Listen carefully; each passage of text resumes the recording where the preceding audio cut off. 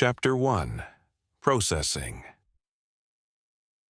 The sandwich shop below Sycorax Analytics opened at 7:30 and closed at 4, which meant the smell of toasted paninis arrived with the morning and departed before anyone had made a decision about lunch. Above the sandwich shop was Sycorax. Above Sycorax was a creative consultancy that appeared to consist of one man with a podcast and a conviction that personal branding was a transferable skill. The man's name was either Jake or Josh, and in 3 years nobody at Sycorax had established which, because establishing which would have required listening to the podcast. Sycorax Analytics occupied the middle floor of a Clerkenwell building on St. John Street that had been converted from light industrial use in 2014. When Clerkenwell was becoming a neighborhood where you could buy a 12-pound sandwich and feel good about the provenance of the bread. The building had not been designed for knowledge work. It had been designed for the manufacture of watch components, which explained the ceilings, high, the windows, large, north-facing, excellent for the examination of small mechanical parts, and the plumbing, unreliable, as though the pipes resented their demotion from industrial coolant to coffee machine drainage. 12 desks, 12 analysts, one coffee machine that required a 3-step priming sequence involving a button, a dial, and a prayer, though the prayer was optional and the button was temperamental.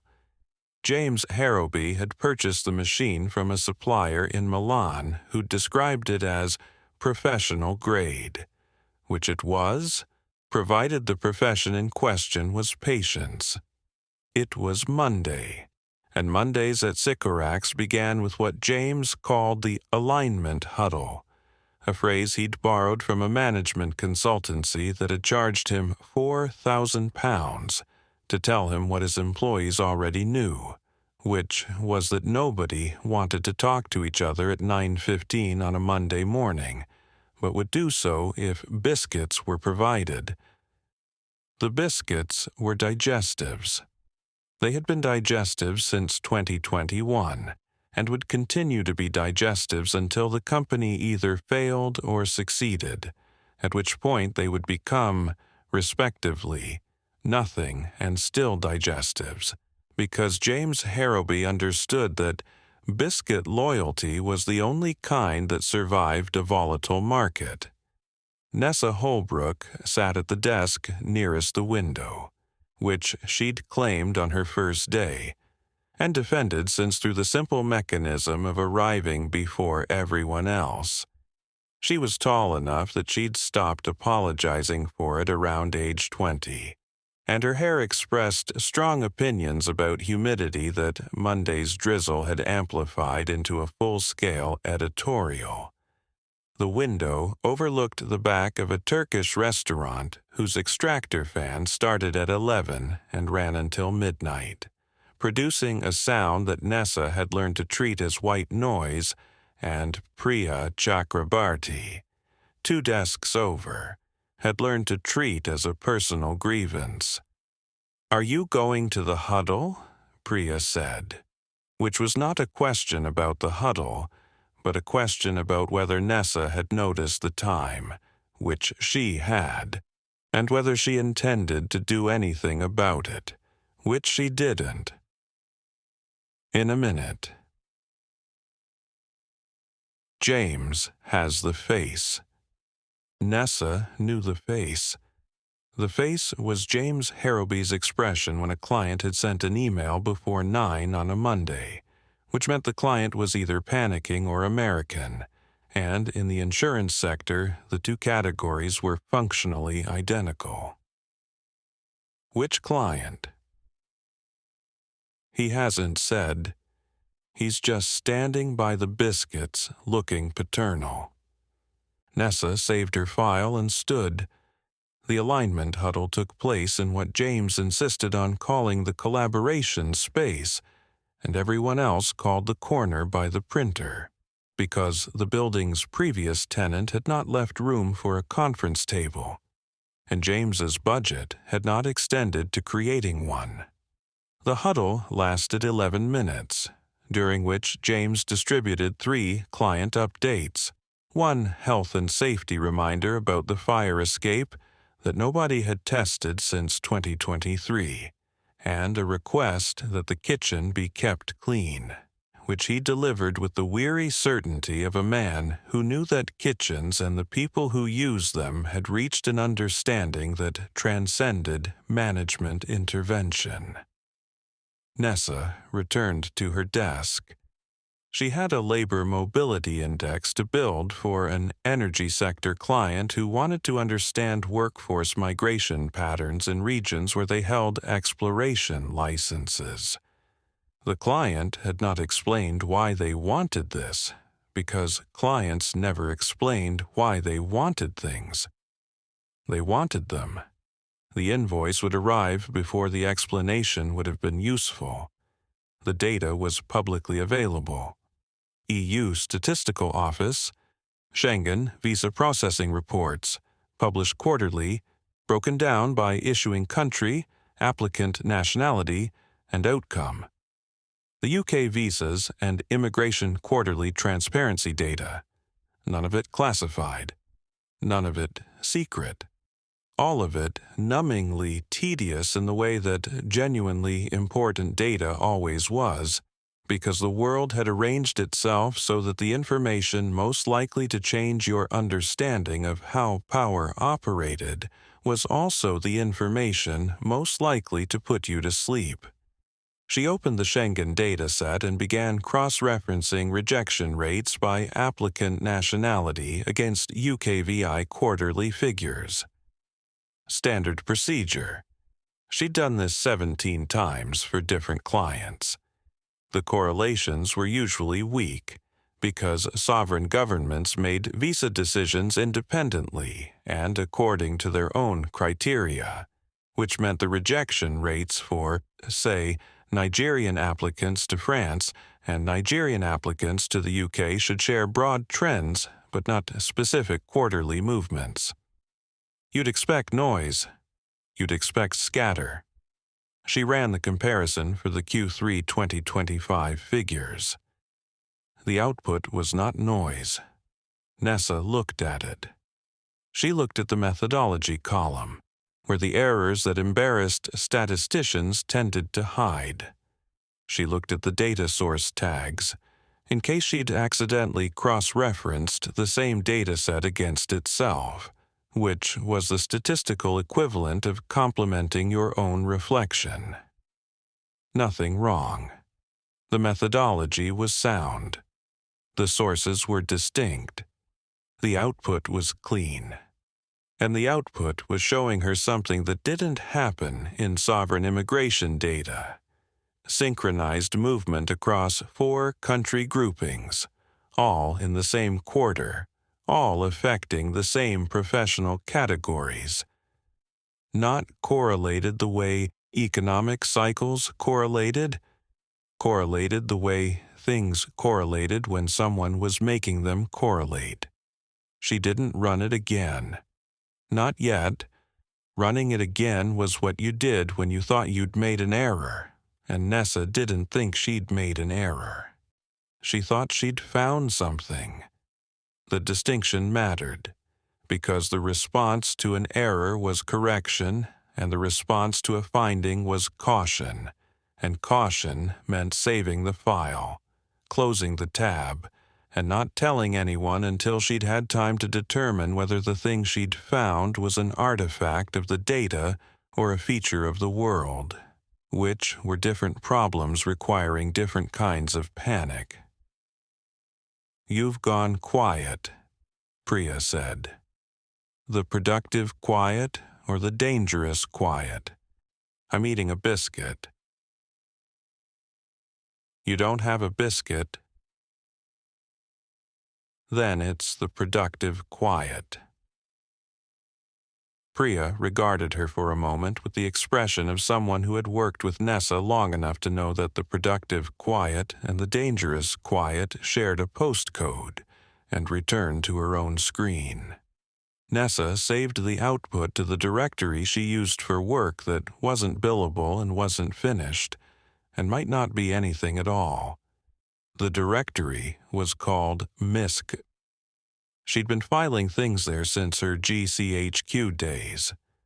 Her former section head, who had since been promoted on the principle that failing upward required less paperwork than failing outward, had once told her that her problem was an inability to let patterns go, even when the patterns were likely artifacts of methodology rather than evidence of design.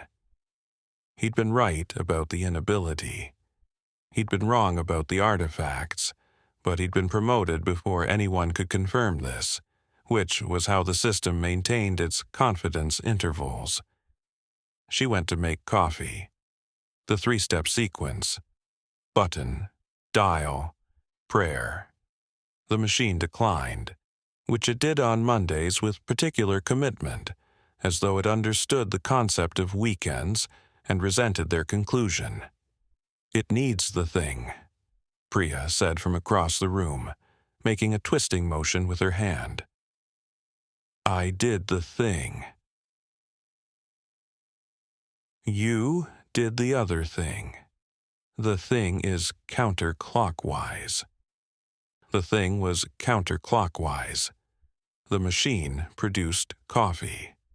Nessa carried it back to her desk and opened the file again, because not opening the file was a discipline she'd never managed and had stopped pretending to aspire to, and the pattern was still there. 4 country groupings, 4 synchronized anomalies, and a set of affected professional categories that had one thing in common, which was energy infrastructure, and no obvious reason to be synchronized, which was the other thing they had in common. She closed the file. She'd come back to it tomorrow with fresh parameters. There was a labor mobility index to build, and the energy sector client was expecting deliverables by Thursday, and the deliverables would not include a paragraph about unexplained statistical patterns in visa rejection data, because clients paid for risk models, not mysteries. The creative consultant upstairs had started recording, which meant his footsteps had stopped and been replaced by a murmur that penetrated the ceiling at irregular intervals. St. John Street performed its afternoon routine of delivery vans and cyclists who treated traffic signals as suggestions. Nessa worked on the index. 6,000 kilometers south and 4 hours ahead. The queue at the Meridian Processing Services Visa Center in Lagos had formed before dawn. This was not unusual. The queue formed before dawn most days, because the center opened at 8 and the appointments began at 8:30, and the people in the queue had traveled since the previous evening from cities whose names the appointment system's autocomplete function did not recognize. They carried folders. Document folders, plastic and transparent, containing photocopies of bank statements, employment letters, property deeds, tax certificates, and passport photographs taken at studios that charged 2,000 naira for 4 prints, and promised the background color would meet International Civil Aviation Organization standards, a promise that was kept approximately 60% of the time, which was a better success rate than the visa applications themselves. Yara Cassis arrived at 7:15, which was 45 minutes before the center opened, and 30 minutes after the security guard had started letting people shelter under the entrance canopy because it was raining, and nobody at Meridian had issued a directive about rain, which meant the security guard was free to exercise the only discretion available to him. "How many?" she said to Samuel. the duty floor manager, who was standing inside the entrance with a clipboard and the look of someone who had counted something and wished he hadn't. 243. The schedule says 240. The schedule, Samuel said, says many things. 3 applicants had arrived with appointments they'd booked through the online portal for a different date and a different center, which was the portal working exactly as designed, if its design intention was to produce confusion at scale. Yara told Samuel to process them anyway, because turning away people who had traveled for 12 hours on the strength of a confirmation email would have been the operationally correct decision and the wrong one, and Yara had learned to distinguish between the two, even if Zurich had not. Yara had been regional director for Middle East and North Africa for 3 years, but the Lagos Center fell under her expanded oversight since the Q2 reorganization, which was what Meridian called it when they eliminated 2 regional director positions and distributed the territories among the survivors. The reorganization had added West Africa to her portfolio without adding to her budget, her headcount, or her patients, all 3 of which had been operating at capacity before Lagos arrived on her spreadsheet. She was here because the Lagos Center was running at 87% against its service level agreement target of 90% for 15-day processing, and HQ in Zurich wanted to know why. They wanted to know in the form of a 12-page report template that Yara was expected to complete by Friday, which gave her 4 days to identify the operational bottleneck, recommend corrective actions, and present findings in a format that would be reviewed by people who had never visited Lagos, would not be visiting Lagos, and could not have located Lagos on a map without assistance, though this last point was one Yara kept to herself because regional directors who expressed opinions about executive geography tended to feature in the next reorganization. The biometric hall was on the first floor. Rows of fingerprint scanners, each station equipped with a glass platen, a display screen, and a laminated instruction card in English and French that showed the correct way to place each finger. The applicants moved through the stations with the practiced compliance of people who understood that this process, intrusive as it was the door, and the alternative to walking through the door was not walking through it. 2 of the 8 scanners were offline. The maintenance contractor, based in Abuja and serving 4 Meridian centers across Nigeria, had been contacted on Monday. Today was Monday. He would arrive tomorrow, possibly, or Wednesday, probably, or next week, if the part he needed was coming from Dubai, which it was, because the scanners were manufactured by a French company with a distribution hub in Jebel Ali and a service agreement that covered response time in business days, not calendar days. The Abuja contractor, Yara said to Samuel, "He's confirmed for tomorrow." He confirmed for last Tuesday, then for Friday, then for today. He called this morning to confirm tomorrow. And the part? In transit from Jebel Ali, the tracking number redirects to a page in French.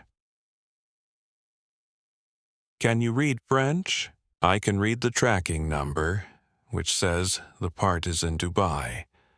The page in French says the part is in Marseille. I believe the part is having a better week than we are. 6 functioning scanners, 243 applicants. The biometric collection phase would take 12 minutes per applicant instead of 8, which meant the last applicant would be scanned at approximately 4:45. Assuming no further equipment failure, no power interruptions, and no instances of what the Standard Operating Procedures Manual described as applicant noncompliance, and the floor staff described as what happened when a bricklayer placed hands that had been working since age 14 on a glass platen designed to read the fingerprints of people who typed for a living. Yara walked the floor and then returned to her temporary office, which overlooked the processing hall the way a control tower overlooked a runway. If the runway were made of plastic chairs and the aircraft were human beings carrying transparent folders. She opened her laptop. The morning emails included the usual: appointment confirmations, staff scheduling adjustments, a complaint from the building's landlord about parking, and a directive from HQ. She opened it. The directive was 14 paragraphs long and written in the language Meridian used for operational guidance, which resembled English in the way that a diplomat's smile resembled happiness.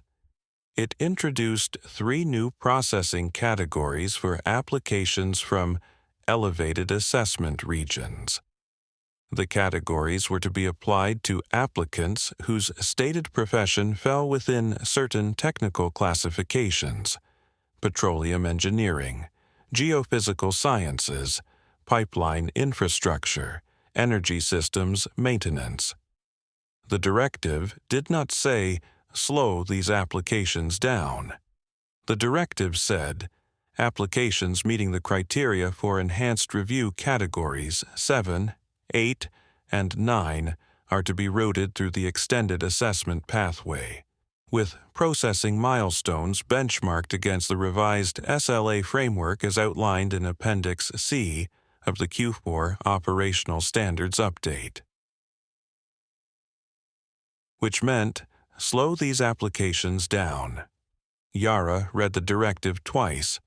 She composed a response asking for clarification on the assessment criteria and the expected impact on SLA compliance figures, given that the applicants most likely to fall into these categories were also the applicants most likely to have complete documentation and clear travel histories, which meant they were the applications that should move fastest through the system, not the slowest. The reply came within the hour. This was unusually fast for Zurich, and fast replies from Zurich were like early sunsets, noticeable, and a sign that something had shifted.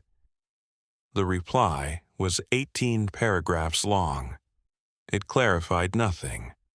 It used the phrase risk-adjusted processing optimization 3 times, and the phrase data-driven assessment methodology twice, and it contained, in paragraph 14, a sentence that Yara read 3 times. Regional compliance with the enhanced review pathway is considered a key performance indicator for the Q1 operational review cycle, which meant do it, or your performance review will reflect that you didn't. She looked through the glass at the processing floor, where the queue had advanced by approximately 40 people since she'd sat down. Engineers were in that queue, geophysicists, pipeline specialists, people who had built careers in industries that powered economies they were now being told, through the medium of processing velocity, they could not freely leave. The directive didn't use the word delay. It didn't need to. The word assessment was doing the same job with better references. Yara saved the directive to a folder on her personal drive. The folder was called Operational Queries. It was not on Meridian servers. She hadn't named the subfolder, because naming it would have required acknowledging what she was collecting and why, and acknowledgement was a door that only opened one way.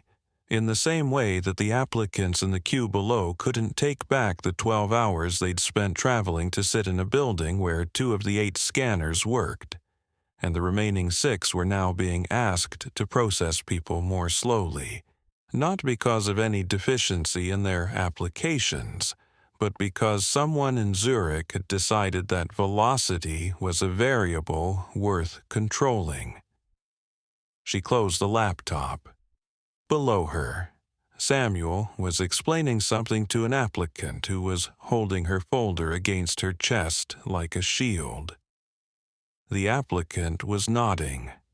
Samuel was gesturing toward the biometric stations with the patience of a man who repeated the same instructions 240 times a day, and had made peace with the fact that the 241st would require the same patience as the first, because the system offered no shortcuts, and the people inside it deserved at least the courtesy of a complete explanation, even if the explanation was that the system was designed to make them wait.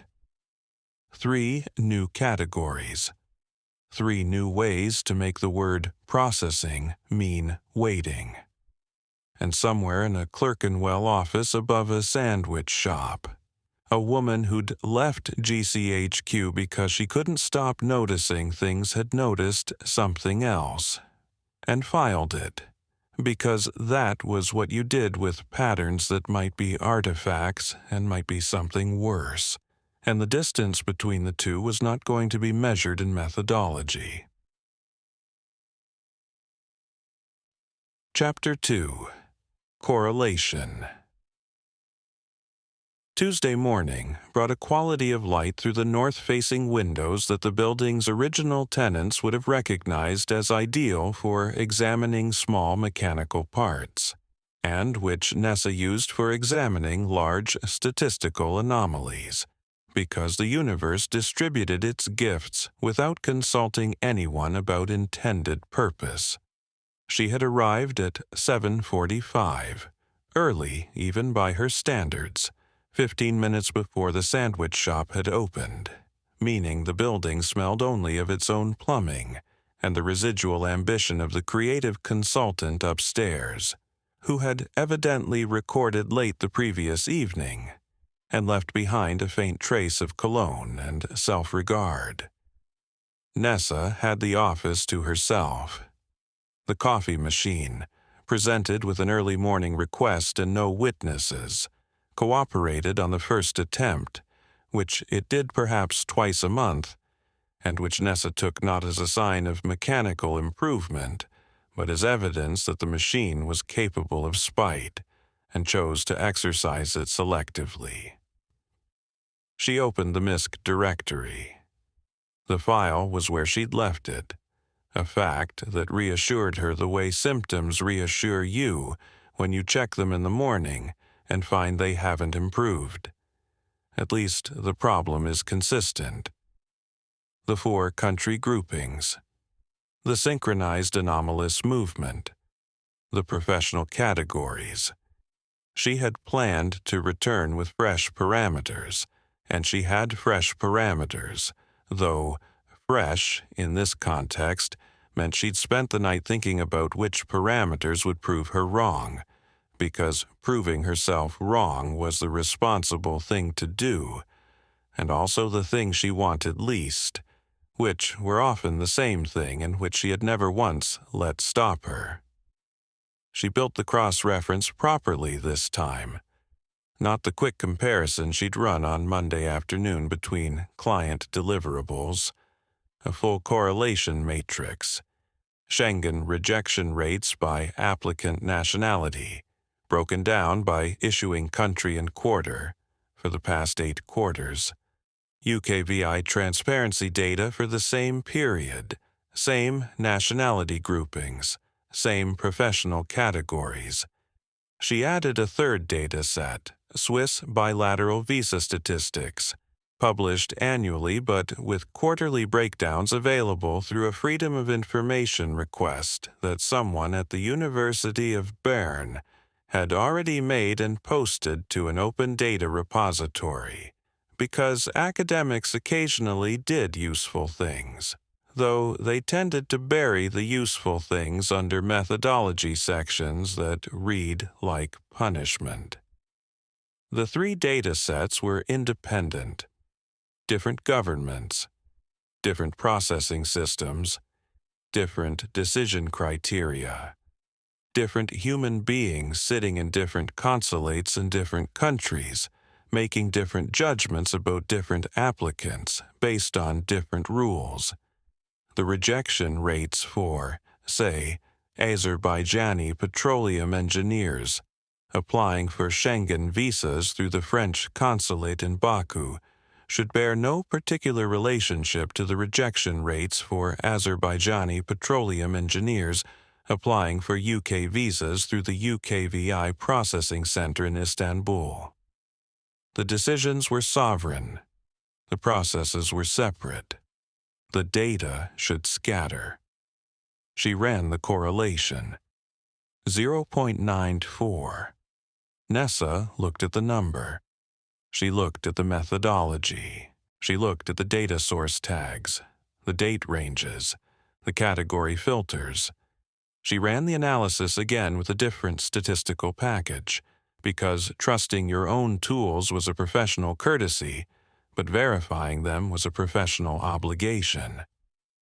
The second package returned 0.94.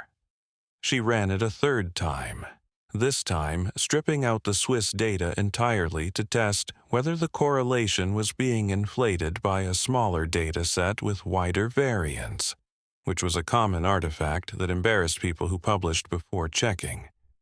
Without the Swiss data, the Schengen UKVI correlation was 0.93. She put the Swiss data back. With all three data sets, 0.94, 4 country groupings, Caspian Basin states, West African Energy Corridor, Central Asian pipeline territories, North Sea adjacent, the same professional categories in each, petroleum engineering, geophysical sciences, pipeline infrastructure, energy systems maintenance. The rejection rates had moved in synchrony across 3 independent visa systems over the same quarter, affecting the same demographic slice in countries whose visa policies were set by different governments operating under different legal frameworks with different geopolitical priorities. This did not happen. Sovereign immigration decisions did not correlate at 0.94. Economic cycles produced correlations of 0.3 to 0.5 in labor mobility data, which was what Nessa built indices from and what her clients paid for.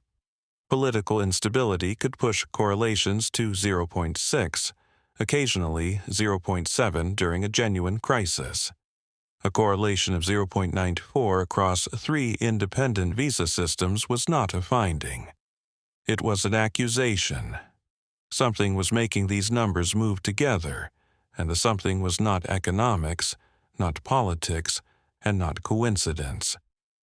She ran the analysis backward, started from the professional categories and worked outward, looking for the same correlation in other sectors.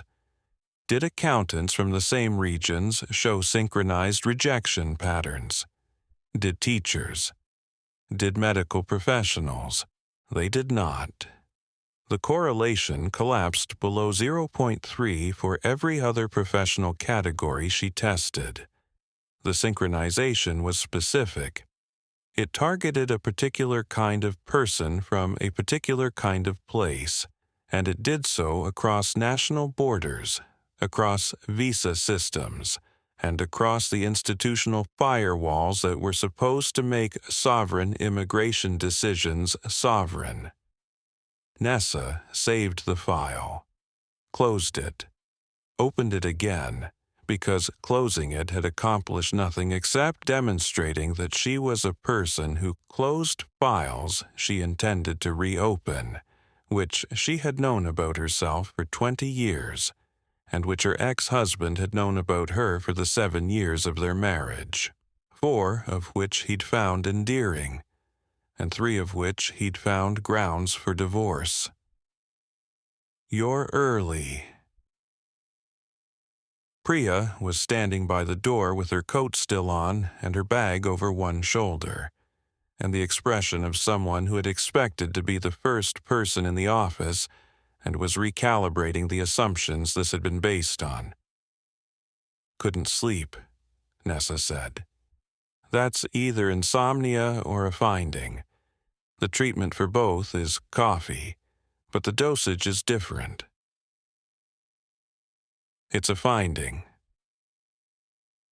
Priya put her bag down. She did not remove her coat, which was an indicator of professional seriousness that Nessa had learned to read. Priya kept her coat on when she intended to focus and removed it when she was willing to be interrupted. She walked to Nessa's desk and stood behind her shoulder, where the screen was displaying a correlation matrix that looked, from a distance, like a spreadsheet, and from closer, like a problem. It's a big number, Priya said. We're 0.94. Across how many? 4 country groupings, 3 visa systems, same quarter, same professional categories. Energy? Energy infrastructure. Engineers, geophysicists, pipeline specialists. Priya was quiet for a moment. Priya's quiet was not like Nessa's quiet. Nessa's quiet was a decision to withhold speech. Priya's quiet was the sound of someone running calculations, which she did with the speed and reluctance of a person who knew that certain calculations, once completed, could not be uncompleted. You've checked the methodology. 3 times, 2 different packages. And the datasets are independent. Schengen processing statistics, UKVI quarterly, Swiss bilateral, different sources, different publication schedules, different collection methods. That shouldn't happen. No. I mean, that literally shouldn't happen. Sovereign visa decisions don't correlate above 0.7 even during a coordinated policy response, and coordinated policy responses get announced. Someone holds a press conference. Someone issues a directive. You can trace the policy chain. There's no policy chain. Then someone is making these numbers move, Priya said. The office was filling. James Harrowby arrived at 9:10, which was 5 minutes before the alignment huddle, and 15 minutes before the huddle would actually begin, because James's relationship with his own schedule was aspirational rather than contractual. He was carrying a paper bag from the sandwich shop, which meant the sandwich shop had opened early, or James had acquired a key. Nessa and Priya attended the huddle. The huddle concerned a client in the reinsurance sector who wanted a geopolitical risk dashboard by the end of the month, a timeline that James described as ambitious, and Priya's expression described as fictional. The biscuits were digestives. The printer made a noise during the meeting that it had not made before, and which everyone agreed to ignore, because investigating unusual noises in the office led either to a simple explanation or to a facilities request that would not be actioned before the next financial quarter. After the huddle, Priya came to Nessa's desk with her coat off, which meant she was no longer focusing and was prepared to have the conversation that her coat-on silence had deferred. I want to see the full workbook. Nessa sent it. Priya returned to her desk and did not speak for 47 minutes, during which time Nessa worked on the Labor Mobility Index, or rather, opened the Labor Mobility Index and moved data between columns in a way that simulated productive activity, while her attention remained fixed on the MISC directory and the number inside it. Priya came back. I added a control group, she said. Same countries, same time frame, non-energy professional categories: accountants, medical professionals, academics, hospitality workers. Scatter. Correlation below 0.3 for every group. The synchronization is exclusive to energy infrastructure professionals, which means it's targeted, which means someone is targeting it. Priya sat on the edge of Nessa's desk, which she did when she wanted to say something she hadn't fully decided to say. This isn't methodology. This is mechanism. Something in the processing chain is selecting for these applicants and adjusting their outcomes across multiple visa systems simultaneously. That would require access to the processing infrastructure, or influence over the people who operate it. The processing is outsourced, Nessa said. RDG Consular Services, Border Pass, Pell International, Meridian, private companies running government visa operations in over 100 countries. So someone with access to the outsourcing layer. The sentence opened a door that neither of them walked through, because walking through it would have required them to speculate about who had that access and why they were using it. And speculation was the point at which statistical analysis became investigation, and investigation was not what Sycorax Analytics was paid to do. "We should tell James," Priya said. "Not yet." Nessa. "I want to map the processing chain first. Who outsources to whom? Which companies process which nationalities? Where the data flows? If this is happening inside the outsourcing layer, it should be visible in the processing timelines." That's investigation. It's due diligence. Due diligence has a client. Who's the client? "I am," Nessa said, and Priya looked at her with the expression of someone who had worked with Nessa long enough to recognize when a conversation had ceased to be a discussion and become a notification, and returned to her desk. The flat in Islington was on the third floor of a building between a wine bar and a dry cleaner's, and it had no lift, which the estate agent had described as a character feature, and which Nessa's niece described differently on the evenings when she'd been at her desk since 7:45, and it was now past 8. The flat belonged to Nessa in the legal sense that her name was on the mortgage, and to Alistair in the historical sense that his choices were still visible in the layout. The spaces where his furniture had been were lighter patches on the wooden floor. A rectangular absence where the reading chair had stood, a square where the side table had been, a long, pale strip where the bookshelf he'd taken had once held novels he'd bought and not read, which Nessa considered a defining characteristic, and Alistair considered a hobby. She had filled some of the spaces. The bookshelves that remained had been reorganized into a filing system, because Nessa filed things the way other people collected things, and the distinction between the two was largely one of intent. The kitchen was small. Nessa ate standing at the counter, which she'd done since before Alistair left, and which he'd cited in the divorce mediation as evidence of her inability to be present, a phrase his solicitor had suggested, and which Alistair had adopted with the enthusiasm of a man who'd found professional language for a personal grievance. Nessa had not contested the characterization. She had contested the settlement, because being unable to be present was a personality trait, and the flat was an asset, and the law distinguished between the two even if marriage did not. She made pasta. The sauce came from a jar, because the alternative was making sauce from scratch, which required ingredients she did not have and attention she could not spare, because the attention was in Clerkenwell, at her desk, where a number sat in a file in a directory called MISC and refused to be anything other than what it was. 0.94. She ate standing up.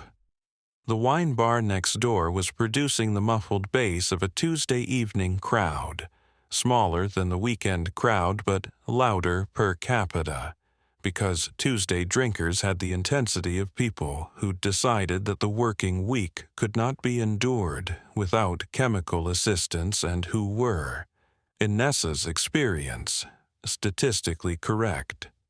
She opened her laptop on the kitchen counter, between the pasta bowl and a stack of Post she hadn't opened since Friday, and pulled the workbook. The correlation matrix, the 4 country groupings, the energy infrastructure professionals. She wasn't checking the numbers. She was looking at the shape of the thing, the geometry of a pattern that shouldn't exist, drawn across sovereign borders by a hand she couldn't see. Visa processing was outsourced. This was the fact that mattered. Governments decided visa policy, but they didn't operate the infrastructure. They contracted private companies to collect applications, take biometrics, verify documents, and upload files to the government systems. The private companies were the layer between the applicant and the decision, and the private companies operated across borders. RDG Consular Services processed visas for 60 governments, Border Pass for 20, Meridian for 37. A single company could, in theory, see application data from dozens of countries simultaneously, could see patterns, could adjust processing speed, could introduce categories. In theory was where Nessa stopped, because theory was the bridge between data and speculation, and data was her job, and speculation was a different job entirely, and the distance between them was the distance between a finding you could defend and a claim you couldn't retract. She washed the pasta bowl, dried it, put it in the cupboard, took it out again, because she'd put it in the wrong cupboard, which was Alistair's cupboard, the one she'd never reorganized because reorganizing it would have meant acknowledging he wasn't coming back to put things in it, which she had acknowledged, legally, 18 months ago. But cupboards operated on a different timeline than courts. She picked up her phone. Priya answered on the 3rd ring, which meant she was either awake or sleeping with her phone on the pillow, both of which were plausible for a 31-year-old data scientist in London, whose rent consumed 53% of her salary, and whose social life consisted of complaining about this fact. "Can you come in early tomorrow?" Nessa said. Define early. Before the huddle. That's not early. That's normal. Before James. That's early. I need someone to tell me I'm wrong. There was a pause.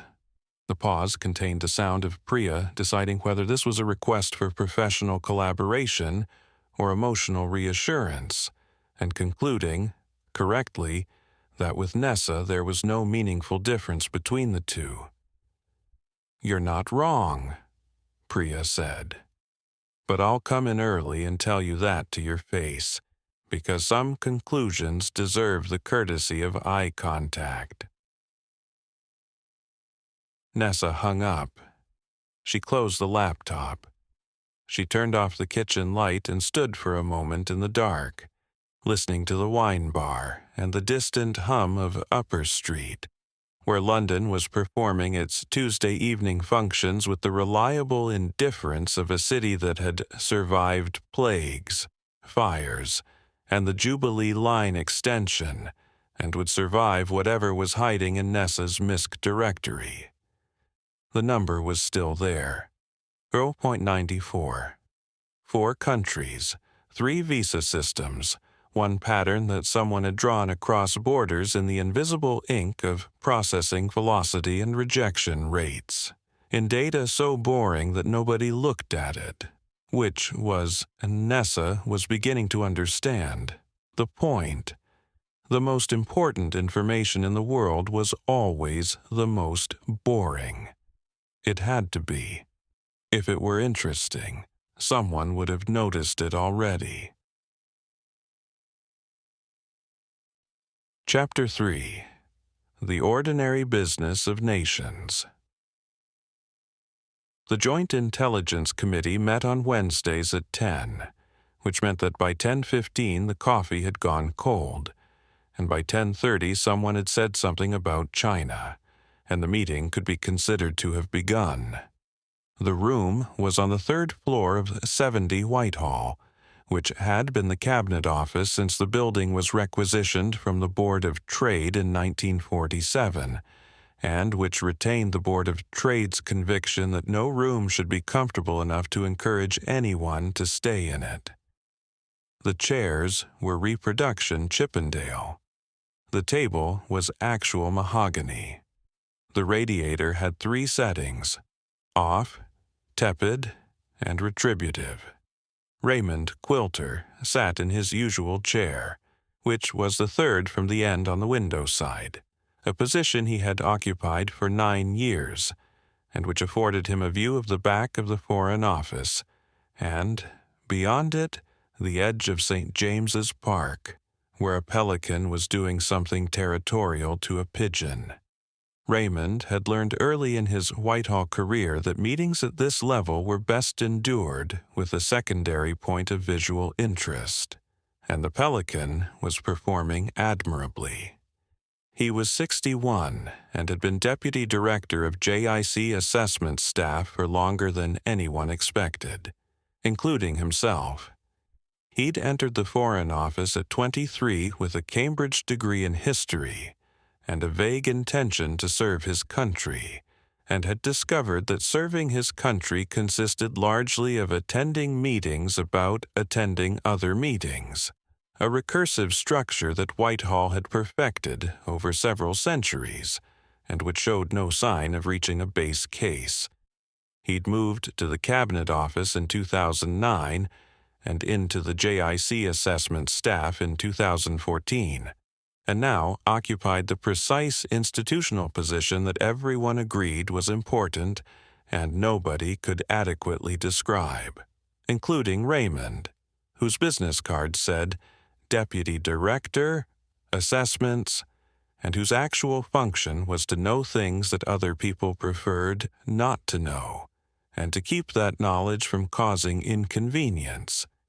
He was thin in the way that suggested either discipline or anxiety. In Raymond's case, it was both. He wore his reading glasses on a chain around his neck, which he'd started doing ironically in 2018, and now did out of necessity, which was a summary of his career in miniature. His ex-wife lived in Barnes with a man who grew organic vegetables, which Raymond considered a personal criticism. His 2 children texted him on his birthday and at Christmas, and occasionally on Father's Day, though last year they had sent a group text that arrived on the Sunday after Father's Day, which was either a scheduling error or a statement of priority, and which Raymond had decided not to investigate because investigations, in his experience, produced information, and information was the thing that made everything worse. The committee was discussing Iran. Iran was always on the agenda, in the way that damp was always on the agenda if you owned a building of a certain age.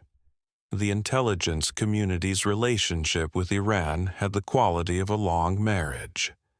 No one expected improvement, but everyone agreed that the current arrangement was preferable to the alternative. which was the same thing people said about long marriages and with approximately the same conviction.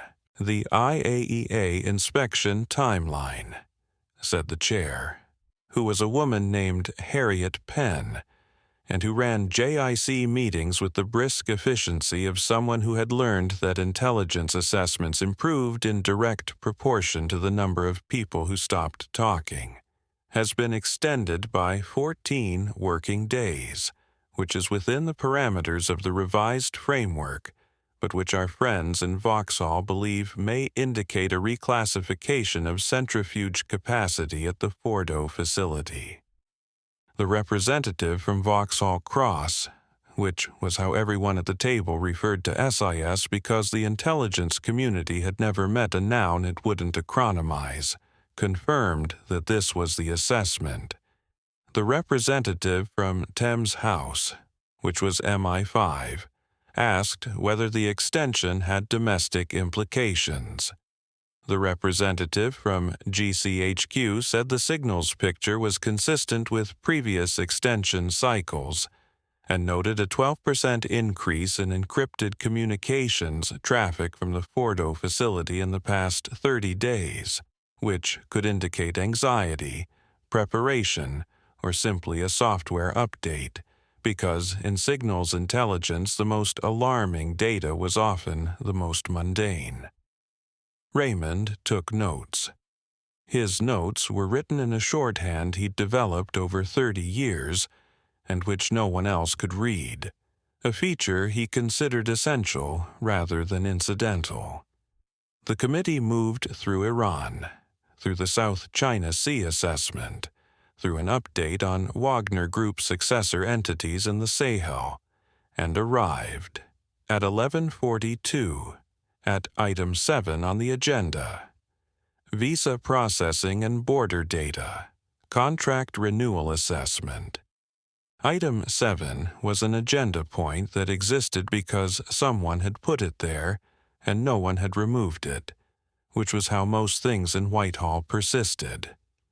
The underlying paper had been prepared by a Grade 7 in the Home Office's Borders, Immigration, and Citizenship Division, and it concerned the renewal of the UK government's contract with Meridian Processing Services for visa application processing in 31 countries across Africa, the Middle East, and Central Asia. The contract had been awarded in 2019, renewed in 2022, and was due for assessment in 2026. The paper recommended continuation with minor amendments to the service level agreement framework. Processing volumes were up 8% year-on-year. Application completeness rates exceeded the 94% target. Biometric capture quality met ICAO standards in all but 2 locations, one of which was Lagos, where 2 scanners had been offline since November, a fact that appeared as a footnote in paragraph 31, and which had caused Yara Cassis more irritation than the person who wrote the footnote could possibly have imagined. "Any questions on Item 7?" said the chair. There were no questions on Item 7. Raymond could have asked a question. He could have asked about the analytics infrastructure referenced in paragraph 12 of the renewal assessment, the one that described Meridian's integrated data harmonization capability as a value-added component of the contract. He could have asked how a visa processing company had developed a data harmonization capability, what the capability harmonized, and with whom the harmonized data was shared. He could have asked these questions because he already knew the answers, which was precisely why he did not ask them. The JC had been briefed on the data harmonization layer in March 2022. The briefing had come from SIS, who had received it from a liaison service that had received it from a source with access to Meridian's corporate structure, an intelligence chain long enough to provide deniability at every link. The briefing had noted that Meridian, through a Luxembourg subsidiary called MPS Analytics, was providing aggregated visa processing data to an entity called Sovereign Capital Advisory in Geneva, which used the data as an input to a predictive stability model. The model's outputs were used by sovereign wealth fund clients for investment positioning in energy-adjacent markets. The briefing had also noted that the data flow provided a secondary intelligence benefit. Visa application patterns were a leading indicator of workforce mobility, and workforce mobility was a leading indicator of regional instability. And regional instability was the thing the JIC existed to assess, which meant that the data harmonization layer was, from an intelligence perspective, useful. The committee had discussed the briefing for 11 minutes. A minute of that discussion had concerned the legal implications, which were ambiguous. A minute had concerned the ethical implications, which were noted. 9 minutes had concerned the practical implications of intervention, which were, if the data flow was disrupted, the intelligence benefit would be lost. The government would have to explain why it was disrupting a private company's analytics program, and several allied governments who also used Meridian services would ask uncomfortable questions about how the UK had learned about the analytics program in the first place, which would require disclosing a source, which no one was prepared to do. The committee had filed the briefing under ongoing situational awareness and moved to item 4, which was about China. Raymond remembered this. He remembered it now, as item 7 passed without comment, as it had passed without comment at every meeting since March 2022. He remembered it the way you remember a noise in the night that you decided was the cat, knowing that you don't own a cat, but that investigating would require getting out of bed, and the bed was warm, and the noise had stopped, and tomorrow you'd remember it differently, or not at all. Item 8, said the chair. North Korea. Raymond turned to a fresh page in his notebook and wrote nothing useful about North Korea. Gerald Parr had taken his omeprazole at 6:45, which was 20 minutes before his alarm and 45 minutes before the car arrived to take him to Meridian's Zurich headquarters, a sequence of events that Gerald's gastroenterologist would have found instructive, and which Gerald preferred not to examine.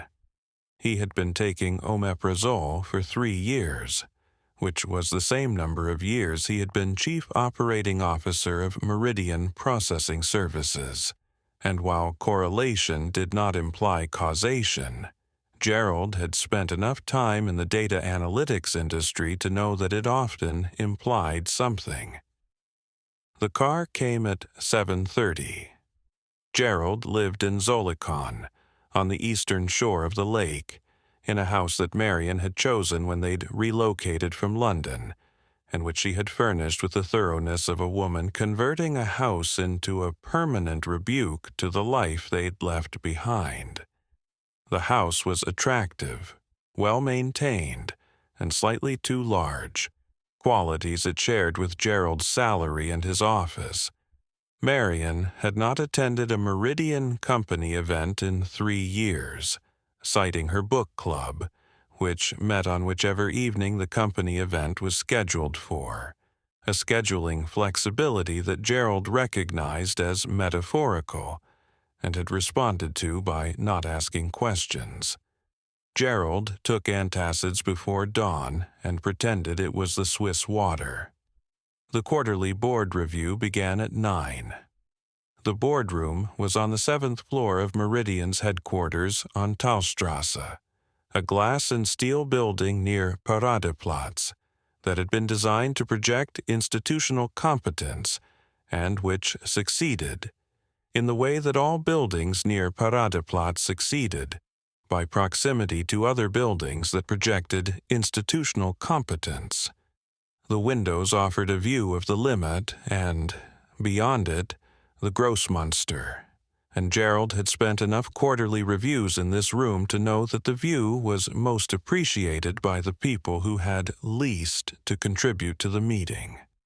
Gerald had 23 years in outsourcing, which he described at dinner parties as operational solutions, because outsourcing was what it was, and operational solutions was what it sounded like, and the distance between the two was the space in which his career had been conducted.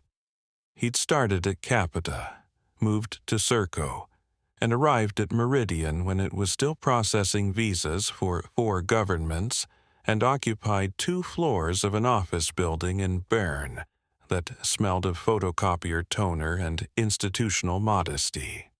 Now, Meridian served 37 governments, employed 4,000 people across 60 countries, and occupied an entire building in Zurich that smelled of nothing at all, which was the most expensive smell in Swiss commercial real estate.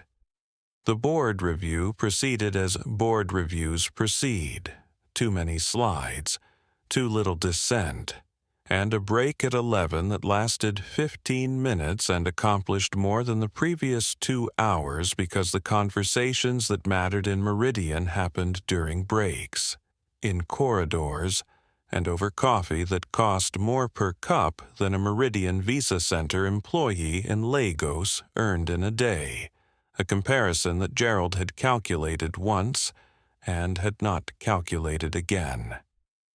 The deck was 62 slides. Gerald had prepared 12 of them personally. His CFO, a woman named Claudia Brun, whose competence Gerald found both reassuring and faintly threatening, had prepared the rest. Revenue was up 12% year on year, driven by volume growth in Africa and Southeast Asia, where governments were outsourcing visa processing at a rate that suggested either confidence in the private sector or despair about the public one. And Gerald suspected it was the latter, because he'd worked in both and knew the difference. Application volumes exceeded forecasts in all regions except South America, where a contract dispute with the Chilean government over biometric data retention had reduced processing by 15% and had generated a legal fees line item that Claudia had buried in slide 54, with the quiet proficiency of someone who understood that certain numbers were best presented after lunch. Slide 47. Slide 47 was titled Analytics Infrastructure. Operational performance. It occupied a single page. It contained a bar chart showing quarterly processing efficiency metrics, a pie chart showing data throughput by region, and a single bullet point: MPS Analytics Harmonization Layer, processing to SLA across all partner engagements, no material variances. The slide was between slide 46, which concerned facilities maintenance expenditure, and slide 48, which concerned the new Dubai Megacenter's air conditioning procurement, and it passed with the speed and institutional invisibility of a document designed to be seen without being read. Nobody asked about slide 47. Gerald had designed it that way. Not the slide itself, which Claudia had formatted, but its position in the deck and the language it used, which was the language of operational compliance rather than strategic significance, because operational compliance was what auditors checked and strategic significance was what board members questioned, and Gerald's objective was the former without the latter.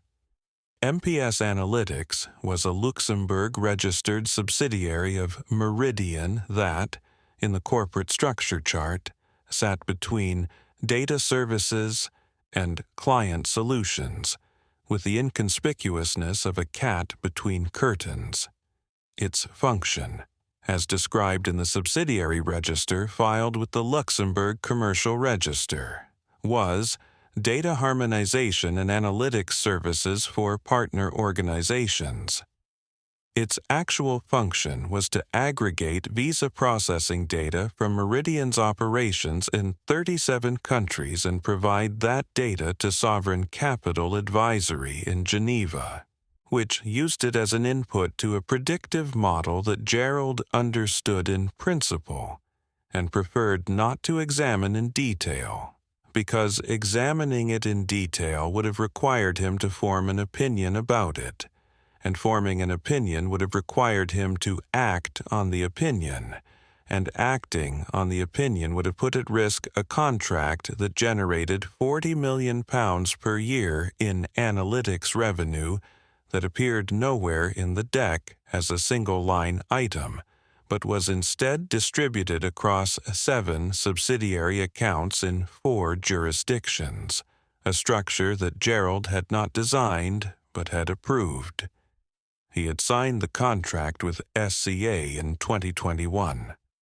The signing had taken place in a conference room in Geneva, on the 3rd floor of a building on Rue du Rhône, that also housed a private bank and a watch dealer. The SCA representative had been a Swiss-German named Christian Lenz, who spoke about mobility analytics with the fluency of a man who had rehearsed his arguments so thoroughly that they had acquired the texture of conviction.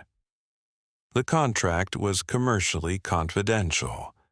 It contained, in Section 7.3, a provision for dynamic processing velocity adjustment based on partner analytics recommendations, which was 14 words that meant Meridian would slow down or speed up visa applications based on instructions from SCA's predictive model, and which Gerald had read 3 times before signing, and once more in the car on the way back to Zurich, and once more at 3 in the morning 2 weeks later, and which he had not read since because reading it again would not change what it said and would not change the fact that he had signed it. The board moved past slide 47.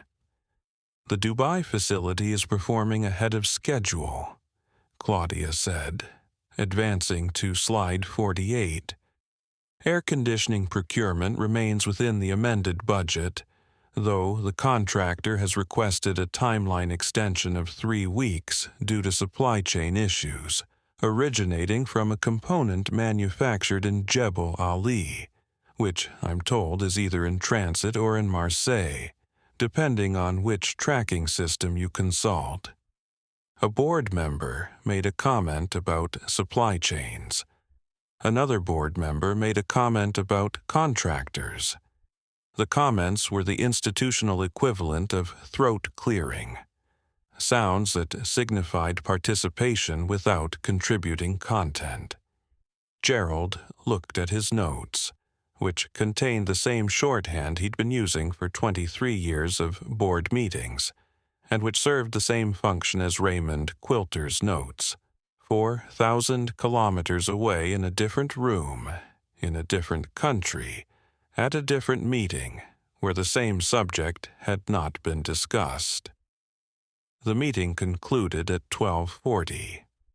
Gerald returned to his office, which was on the 8th floor and which contained an uncluttered desk, a single photograph of Marion from 10 years ago when she still attended company events, and a view of the Limmat that he appreciated more than he should have, because appreciating the view meant not looking at the screen, and the screen contained, if you knew where to look, the evidence of a system that Gerald had authorized and could not undo and did not discuss, except with his omeprazole, which listened without judgment, and which he took every morning at 6:45, 20 minutes before his alarm, 45 minutes before the car, and approximately 3 years after the point at which doing the right thing would have been simple enough to attempt.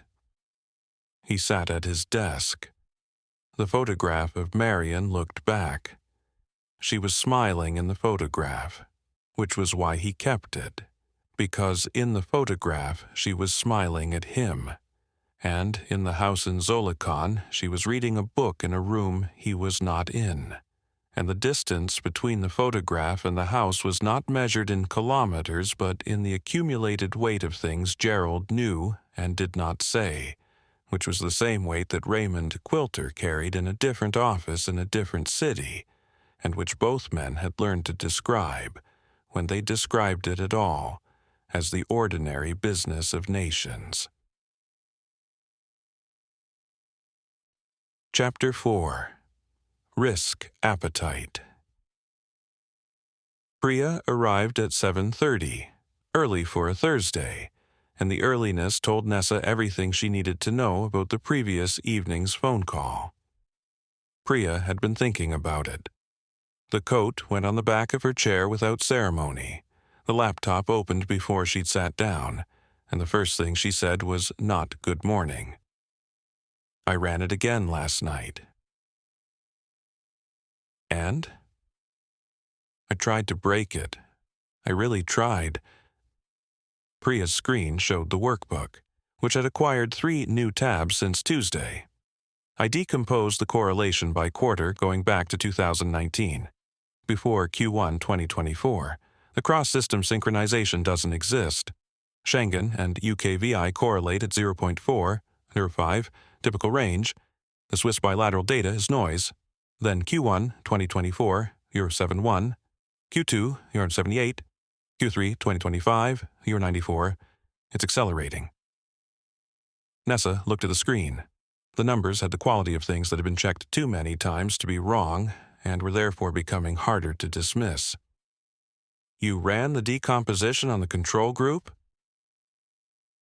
Non-energy professions remain scatter. 0.2, 0.3, quarter to quarter, consistent scatter.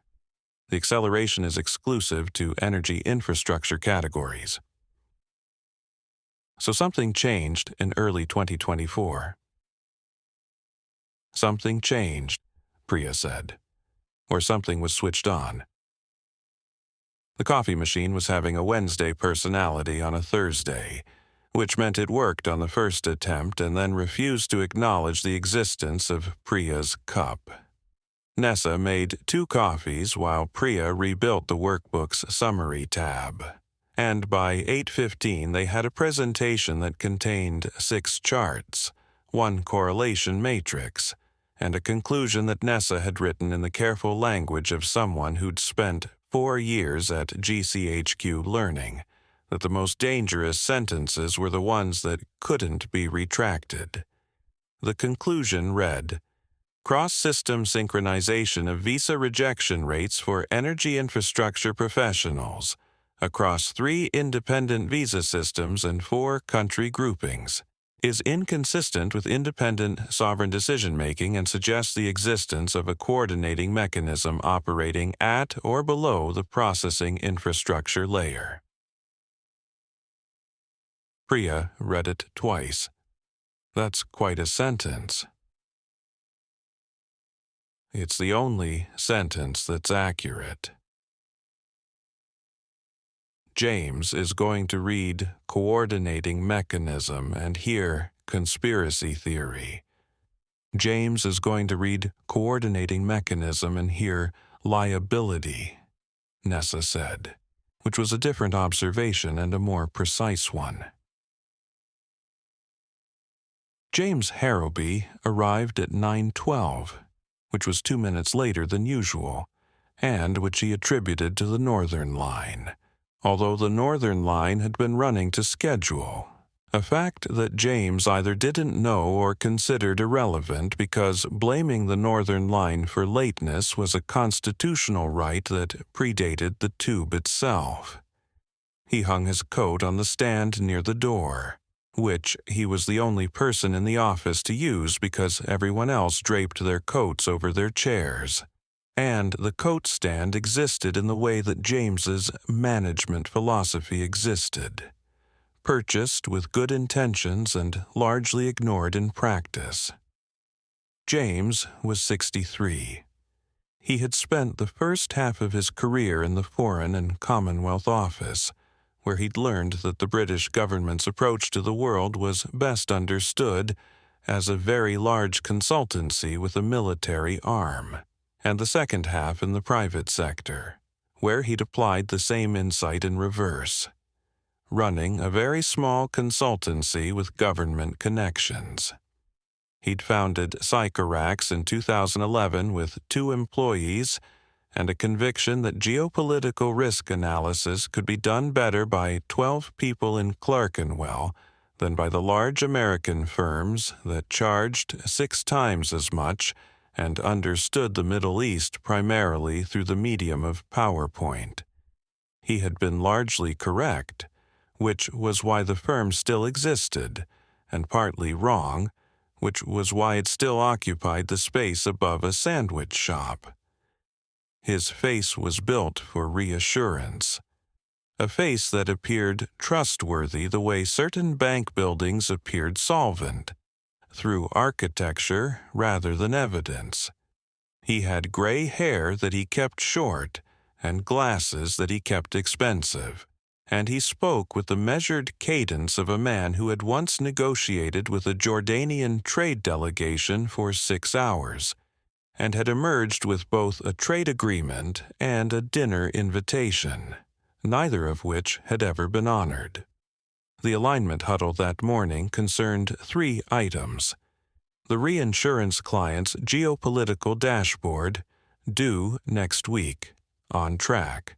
Priya had automated 2 of the 4 data feeds, a new inquiry from a maritime insurance syndicate at Lloyd's.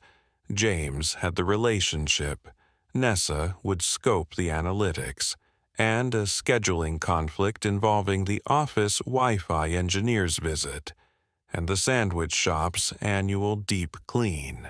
Events that had been inadvertently scheduled for the same afternoon, and which would render the building simultaneously uninhabitable and unconnected. "Any other business?" James said, in the tone of someone who had already begun thinking about the next meeting. "I have something," Nessa said. She presented the workbook in the collaboration space, which had been the corner by the printer until James renamed it during the management consultancy phase that had also produced the alignment huddle and the digestive biscuits, and a mission statement that was now framed on the wall near the kitchen, and which nobody had read since the week it was hung. The 6 charts told their story. The correlation matrix sat at the center. Priya stood beside the whiteboard and said nothing, which was strategic, because Priya had learned that James responded better to one voice presenting than 2 voices agreeing, the latter suggesting coordination and the former suggesting discovery. James looked at the correlation matrix for a long time. "Here owned 4, he said. "Across Schengen, UKV, and Swiss bilateral systems," Nessa said.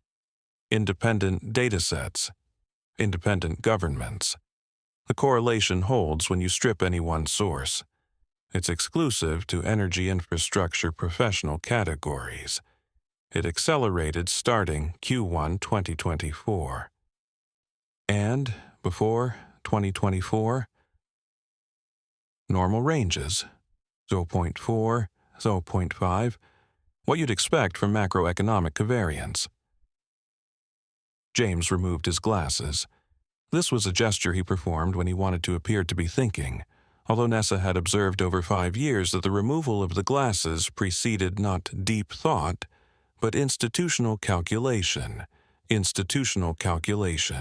the variety that concerned not what was true, but what the truth would cost. "This is interesting," he said. In a consultancy, interesting had a specific weight, lighter than significant, heavier than noted. It meant, I see this. I acknowledge this. I have not yet decided what it requires me to do. It's more than interesting, Nessa said. Yes. James replaced his glasses. What do you think is causing it? Something in the processing infrastructure. Visa processing is outsourced to private companies. RDG Consular Services, Border Pass, Meridian, companies that operate across borders, across visa systems. A single operator could theoretically see application data from dozens of countries simultaneously. Theoretically. The data says it's happening. I can't tell you who or how. Yet. Yet, James repeated. There was a pause.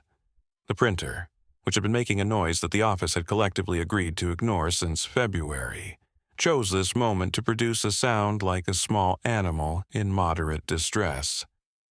Nobody looked at it. Nessa, this is good work.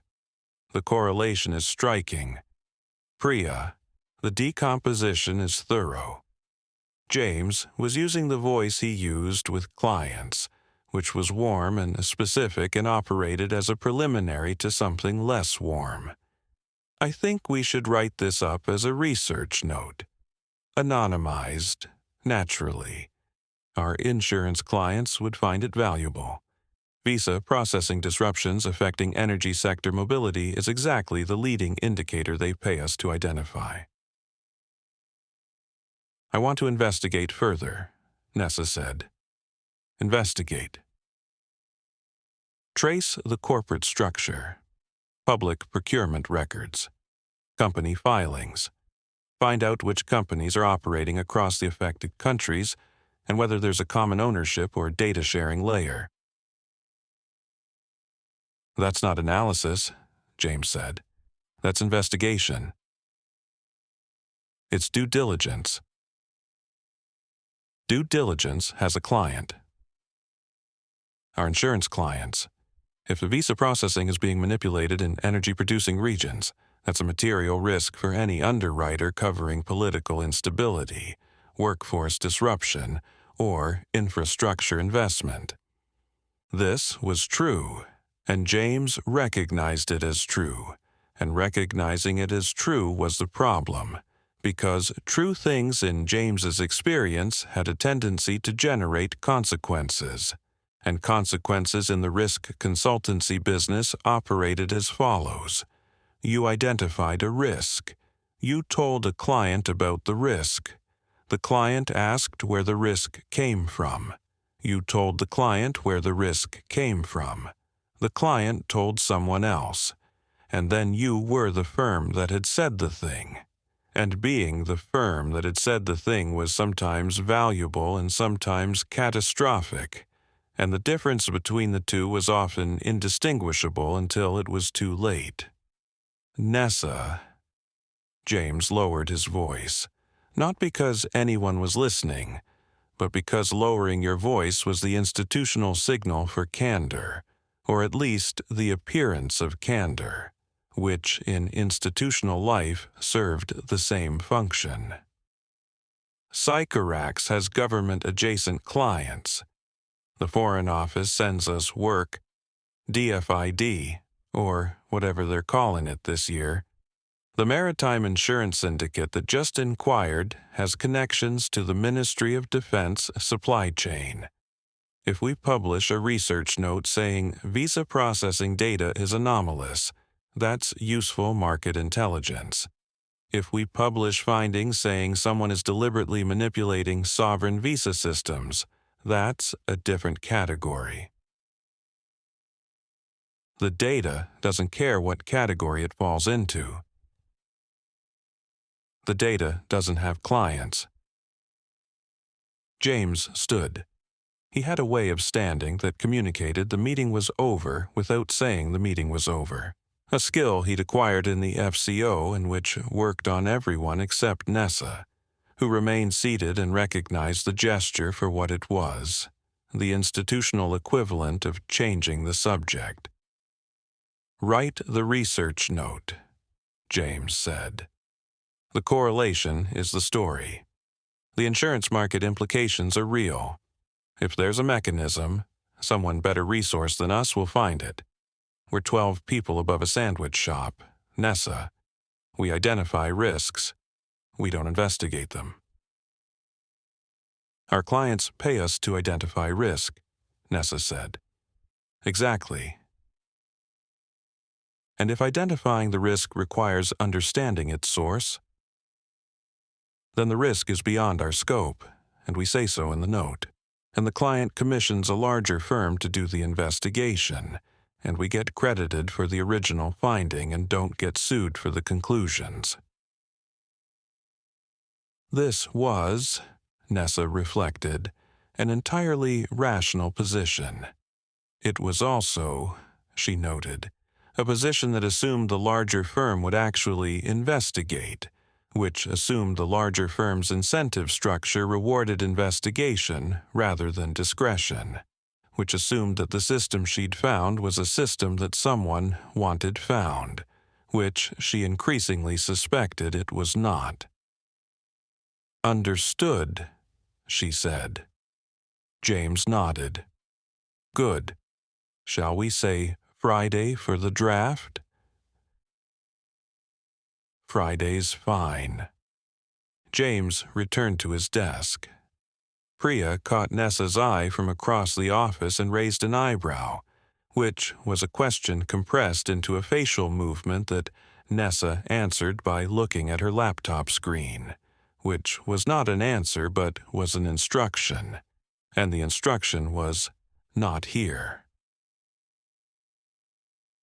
The sandwich shop below Sycorax closed at 4, which meant that by 4:15 the smell of toasted paninis had faded, and the building entered its evening character, which was quieter and colder, and lit by the screens of whoever had stayed late.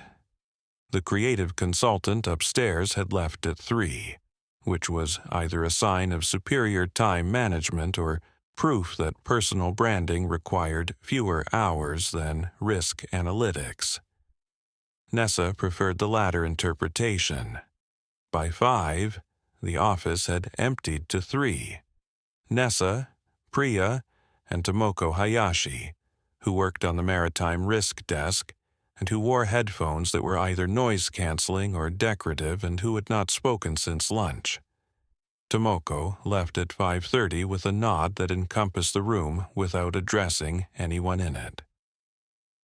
So, Priya said, once the door had closed, I'm going to write the research note. And I'm going to do the corporate mapping on my own time. Priya was quiet for a moment. She'd taken off her coat, which meant she was committed to the conversation, and she was sitting on the edge of Nessa's desk, which meant she'd already made up her mind about something. James isn't wrong. James is entirely right. We're 12 people above a sandwich shop. But the correlation is 0.94 and accelerating. In Q1 2024, it was 0.71. In 2 years, it's gone from suggestive to accusatory. Whatever is driving this is getting stronger or getting less careful, and either way, writing a research note about the statistical anomaly without understanding the mechanism is like writing a fire report about the temperature without mentioning the arson. Priya considered this. You could ask the insurance clients to fund the investigation. I could, and James would say yes, because it's billable.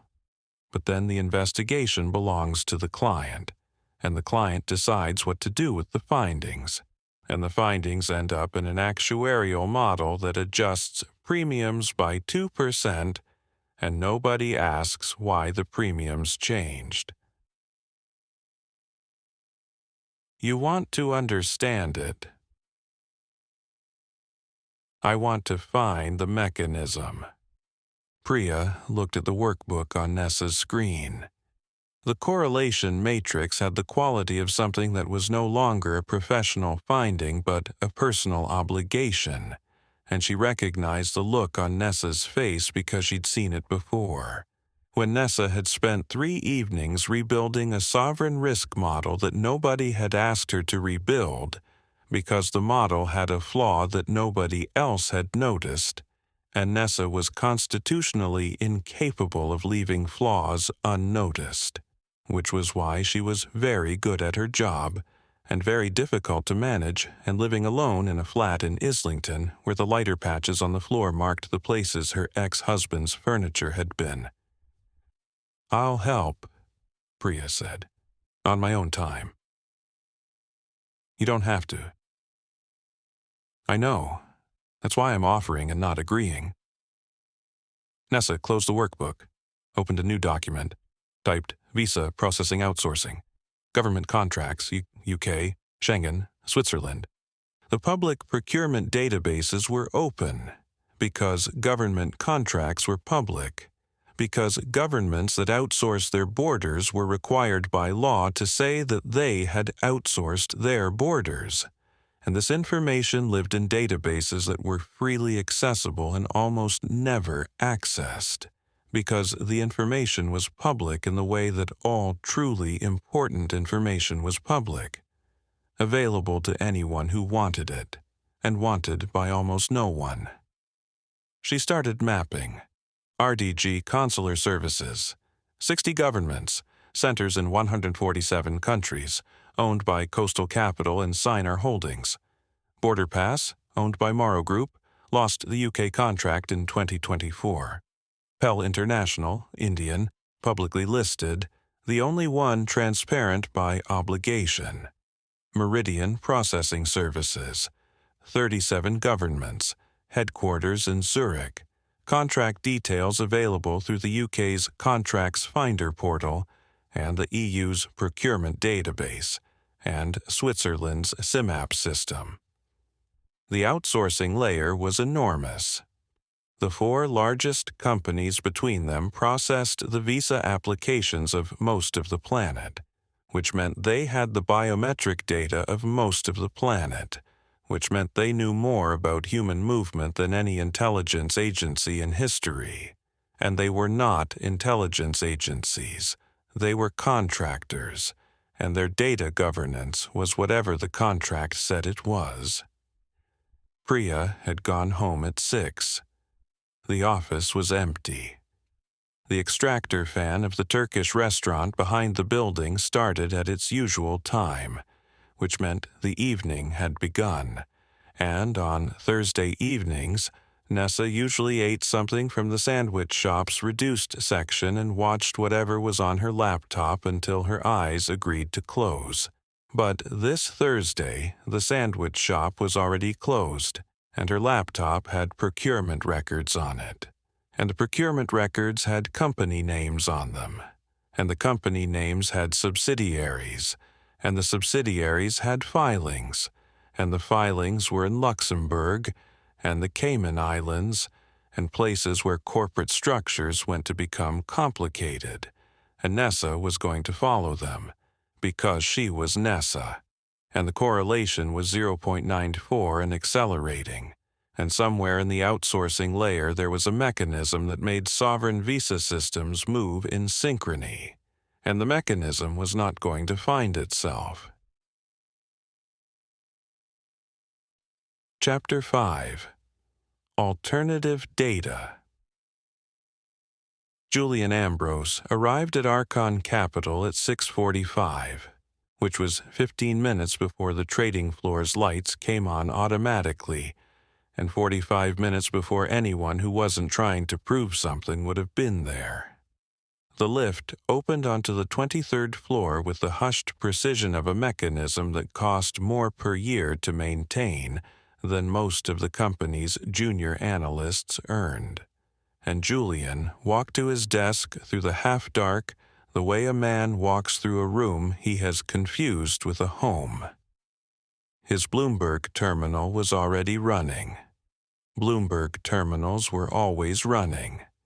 They ran with the constancy and indifference of weather, and like weather they presented information that was simultaneously comprehensive and useless, until someone decided what to do with it.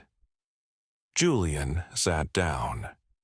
The chair was an Aeron, which Archon provided because the firm believed that ergonomic investment in its employees was both a retention tool and a tax-deductible expression of care, though no one at Archon had ever used the word care in a sentence that wasn't immediately followed by the word portfolio. The quantitative strategies desk occupied the northeast corner of the floor, away from the client-facing teams and their glass-walled meeting rooms, because quantitative strategies involved screens and silence and a concentration easily disrupted by the sound of someone saying "alpha generation" out loud. Julian ran the desk. He had run it for 3 years, during which time it had returned 22% annualized net of fees, which was why no one at Archon asked him to attend the Monday morning all-hands, and why he was permitted to eat lunch at his desk without comment, both of which Julian considered the highest forms of institutional respect. The morning's data feeds arrived in sequence. Satellite imagery of port activity in the South China Sea, sourced from a company in San Francisco that employed 40 people to take photographs from space and 300 to sell them. Credit card transaction volumes in the Eurozone, aggregated, anonymized, and delivered by a fintech startup that described itself as an alternative intelligence provider, and had last been profitable never. Ship tracking data from an AIS aggregator in Singapore, and the feed that had transformed Julian's returns from competitive to exceptional, anonymized visa processing flow data, delivered weekly by a London-based data broker called Meridian Data Insights, which was not Meridian Processing Services, but which shared enough of the name to be either a subsidiary or a coincidence, and Julian had decided it was neither his job nor his interest to determine which. The visa flow data showed application volumes, processing times, and approval rates across 41 countries, broken down by applicant professional category and destination. The data was anonymized in the sense that it contained no individual identifiers, which made it legal, and aggregated in the sense that it described patterns rather than people, which made it comfortable. Julian's algorithm consumed the data and produced a correlation. When visa processing velocity decreased for energy infrastructure professionals in certain regions, energy futures in those regions moved within 10 to 14 trading days. The signal was clean. The latency was predictable. The returns were consistent. Julian had presented the strategy to the investment committee 7 months ago. The committee room had walnut paneling, a view of Canary Wharf's other glass towers, and a coffee machine that cost more than Nessa Holbrook's annual rent, though Julian didn't know Nessa Holbrook and had no particular view on rent in Islington. The thesis is mobility as a leading indicator, he'd told the committee. 5 people around the table. Richard Hale and the CIO at the head, flanked by compliance and risk. When skilled professionals can't move, it signals friction in the underlying economy. That friction predicts energy price movements. And the data source? Richard had asked. Licensed alternative data, aggregated visa processing metrics, public in origin, commercial in delivery. Provenance, clean. The broker sources from commercial partners in the processing infrastructure. Aggregated at the point of collection. No PII. No regulatory overlap with financial data. Richard had nodded. In alternative data. Provenance meant the data existed, and someone had a contract to sell it. It did not mean anyone had asked where the data had been before it arrived in a clean JSON feed on Julian's Bloomberg terminal, in the same way that asking where the steak came from was considered impolite in restaurants that charged £40 for it. The strategy went live in October. By December, it had returned 340 basis points above benchmark. The committee was delighted. Julian was being discussed for a promotion that would involve more money and a slightly larger desk, which was Archon's way of saying he was valued without using language that might be interpreted as a contractual commitment.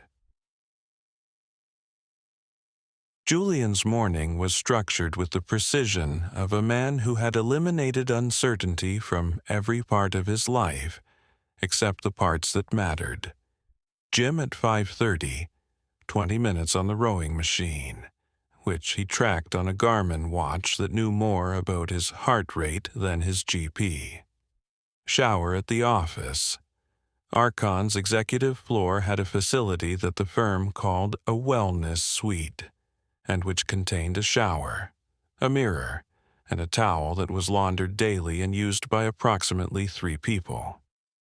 Desk by 6:45. Markets at 7. His phone buzzed. Sophie, his wife. A text about the school run. Taking both. Don't forget Tabitha's recorder concert Thursday. Julian read the message. He would forget Tabitha's recorder concert Thursday.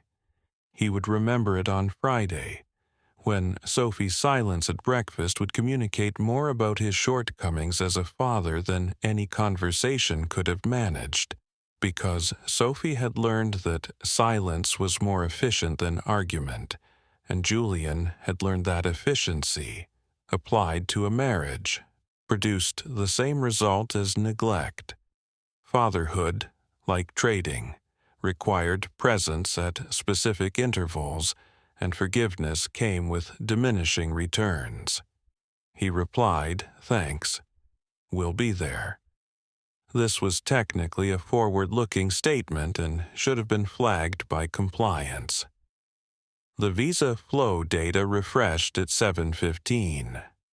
Julian watched the numbers populate his screen with the attentiveness of a man who had built his career on patterns and who understood, at a level he would have described as intuitive, and his algorithm described as Bayesian, that the patterns in the Visa data were different from the patterns in satellite imagery or credit card volumes.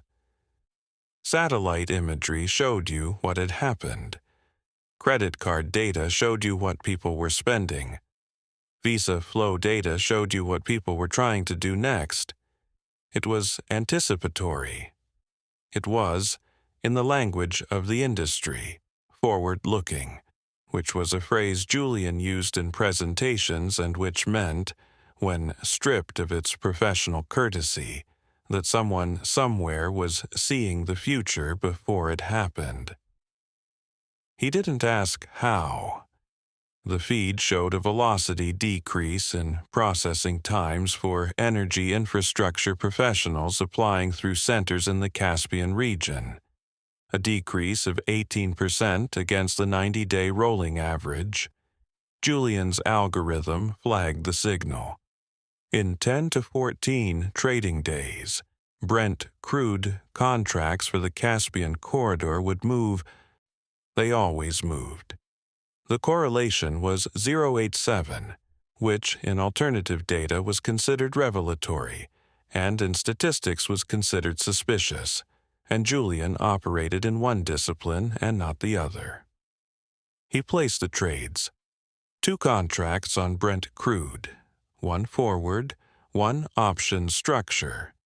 Modest position sizes by Archon standards, which meant they were large enough to matter and small enough that Julian could describe them as exploratory if they went wrong, which was how risk management worked in practice, not the elimination of danger but the pre-selection of acceptable excuses. The trades confirmed. The screen updated. Julian's morning was complete by 8:30, and he spent the remainder of it in a meeting about data vendor renegotiation, the sort that reminded him the financial industry's primary product was not returns but the administration of returns, and the two had a relationship that the licensing agreements with the local council would have recognized. Marco Ferretti's desk was a door. Specifically, it was a hollow-core interior door, purchased from a salvage yard in Bethnal Green for £12, balanced on two filing cabinets that his flatmate Dev had been meaning to take to the dump since March. The arrangement was stable in the way that most of Marco's life was stable, provisionally, and with the understanding that any significant lateral force would produce collapse. His flat was on Mare Street, Hackney, second floor above a Turkish barber whose opening hours were theoretical. Marco shared with Dev, Software, a fintech, podcast about the future of money that had 19 listeners and a Patreon tier that offered nothing. And Aisha, UX design, remote, possessed the flat's only functioning desk lamp and guarded it with the ferocity of someone who understood scarcity. Marco was 36. Dev and Aisha were 26. The age gap was a decade and a civilization. His room contained the door desk, a mattress on the floor. The frame was coming, and had been coming for 8 months, and Marco had begun to suspect it was the frame that had commitment issues. A stack of notebooks, a laptop whose battery lasted 40 minutes when optimistic, and a wall calendar from the Financial Times that he'd taken when he left and hadn't been able to throw away, because throwing away a wall calendar from a place that had made you redundant was either catharsis or admission, and he hadn't decided which. The FT had let him go 18 months ago. The official reason was restructuring, which was what newspapers called redundancy when they wanted to sound like they were doing it on purpose. The unofficial reason was that his third investigation in 18 months had required legal review, and legal review at the FT cost money, and money at the FT was a topic that produced the same facial expression in management that visa rejection rates produced in Nessa Holbrook. Though Marco didn't know Nessa Holbrook and wouldn't for another 9 days. He was working on energy futures, specifically on trades that appeared to anticipate geopolitical developments by 48 to 72 hours. Trades placed at Canary Wharf firms, in energy contracts, for regions where political friction was about to occur. The timing was too consistent to be luck, too specific to be macro-analysis. Someone was seeing something before it became news. Dev, Marco said to the kitchen, where Dev was making coffee in a cafetiere that had lost its plunger and now functioned as a jug with pretensions. If you wanted to predict energy prices, what data would you buy? Satellite, ship tracking, maybe weather. What if I told you someone was buying visa processing data? Dev appeared in the doorway. Visa data, like passport stamps? Like application volumes, processing times, approval rates by region and profession. That's a thing? That's a $7 billion industry. Dev considered this with the expression of someone whose podcast about the future of money had not, apparently, covered this particular future. And it works for energy prices? It works for someone. 3 funds I can identify are placing trades that correlate with the visa processing slowdowns in energy-producing regions. The trades precede public information by 10 to 20 days. That's insider trading. It's alternative data, which is the same thing in a different font. Dev went back to his cafetiere. Marco went back to his spreadsheet. The spreadsheet contained 6 months of energy futures movements, cross-referenced with publicly available visa processing statistics, which he'd downloaded from the EU Statistical Office and UKVI's quarterly transparency reports, because the data was public and free and boring data was the data that nobody looked at, which was why it was valuable, which was why someone was selling it to hedge funds, which was why Marco was sitting at a door in Hackney trying to figure out who. He'd published a piece on his Substack 3 weeks ago. Visa processing times and energy futures, a correlation. 1,600 words, 2 charts, a conclusion that stopped short of accusation because Marco's legal budget was 0 and his libel insurance was a concept rather than a policy. The piece got 402 views. 1 comment from his mother, username Maria Cooks Os Set, which she believed was anonymous and which fooled nobody, including Marco, who had chosen not to tell her because allowing your mother her anonymity was the least a son could do. 1 comment from someone called DataWatcher22 who wrote, "Interesting," and nothing else, which on the internet could mean anything from genuine engagement to a bot. The piece had not, as Marco's agent would have said if Marco had an agent, set the world on fire. It had not set anything on fire. It had sat on the internet with the quiet dignity of a document that believed in its own importance and was wrong, the way most documents on the internet believed in their own importance and were wrong. But it had set something in motion, because 4 days after publication, an email arrived. No sender name. A Proton mail address. Subject line empty. The body contained 1 sentence and 1 link. You're looking at the output. Look at the input.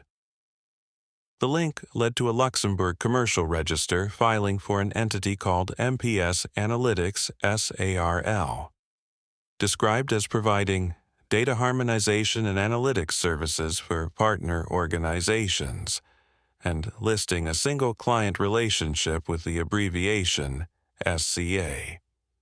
Marco had spent the next 2 days tracing MPS Analytics through corporate filings, company registries, and the particular kind of internet archaeology that involved searching for PDF documents in languages he didn't speak and feeding them through translation tools that didn't quite work. MPS Analytics was a subsidiary. The parent company was Meridian Processing Services, Zurich. 37 government contracts, visa processing for half of Central Asia, most of Sub-Saharan Africa, and chunks of the Middle East.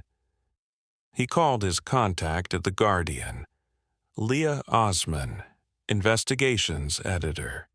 He'd worked with her before, on a piece about shorting algorithms and pharmaceutical approvals that had earned legal letters from 3 law firms and a nomination for nothing. "I've got something," he said. Visa processing data being sold to hedge funds. But not just sold. The processing times are being manipulated. Someone is adjusting how fast certain visa applications move through the system, and the adjustments correlate with energy futures movements. Who's manipulating? A subsidiary of the company that processes the visas, MPS Analytics, owned by Meridian Processing Services. And you can prove the manipulation? I can prove the correlation. And I have a corporate structure that puts the data source and the processing operation inside the same company." There was a pause. Marco knew the pause. It was the pause that preceded either "send me everything" or "that's interesting, but we can't resource it right now." And the difference between the two was the distance between the front page and his Substack. "Send me everything," Leah said. Marco hung up. He looked at his spreadsheet, which had grown from 6 tabs to 14 in 2 weeks, and which was organized according to a system that made sense to him and would make sense to no one else, which was the journalist's equivalent of Raymond Quilter's shorthand, though Marco didn't know Raymond Quilter, and would have found the comparison unflattering. The spreadsheet showed the pattern. Visa processing slowdowns in energy-producing regions. Energy futures movements 10 to 20 days later. Geopolitical announcements 10 to 20 days after that. The Visa data was the canary. Someone was adjusting the canary and selling its songs. Outside his window, Mare Street conducted its evening business. The Turkish barber closing or opening. The schedule was unclear.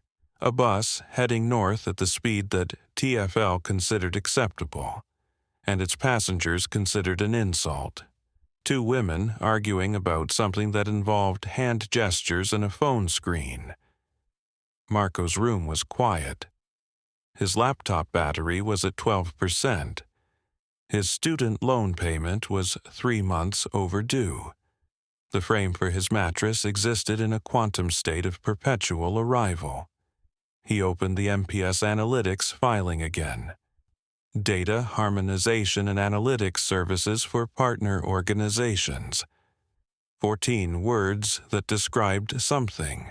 And Marco was increasingly certain that the something they described was not what they appeared to describe, because companies that provided legitimate analytics services did not register their subsidiaries in Luxembourg and list a single client by abbreviation, and otherwise leave no trace on the internet whatsoever. Companies that did that were hiding, and companies that were hiding something. The email had said, "Look at the input." Marco was looking. Chapter 6. Biometrics. The Dubai International Visa Application Center had opened in May 2025 and was, according to the press release that Meridian's communications team had circulated to regional directors with the implicit instruction to be impressed, the largest visa processing facility in the world. Yara Cassis had read the press release. She had been impressed in the way that someone who has spent 6 years watching visa processing facilities fail to meet their SLA targets is impressed by the construction of a larger one, with the specific knowledge that scale does not solve the problems it creates. It merely creates them at a volume that makes them harder to ignore. The facility occupied 2 floors of a building in the Dubai International Financial Center that had previously housed an insurance brokerage, which was architectural irony the building's new tenants would never appreciate, because the people who processed visa applications and the people who underwrote political risk occupied the same informational territory and had never once been introduced. The ground floor was public-facing, a reception area with digital queuing screens, rows of plastic chairs in configurations designed by someone who had studied airport seating and drawn the wrong conclusions, and a document verification zone staffed by 12 employees who checked paperwork with the combination of thoroughness and exhaustion that characterized anyone who had verified their 400th passport photograph before lunch. The first floor was the biometric hall. 32 fingerprint scanners, 8 photograph stations, and a waiting area with a view of Sheikh Zayed Road, which gave applicants something to look at while they waited for their futures to be processed. If processed was the right word, and Yara had stopped being certain that it was. She walked to the floor at 7:45 on a Saturday morning, 15 minutes before the first appointments. The cleaning team had finished. The scanner technicians were running their diagnostic cycles. The smell was industrial floor cleaner and recycled air, which was the smell of every visa center Yara had ever managed, in 7 countries, across 2 continents, regardless of the building's age, budget, or press release. 32 scanners, all operational. She checked each station's diagnostic screen with the automatic attention of someone who had spent weeks in Lagos, nursing 6 functioning units through a queue of 240 applicants, and did not intend to repeat the experience. The Dubai facility processed between 800 and 1,200 applicants per day, 6 days a week. Appointments staggered at 4-minute intervals beginning at 8 o'clock. Saturday was the busiest day. Applicants who worked Sunday through Thursday in the Gulf states used their Friday-Saturday weekend for visa appointments, which meant Saturday's queue included everyone who couldn't take time off work, which meant the people most likely to need a visa were the people least able to afford the time required to get one, which was not a paradox the industry acknowledged, because acknowledging it would have required using the word inequity in a quarterly report. The first applicants entered at 8. The queue moved. Yara watched from the glass-walled office on the mezzanine that gave her a view of the processing floor and, through the windows on the opposite wall, of the DIFC's commercial district, where buildings that housed sovereign wealth funds and commodity trading desks stood at a distance that was geographical and nothing else. At 8:17, her inbox produced the directive. It arrived from Zurich, from the address that the operations standards team used for communications that were official without being attributable to any individual, which was a distinction that Yara had learned to recognize as significant. The subject line was Operational Enhancement, Expanded Assessment Framework, Q1 2026. The body was 19 paragraphs. She read the first 3 and stopped. The enhanced review categories, which had been introduced as 7, 8, and 9 in the directive she'd received in Lagos, were being joined by categories 10, 11, and 12. Category 10 covered geosciences and geological survey professionals. Category 11 covered maritime and subsea engineering specialists. Category 12 covered energy logistics and supply chain management. The geographical scope had expanded from 4 elevated assessment regions to 7, adding the Eastern Mediterranean, the Gulf of Guinea, and the Caspian littoral states, which meant that the directive now covered every significant energy-producing region except Norway, and Norway was excluded because Norwegian professionals held passports that didn't require visa processing that could be slowed down, which was either coincidence or the point. Yara read the remaining 16 paragraphs. The language had evolved since the Lagos directive, where the first had spoken of risk-adjusted processing optimization. This one spoke of calibrated assessment velocity aligned with enhanced partner analytics. The word partner appeared 7 times. The word applicant appeared twice, both in the context of applicant experience, which was the phrase the industry used to describe the experience of being processed, and which bore the same relationship to actual experience that a hospital's patient journey bore to the experience of being ill. She drafted a response, deleted it, drafted another. The second version asked 3 questions. 1. Which partner's analytics were driving the calibrated assessment velocity? 2. Whether the expanded categories had been approved by the relevant government clients whose visa applications would be affected, and 3. Whether the Q1 operational review would take into account the SLA impact of routing an additional estimated 15% of Dubai's daily applications through an extended assessment pathway that the current staffing model was not designed to accommodate. She sent the email at 8:41. The auto-reply arrived at 8:41 and 7 seconds, faster than any human in Zurich had ever responded to anything, and therefore automated. And the automated response said that her query had been logged and would be addressed within 5 working days, which was the operational standards equivalent of silence. Below her, on the processing floor, an applicant placed his right hand on a fingerprint scanner. The glass platen captured 10 prints in sequence, each one stored, encrypted, and transmitted to a processing system that the applicant believed belonged to the government whose visa he was seeking, because that was what the privacy notice on the Meridian website implied. And privacy notices were legal documents in the sense that they were written by lawyers and understood by no one.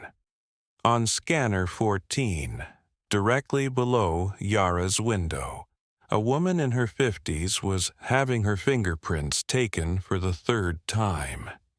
The scanner's quality threshold rejected prints that were too dry, too wet, or belonged to hands that had spent decades doing manual work, and the woman's hands had done all 3.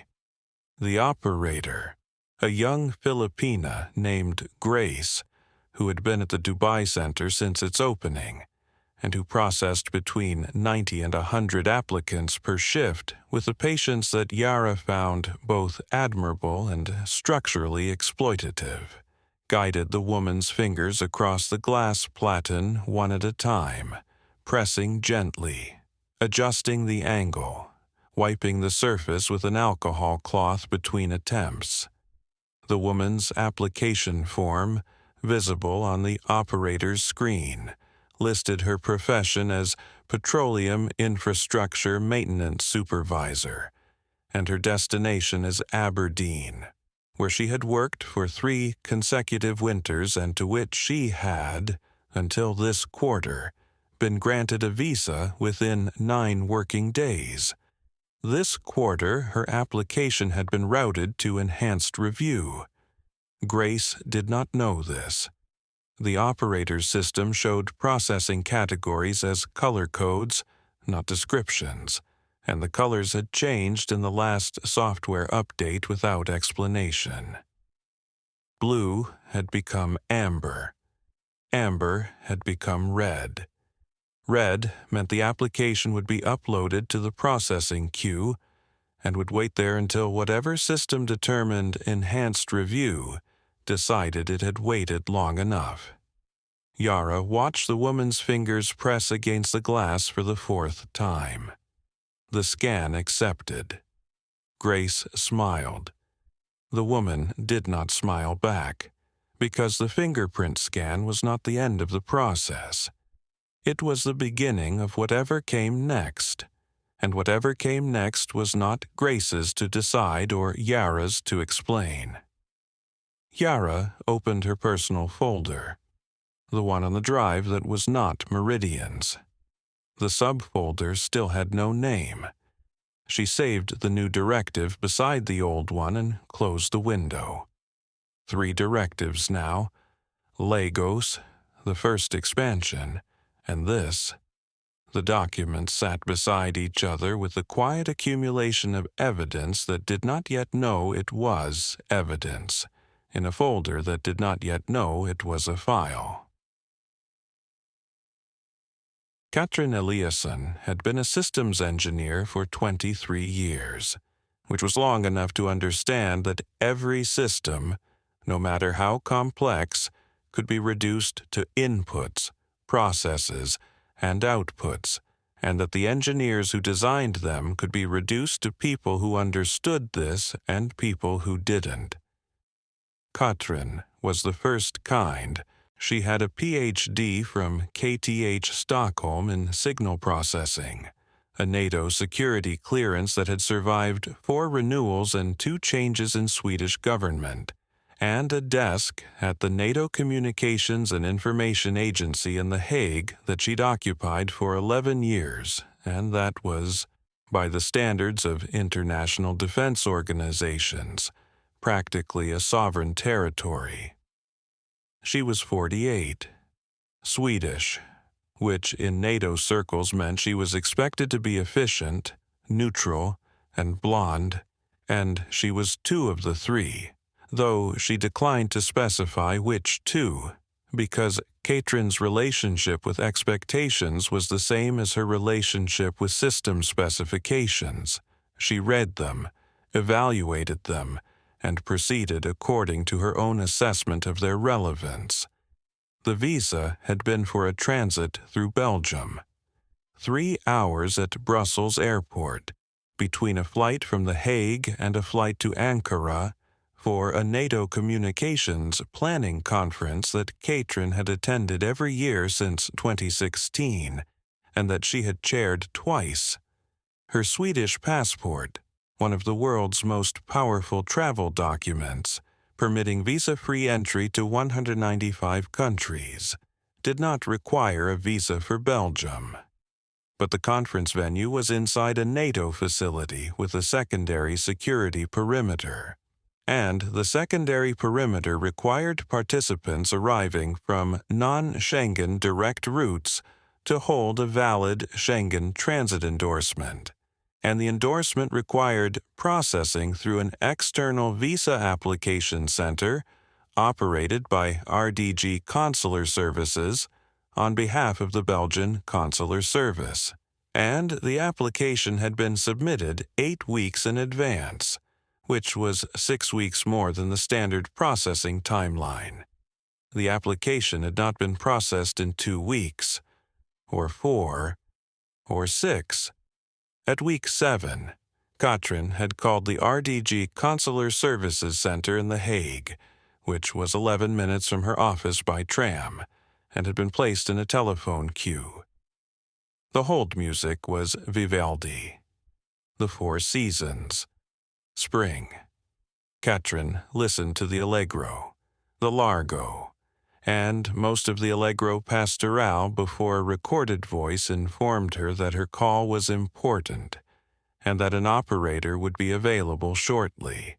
Optimistic the way NATO's assessment of its own cyber defense readiness was optimistic, technically defensible and practically misleading. 41 minutes. She timed it on her watch, which was a Casio F91W that she'd owned since her doctoral studies, and that functioned with a reliability that the visa processing system had not demonstrated. Your application is currently in enhanced review, the operator said, when one eventually materialized. The operator was polite. The operator had been trained by RDG Consular Services in a manner that combined customer service with informational minimalism, which was the company's approach to most interactions. Enhanced review for what? Katrin said. Enhanced review is a standard processing category for applications that meet certain assessment criteria. Which criteria? I'm not able to provide details of the assessment criteria. The criteria are determined by the processing system. I have a NATO security clearance. I've attended this conference 9 times. What has changed in my assessment criteria? I can see that your application is an enhanced review. I'm not able to provide further detail at this time. Would you like me to escalate your query? Yes. I've made a note on your file. You should receive an update within 10 working days. The conference was in 6. Katrin hung up and called Lieutenant Colonel Anders Brink, her administrative liaison at NATO's Headquarters Support Division. Brink was Danish, thorough, and possessed of institutional patience born from 20 years of navigating an organization that operated by consensus among 32 member states, which meant that nothing happened quickly and most things didn't happen at all. "I'll make some calls," Brink said. He made some calls. Brink called the Belgian Ministry of Foreign Affairs Consular Support Line, which directed him to RDG's Institutional Enquiries address, which directed him to a web form, which confirmed receipt within 24 hours, and promised a response within 15 working days. He called NATO's own protocol and liaison office, which confirmed that Katrin's conference participation had been registered, her security accreditation was current, and her visa status was, regrettably, outside NATO's institutional purview, because visa processing was a sovereign competence delegated to an external service provider operating under commercial contract with the Belgian government. And NATO's relationship with Belgium did not extend to the operational decisions of Belgium's visa processing contractors, in the same way that NATO's relationship with its member states did not extend to their parking regulations, which was an analogy Brink found less helpful than the protocol office intended. The conference happened on a Wednesday. Katrin's paper on communications resilience in degraded electromagnetic environments was presented by her colleague Eric Lindgren, who held an American passport and had arrived in Brussels without requiring a transit endorsement, a processing system, an enhanced review, or 41 minutes of Vivaldi. Eric presented competently. He had co-authored the paper, but the paper's key section on signal processing under contested spectrum conditions was Katrin's, and Eric delivered it the way a competent musician delivers someone else's composition, with technical accuracy and without the thing that made it matter. The visa was approved 11 days after the conference. The approval letter arrived by email on a Thursday afternoon, and used the phrase, "Your application has been successfully processed." Accurate, the way telling someone their house fire had been successfully extinguished after the house had burned down was accurate. Katrin read the letter at her desk in The Hague. She saved it. She opened the RDG Consular Services website and navigated to the section titled Our Commitment to Applicants, which promised efficient, transparent, and respectful service, and she read it with the attention of an engineer examining a system specification that bore no relationship to the system's actual performance. She had attended 47 NATO events across 14 countries in 23 years, 47 transits, 47 arrivals, 47 departures. Her security clearance had been reviewed, renewed, and confirmed by the intelligence services of 3 nations. She had been inside rooms where the communications architecture of the Western Alliance was discussed and decided, and a private company, operating under commercial contract, using a processing system whose criteria were not disclosed, had decided that she required enhanced review. The word enhanced meant additional. In engineering, additional review meant something had been flagged. Something in the input data had triggered a process that the standard pathway did not require. Katrin did not know what had been flagged. The operator did not know. Lieutenant Colonel Brink did not know. The Belgian consular service, when finally reached, did not know, because the assessment criteria were proprietary to the processing system, itself proprietary to the contractor, a private company headquartered in Zurich whose processing methodology was classified as commercially confidential. A system she could not see had made a decision she could not query using criteria she could not access, and the result had been the absence of Katrin Eliasson from a room where her presence had been required and expected and, until the system intervened, assumed. She closed her laptop. Outside her window, The Hague conducted its Friday afternoon with the restrained efficiency that the Dutch brought to everything from urban planning to disappointment. Trams moved on schedule. Cyclists occupied their lanes. The International Criminal Court was visible 3 kilometers to the south, which was where the world went to argue about systems that had caused harm, though the systems Katrin was thinking about were not the kind that produced indictments. They were the kind that produced delays. And delays, unlike crimes, left no evidence except absence. Katrin Eliasson was an engineer. Engineers, when confronted with a system failure, did not file complaints. They diagnosed the fault, identified the root cause, and redesigned the component. She opened a new document on her personal laptop, which was not NATO's, and typed a heading: Transit Visa Application Anomaly Analysis.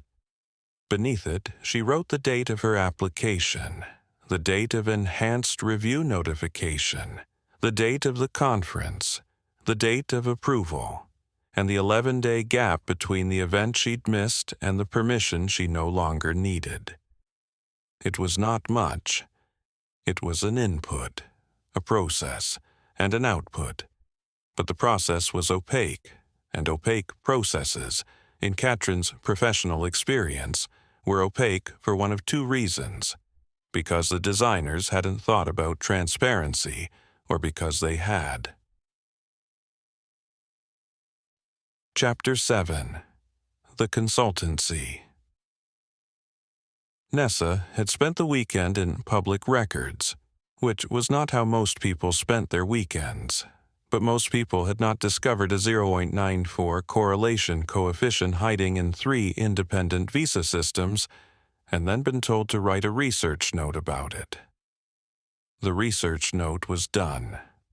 She'd sent it to James on Friday afternoon, anonymized, framed as a leading indicator for insurance underwriting. Visa processing disruption as a signal for energy sector workforce instability. 12 pages. 3 charts.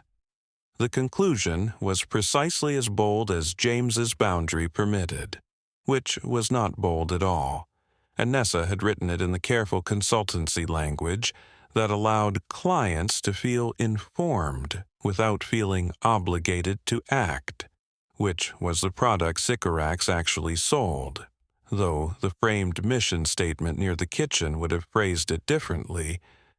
James had replied at 7:15 on Friday evening, which was either dedication or loneliness, and Nessa had not investigated which. Good. Clean. I'll circulate Monday. 3 sentences. The second contained 2 adjectives and no nouns, which was the consultancy equivalent of a standing ovation. The research note was done. The investigation was not. On Saturday morning, she opened her laptop at the kitchen counter and returned to the corporate filings she'd started pulling on Thursday evening. The coffee was instant because the real coffee was at the office and the office was closed, and Nessa's relationship with instant coffee was the same as her relationship with the research note. It served a purpose, and the purpose was not satisfaction. The UK's Contracts Finder portal was the first source. Contracts Finder was where the government published its procurement awards, which it was required to do by law, and which it did with the enthusiasm of an institution complying with a transparency requirement it had not requested and did not enjoy. The interface had been redesigned in 2021 to be more accessible, which meant the search function now returned results in an order that bore no discernible relationship to the search terms, and the filters worked on Tuesdays. Nessa had used it before for Sycorax's defense sector clients. She knew its moods. She searched for visa processing contracts. The results were extensive and unhelpful in the way that government transparency was extensive and unhelpful. The information existed, but it existed alongside thousands of other contract awards for cleaning services, stationery supplies, IT support, a $14 contract for ergonomic assessment services at a home office regional center, and something described as specialist consultancy for digital transformation of border systems that had been awarded to a company with a Shoreditch postcode and a website featuring the word synergy in its header, which told Nessa everything she needed to know about the quality of the digital transformation. She refined by category code, by department, by date range, and produced a list of 17 contracts awarded by UK Visas and Immigration between 2015 and 2025. RDG Consular Services appeared in 9 of them. Border Pass appeared in 5, though 2 of those had been terminated early when RDG won the consolidated contract in 2024. And the termination notices were filed with terse administrative language, suggesting the transition had not been collegial. Meridian Processing Services appeared in 3, all awarded since 2019, covering visa application and biometric collection services for 31 countries across Africa, the Middle East, and Central Asia.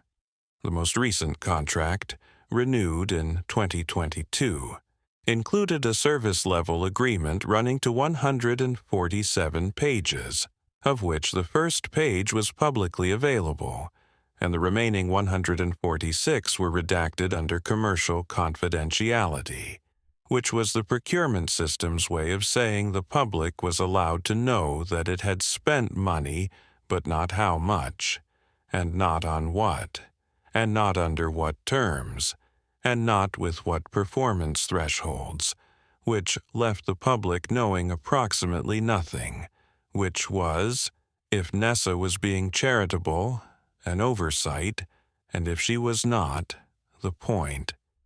The EU's procurement database was more structured, which was to say it had been designed by people who believed in systems, rather than people who believed in making systems appear to exist. Nessa found Meridian's EU contract awards through the tender's electronic daily archive. 9 contracts across 6 member states. The language was procurement language, which was a dialect of institutional English designed to be simultaneously precise and uninformative. Provision of consular support and biometric data collection services in accordance with Community Visa Code requirements and applicable data protection frameworks. 37 words. 0 information. Switzerland's SIMAP portal was the last of the 3. Nessa's German was functional in the way that a car with a flat tire is functional. It would get you there, slowly, with occasional alarming noises. But SIMAP's interface was Swiss, which meant it worked, and the search results were orderly, and the contract details were more complete than either the British or European equivalents. because the Swiss believed that if you were going to publish information, you might as well publish actual information, which was a philosophy that had not gained traction in Whitehall. Meridian Processing Services AG. Registered address, Talstrasse, Zurich. Contracts with the Swiss State Secretariat for Migration. Annual service volume.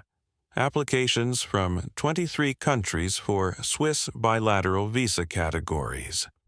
The corporate structure was listed as required by Swiss public procurement law, and Nessa followed it with the patience of someone who had been trained at GCHQ to read signals intelligence reports, and who understood that the important information was always in the metadata.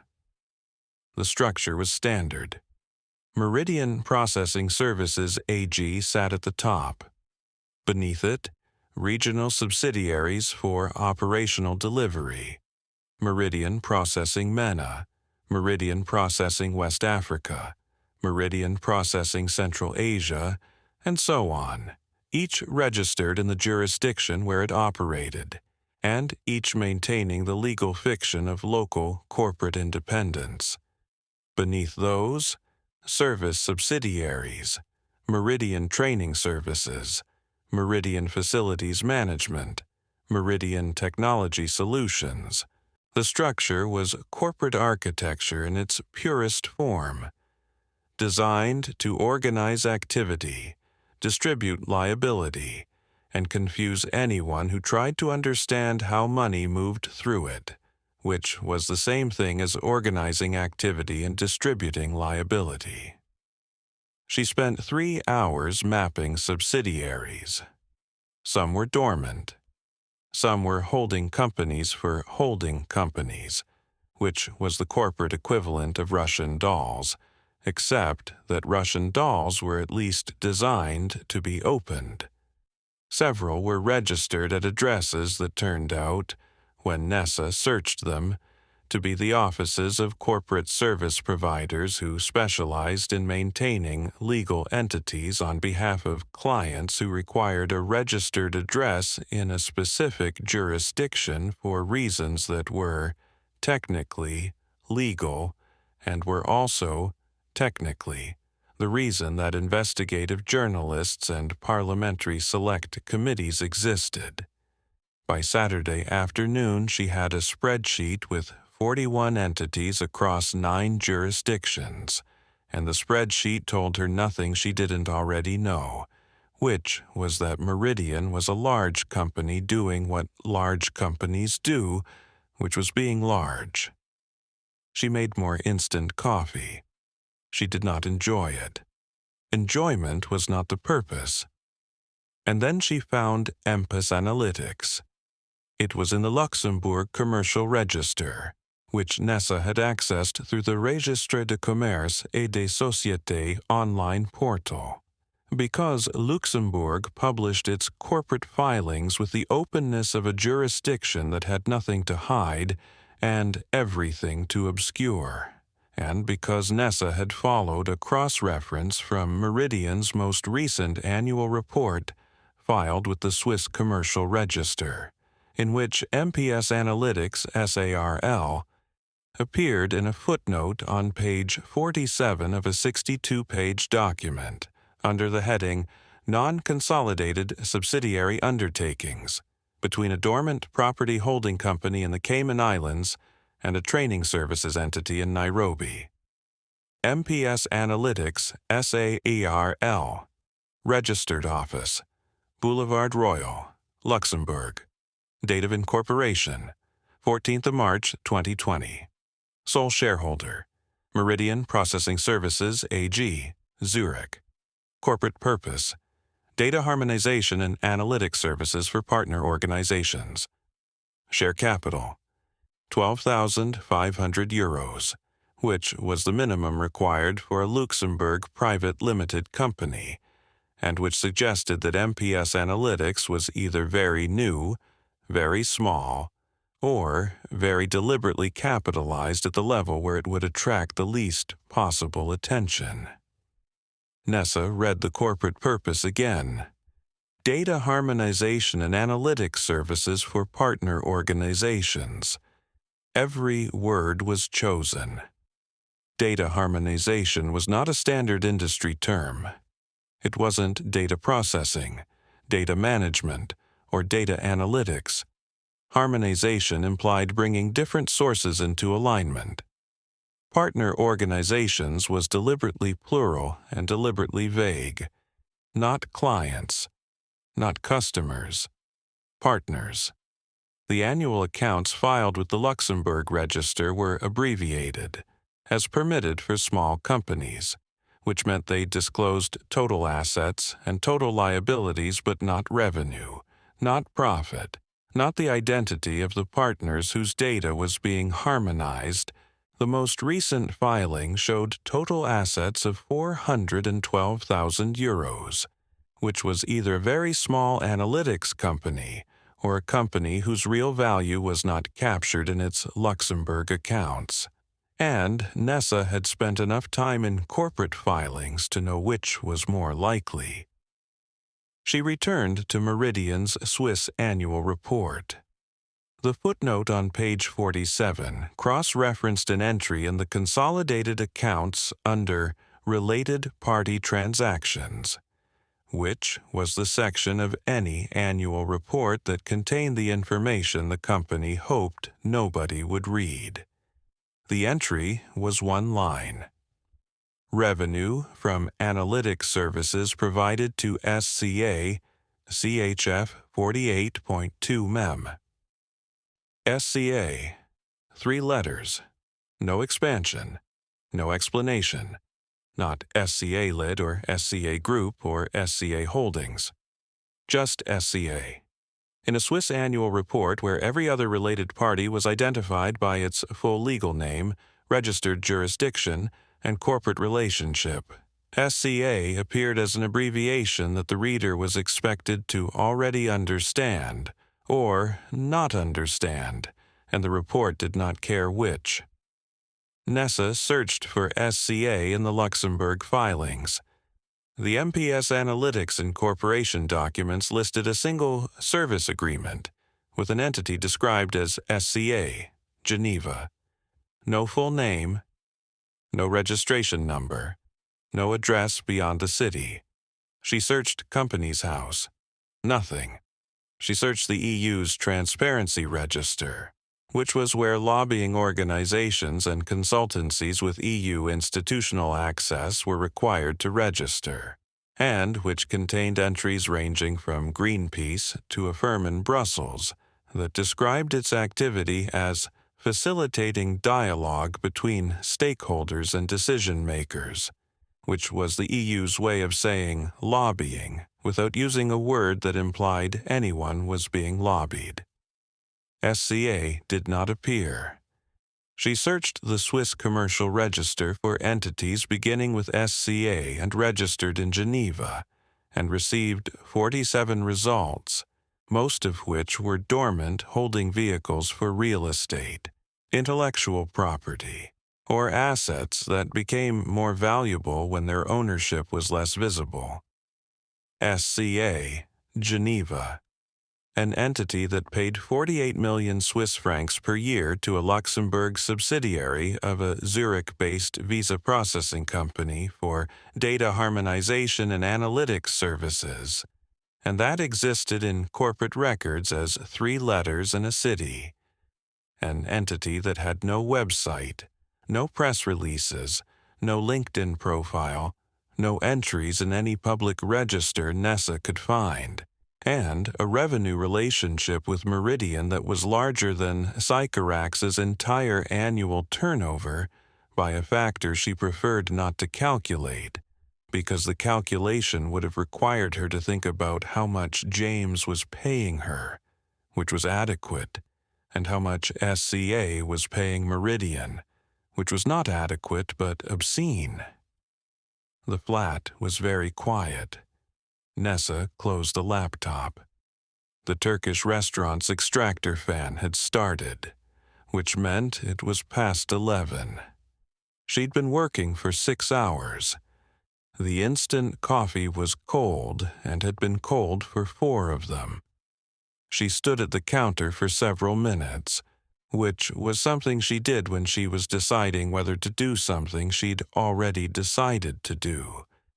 Alistair had once described this as performative deliberation, which was the most perceptive thing he'd said during the marriage, and possibly the reason she'd found it so unforgivable. She opened the laptop again and typed a name into the GCHQ alumni directory that she should not still have had access to but did, because GCHQ had decommissioned the old intranet without decommissioning the authentication tokens for the alumni contact portal, which was a security oversight that occurred when the people responsible for national cybersecurity outsourced their internal IT to a contractor who was coincidentally also responsible for the website of a regional police force in Gloucestershire. Catherine Weiss, last listed position, Cyber and Signals Intelligence, seconded to the National Security Secretariat.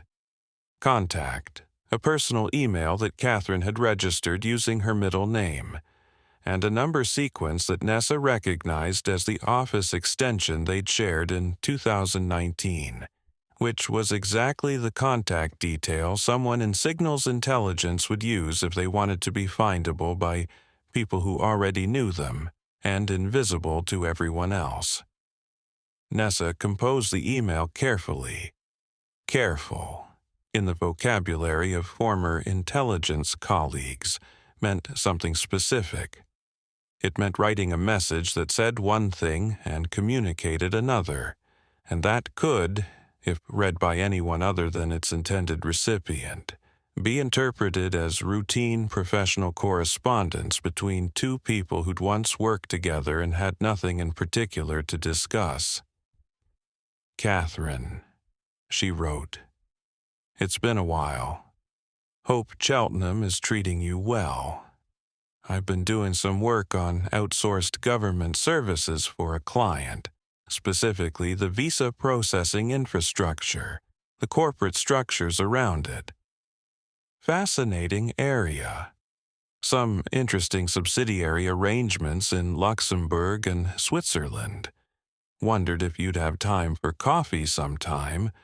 Would be good to catch up. She read it twice. The message said, I am looking at the thing you know about. I know you know. I want to know what you know.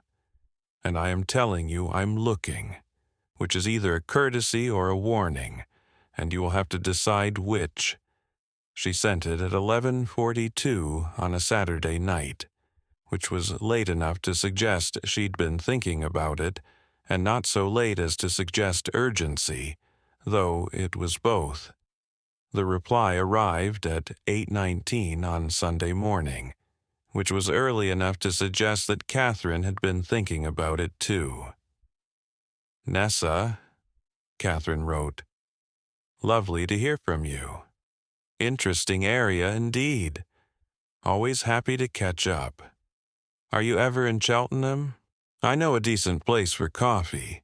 If you don't mind the drive, let me know a day that works. 7 sentences. Nessa read 'em the way she'd been trained to read Signals Intelligence, for what was present, what was absent, and what the relationship between the two revealed. Present, willingness to meet. A location, Cheltenham, Catherine's territory, which was a choice. The word interesting, used twice, once by Nessa and once returned by Catherine, which was either agreement or a mirror, and in the vocabulary of intelligence professionals a mirror was not agreement. It was acknowledgement. Absent. Any question about what Nessa had found. Any suggestion that the area was routine. Any deflection. Catherine had not said, I don't really know much about that, or, you might want to try someone in the Home Office, or any of the phrases that a person with no relevant knowledge would naturally use. Also absent. Any suggestion of a phone call. Catherine wanted to meet in person, in Cheltenham, where the conversations were, by definition, more private than anything conducted over a network that GCHQ might or might not be monitoring, depending on which oversight committee you asked and how recently they'd been briefed. Tuesday? Nessa replied. Tuesday works. I'll send you the address. Looking forward to it. 4 sentences. 3 were logistics. The 4th was a social convention that functioned, between former intelligence colleagues, as a closing bracket on an exchange that had been conducted entirely in subtext. Looking forward to it. Not looking forward to what they'd discuss. Looking forward to the meeting, which was the container, and the container was all Catherine was prepared to acknowledge in writing. Nessa closed the email. She stood at the kitchen counter and drank a glass of water. Outside, Islington was conducting its Sunday morning with the particular unhurried energy of a neighborhood where brunch was an ideology and parking was a blood sport. The wine bar next door was closed. The dry cleaners was open, which it always was, regardless of day, hour, or apparent demand, in a way that Nessa had never investigated, because some patterns were better left unexamined. She opened her spreadsheet. 41 entities across 9 jurisdictions, and one of them, a €12,500 company in Luxembourg, was receiving 48 million Swiss francs a year from a client that existed as 3 letters and a city. Empus Analytics, SCA, Geneva. Data harmonization. The research note was done. The research was just beginning. Chapter 8. Coffee. The drive from London to Cheltenham took 2 hours and 14 minutes, which Nessa knew because she'd checked before leaving, and because the M40 had delivered exactly the experience it promised, which was the experience of sitting in a car near Oxford for 30 minutes while the road pretended to be moving. She'd left at 7, earlier than strictly necessary and later than she'd wanted, because she'd spent 20 minutes standing at the kitchen counter drinking instant coffee and staring at her spreadsheet, which was how she prepared for conversation she'd already rehearsed 16 times in her head, and which Alistair had once called pre-meeting with yourself, which was accurate, and which was why she'd been so annoyed by it. The A40 into Cheltenham happened to you rather than being a road you drove. It delivered her past roundabouts with no evident purpose. Retail parks that appeared to have been designed by someone who found joy suspicious, and a garden center advertising a Christmas sale in what was decidedly not December. Cheltenham itself arrived the way Cheltenham always arrived.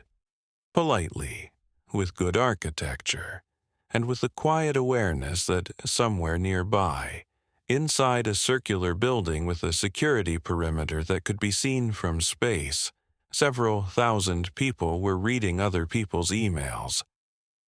The café was in Montpellier. Catherine had sent the address on Monday afternoon, 3 words and a postcode, which was exactly the level of detail a GCHQ employee would provide. Enough to find it, not enough to establish a pattern. The place was called something with an umlaut that Nessa suspected was decorative rather than phonetic. It served oat milk without being asked, which Catherine appreciated and Nessa tolerated with the resignation of someone who understood that objecting to oat milk in a Cheltenham cafe was like objecting to gravity, technically possible, practically futile, and likely to attract attention. Catherine was already there. Corner table. Positioned with a view of the door and the counter, no foot traffic behind, and a wall that prevented the conversation from carrying. Everything Catherine did was a choice, and the choice had been made before it appeared to have been considered. In any other context, the corner table would have been paranoia.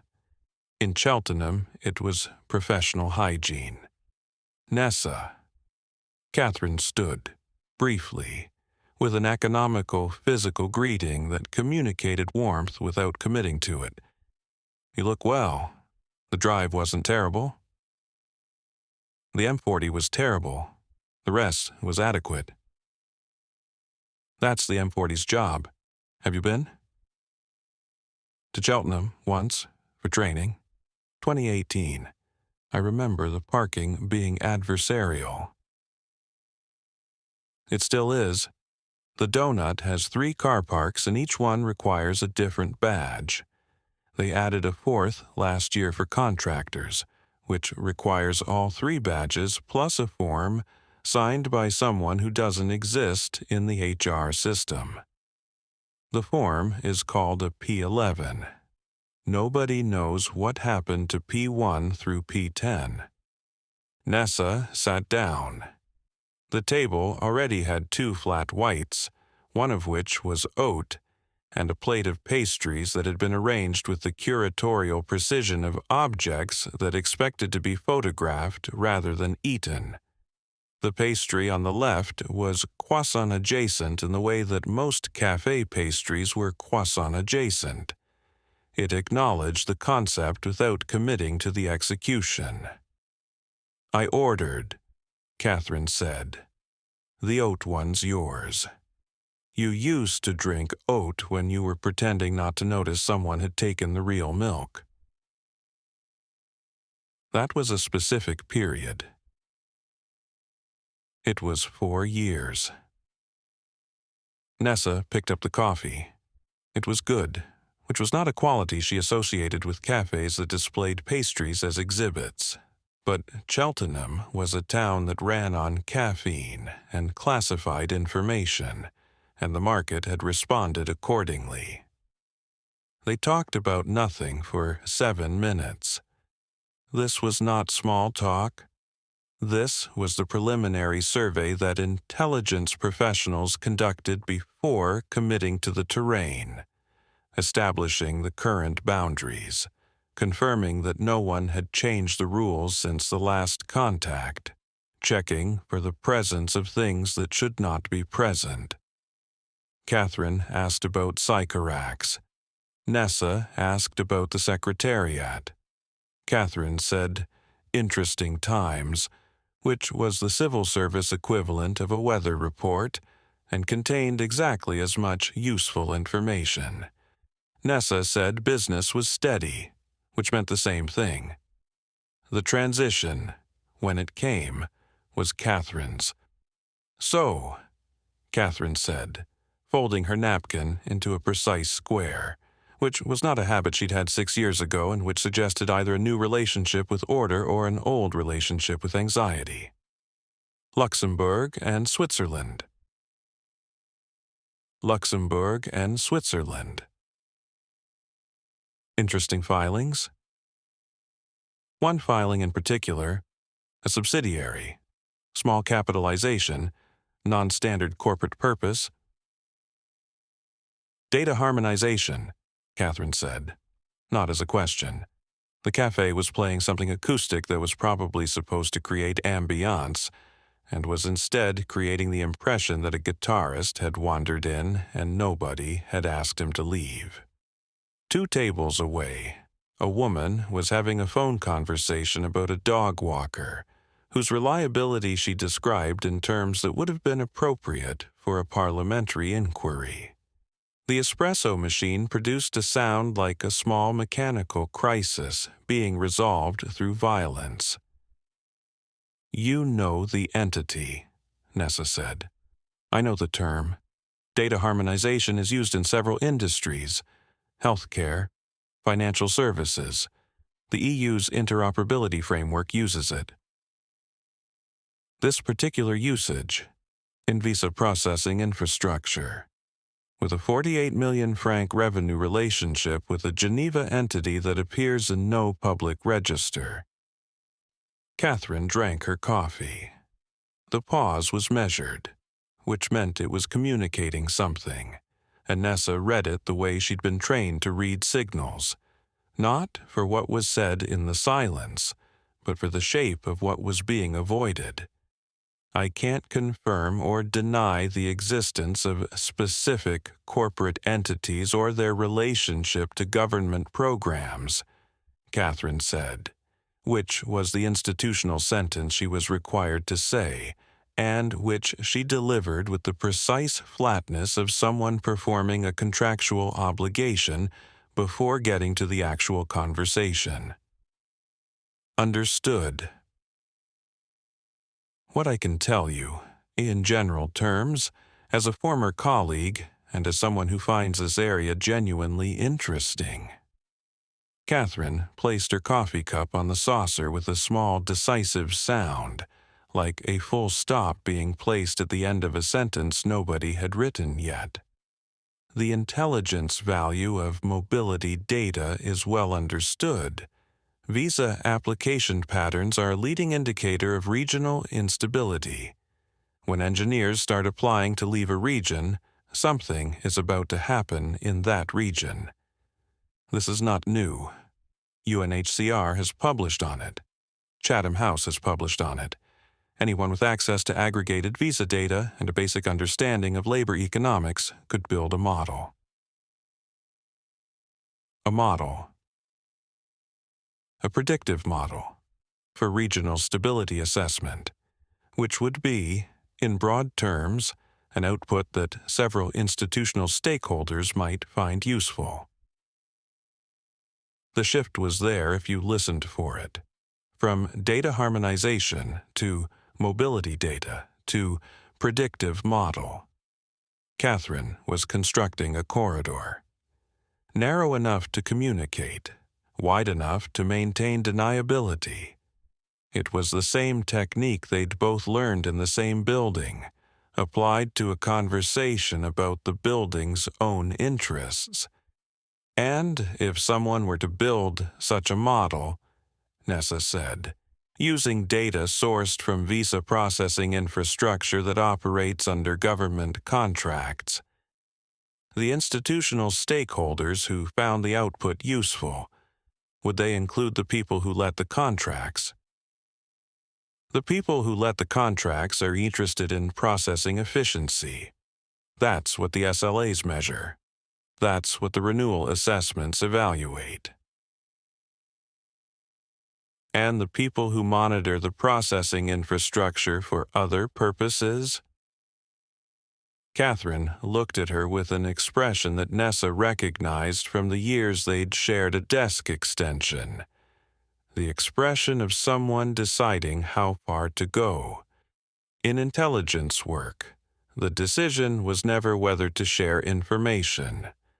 The decision was how to share it without sharing it, which was the art form that justified GCHQ's canteen prices and parking infrastructure.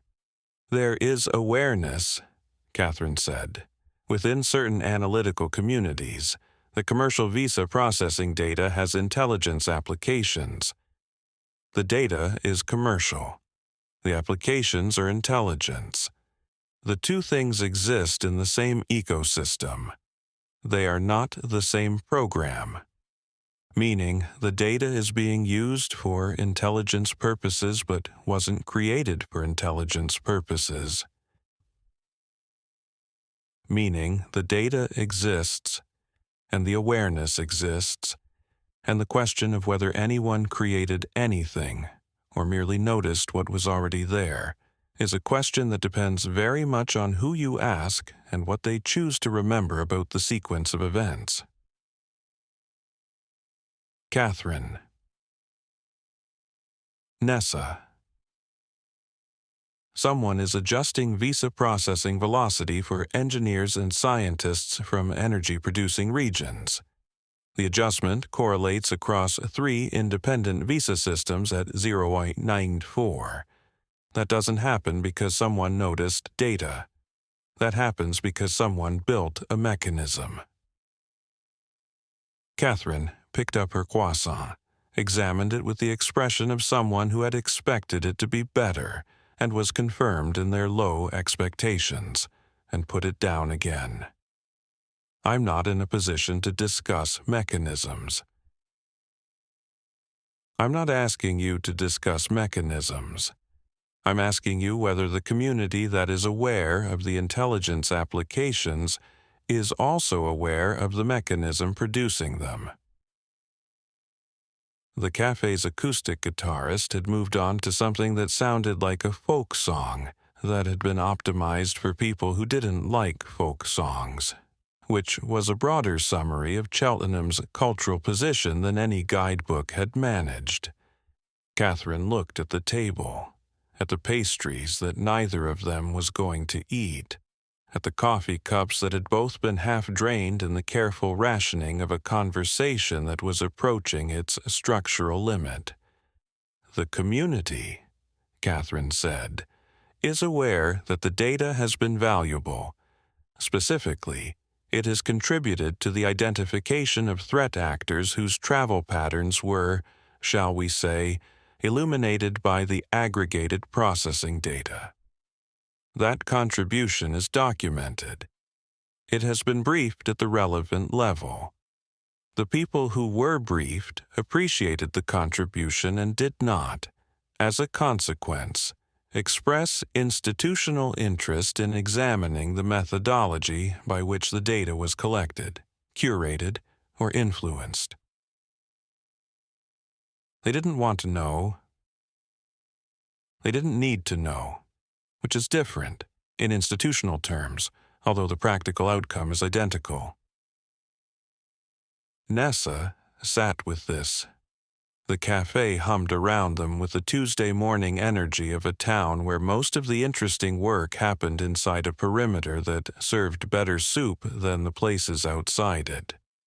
A man at the counter was ordering a drink whose name contained more syllables than most sentences Catherine had spoken in the preceding 10 minutes.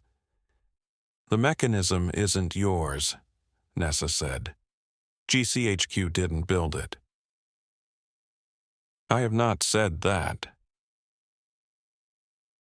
You've not said anything. Which is the point? Catherine smiled. It was a small smile, professional rather than personal, a smile that acknowledged a good reading of a difficult text without confirming the reading was correct, which, in intelligence terms, was the highest grade of confirmation available without a signature and a classification marking. Nessa, Catherine said, and her voice shifted by half a register, which was the change that happened when Catherine stopped performing her institutional function and started speaking from whatever remained underneath it. I agreed to meet you because I think what you're looking at is real. I think the pattern you found is real. I think the corporate structure you've mapped is real.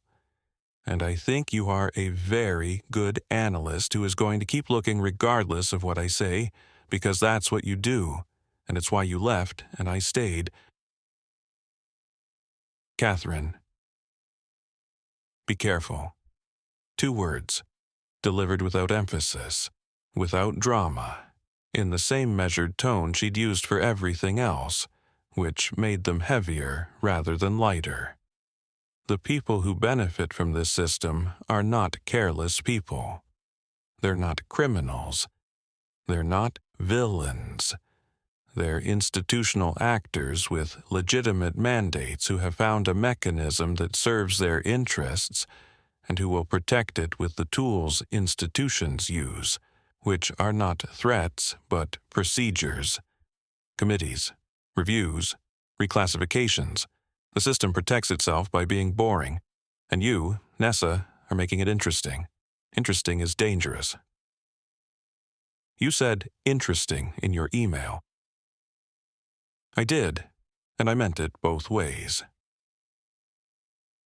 They sat for a moment in the silence that exists between people who have said everything they can say and know that what they haven't said is what matters. The acoustic guitarist finished. The espresso machine launched another mechanical intervention. The woman, 2 tables over, had concluded her assessment of the dog walker and was now engaged in what appeared to be a hostile renegotiation of a utility bill. Catherine stood. I should get back. The parking charges start doubling at 11, and I've only got the P7, which doesn't cover Tuesdays. I thought it was P11. P11 is for contractors. P7 is for staff who've annoyed someone in facilities management. It's a long story involving a disagreement about a thermostat access that I'm not at liberty to discuss, though not because it's classified. They walked to the door together. Outside, Cheltenham was conducting its Tuesday morning with the particular composure of a town that processed the world's secrets and still couldn't solve its parking. The sun was out, which in Cheltenham felt like a mistake, as though someone in meteorology had filed the wrong form, and the weather would be corrected by afternoon. Thank you, Nessa said. For the coffee? For the coffee. Catherine nodded. The nod was the end of the operational exchange and the beginning of the personal distance that would follow it, because Catherine was going back inside the perimeter where conversations like this one were logged and reviewed and sometimes flagged, and Nessa was going back to London where the spreadsheet with 41 entities was waiting and MPS Analytics was still paying 48 million francs to 3 letters and a city. Drive safely, Catherine said, which meant be careful, which she'd already said, which she was saying again because once, between former intelligence colleagues, was a suggestion and twice was an instruction. Catherine Weiss returned to GCHQ at 10:47, which she knew because she checked her pass at the outer gate and the timestamp would be logged and the log would be reviewed if anyone ever decided to review it, which they might, because Catherine had just spent an hour with a former colleague who was investigating something that sat in the space between known and acknowledged, and the space between known and acknowledged was where careers went to be reconsidered. She walked through the entrance sequence. Badge, code, retinal, badge again, the second badge being a different badge that existed for reasons nobody in security could explain without referencing a policy document from 2014 that contradicted a policy document from 2017, both of which were still in force, which was GCHQ's approach to policy governance, and also its approach to heating, and took the corridor to her section. Her desk was as she'd left it. The screens showed classified cable traffic from 3 time zones. An email from her line manager about a planning meeting that had been rescheduled from Wednesday to Thursday, and then back to Wednesday, which was the institutional equivalent of running in place. A notification from the canteen about a change in the soup rotation, which was, in Catherine's experience, the only kind of notification that reliably produced strong opinions among GCHQ staff. She sat down and looked at the screen and did not see it. The data from the harmonization layer had crossed her desk 7 times in 18 months. 7 intelligence products that referenced mobility-derived signals as contributing inputs. 2 of them had been material.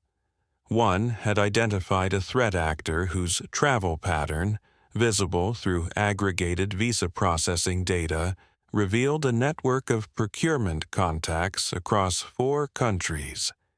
The assessment had been briefed to the National Security Council. The threat actor had been placed on a watch list. The watch list had worked. The system had worked. And the system was also this: a woman in a Cheltenham cafe telling her that engineers from Kazakhstan were being slowed down at visa counters because a model in Geneva had decided their mobility correlated with instability, and a hedge fund was buying energy futures based on the resulting data, and the government knew, and the government had decided that knowing was sufficient, and that doing was unnecessary, which was not corruption but something worse, which was policy arrived at through the absence of anyone willing to make a decision. Catherine opened a blank document, typed the date, typed nothing else. The intelligence products were valuable. She believed this. The threat actor identification had been real. The assessment had been sound. The contribution of mobility-derived signals was documented and defensible. If someone asked her to justify the intelligence community's relationship with the data, she could. The briefing pack existed. The outcomes existed. The institutional record was clean. The question Nessa was asking was not about the institutional record. The question was about the gap between what the institution recorded and what the institution permitted. The JIC had been briefed. The data had intelligence value. Nobody had asked where the data came from, or what happened to the people whose mobility was being adjusted to produce it, because those questions had answers, and the answers would have required action. And action would have required the committee to meet again, and the committee met on Wednesdays, and Wednesdays were already full. Catherine closed the blank document without saving it. She opened the cable traffic. She read 3 intelligence summaries with the focused attention of someone performing the work they were paid to perform, which was the work that justified the security clearance and the parking problems and the soup notifications. She filed the conversation with Nessa under Handled, which was the internal classification that Catherine used for things she had dealt with but not resolved, and which she recognized, as she applied it, was not accurate. It was not handled. It was deferred.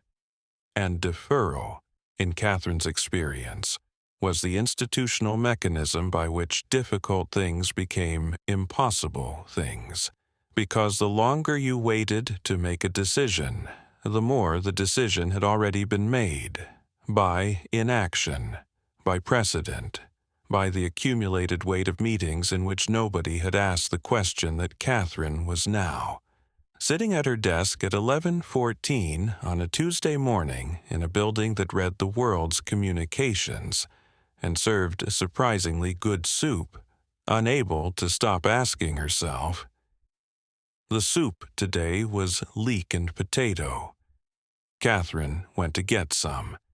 It was, as always, better than it had any right to be. Chapter 9. The Journalist. The Substack piece had been live for 23 days. Marco knew this because the analytics dashboard told him so, along with the view count, 614, up 402 at publication, a growth trajectory that would have embarrassed a lemonade stand. The average read time, 4 minutes, 12 seconds, suggesting most readers made it through the first chart before losing interest or conviction, and the number of new subscribers the article had generated, which was 9, one of whom was his mother using an email address she believed was anonymous, and which contained the word anonymous spelled correctly, which was the most suspicious thing about it.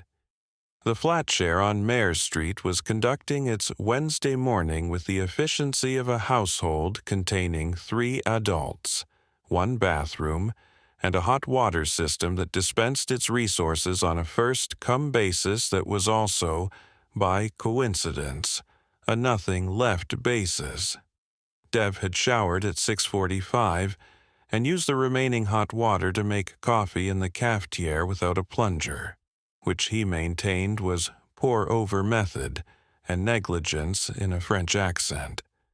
Aisha had claimed the bathroom at 7:15 and emerged at 7:45, having used no hot water at all, which was either admirable discipline or a protest Marco had learned not to investigate.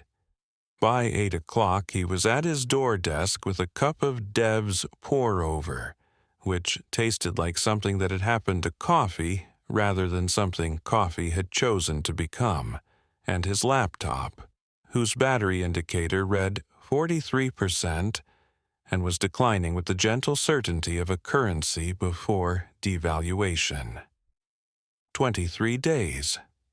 In that time, Marco had received 11 emails about the piece, 3 from PR agencies representing alternative data companies offering background briefings on the alternative data industry, a phrase that meant, "We have read your article and would like you to stop." 2 from individuals with visa processing grievances, one involving a lost passport in Ankara and the other involving a cat, neither relevant. 1 from a data scientist at a university Marco had never heard of who had replicated the correlation analysis and found similar numbers, which was professionally useful and personally devastating because it confirmed the finding and also confirmed that a postdoctoral researcher in Aberystwyth with access to the same public databases could reproduce in an afternoon what Marco had spent 4 months assembling, which raised questions about the value proposition of investigative journalism that Marco preferred not to examine before lunch. 4 were spam, and 1, received 4 days after publication, was from an anonymous Proton Mail address, 7 words and a link to a Luxembourg corporate register filing. "You're looking at the output. Look at the input." Marco had replied twice. The first reply bounced. The second did not bounce but received no response, which meant either the account was active or Proton Mail's delivery system had developed an interest in ambiguity. Whoever had sent the message had considered the conversation finished after 1 contribution, which was either operational discipline or the email equivalent of dropping a match and leaving the building. The filing had been for MPS Analytics SARL, Luxembourg, subsidiary of Meridian Processing Services AG, Zurich. Corporate purpose: data harmonization and analytics services for partner organizations. Single client, SCA. 3 letters that appeared in no public register Marco could find, which he had been looking for, on and off, for 19 days, in between eating meals that qualified as meals only in the technical sense of occurring at approximately regular intervals and containing calories. He closed the Substack dashboard, opened the spreadsheet. 14 tabs now, organized by a system that made sense to him and would make sense to no one conducting a posthumous review of his methodology, which was a thought Marco had because journalists who investigated financial systems occasionally thought about posthumous reviews of their methodology, and because his student loan provider had sent a letter whose tone suggested that the concept of mortality was already factored into their collection strategy. Tab 1. Energy Futures Movements, 6 months. Tab 2. Visa Processing Statistics, Public. Tab 3. The 3 funds. Tab 4 through 8, corporate structure, MPS Analytics, Meridian Processing Services subsidiaries. Tab 9, the anonymous email, metadata analysis, inconclusive. Tab 10, SCA search results, empty, which was the loudest result of all. Tab 11, the Freedom of Information request he'd submitted to the Financial Conduct Authority the previous Tuesday, asking for reporting data on alternative data purchases by FCA-regulated firms. The FCA had 20 working days to respond, which was 20 working days in regulatory time, and the remainder of his freelance career in journalist time. Tabs 12 through 14 had accumulated over the weekend in the way that evidence accumulated when you were looking for something specific and finding everything adjacent to it. Regulatory filings, corporate service provider addresses, annual report footnotes, and a company's house entry for Meridian Technology Solutions Ltd. That shared a registered agent with 11 other entities and contributed nothing to human understanding. Today, he had a meeting with Leah Osman at The Guardian, which was either the beginning of the story or the end of his ability to pretend he had one. King's Place occupied a position on York Way. King's Cross, that was architecturally optimistic and geographically pragmatic, close enough to St. Pancras International that foreign correspondents could file and flee, and far enough from the railway tracks that the building's occupants were not constantly reminded of things departing on schedule, which would have undermined the newspaper's relationship with deadlines. Marco arrived at 11:20. 10 minutes early, which in journalism meant on time, and which in Marco's case also meant he had walked from Hackney to save the bus fare, a calculation he performed with increasing frequency and decreasing shame. The lobby had the atmosphere of a media organization that had survived the internet, part confidence, part vigil. The reception desk was staffed by a woman who examined Marco's press credentials with the expression of someone reviewing a document whose relevance had expired but whose holder had not been informed. She directed him to the third floor. Leah Osman was in a glass-walled meeting room, reading something on her laptop with the focused displeasure of an editor encountering prose that believed itself finished. She was 44, had been at The Guardian for 11 years, and ran the investigations desk with a management style that combined genuine intellectual curiosity with a budget that required her to exercise it almost entirely through freelancers, which was The Guardian's standard arrangement with contributors. Extract maximum commitment from minimum expenditure, a principle the newspaper applied to its journalism with the conviction it otherwise reserved for exposing the same practice in others. Marco. Sit down. Coffee? I've had coffee. That wasn't coffee. That was whatever you make at your flat. I'll get coffee.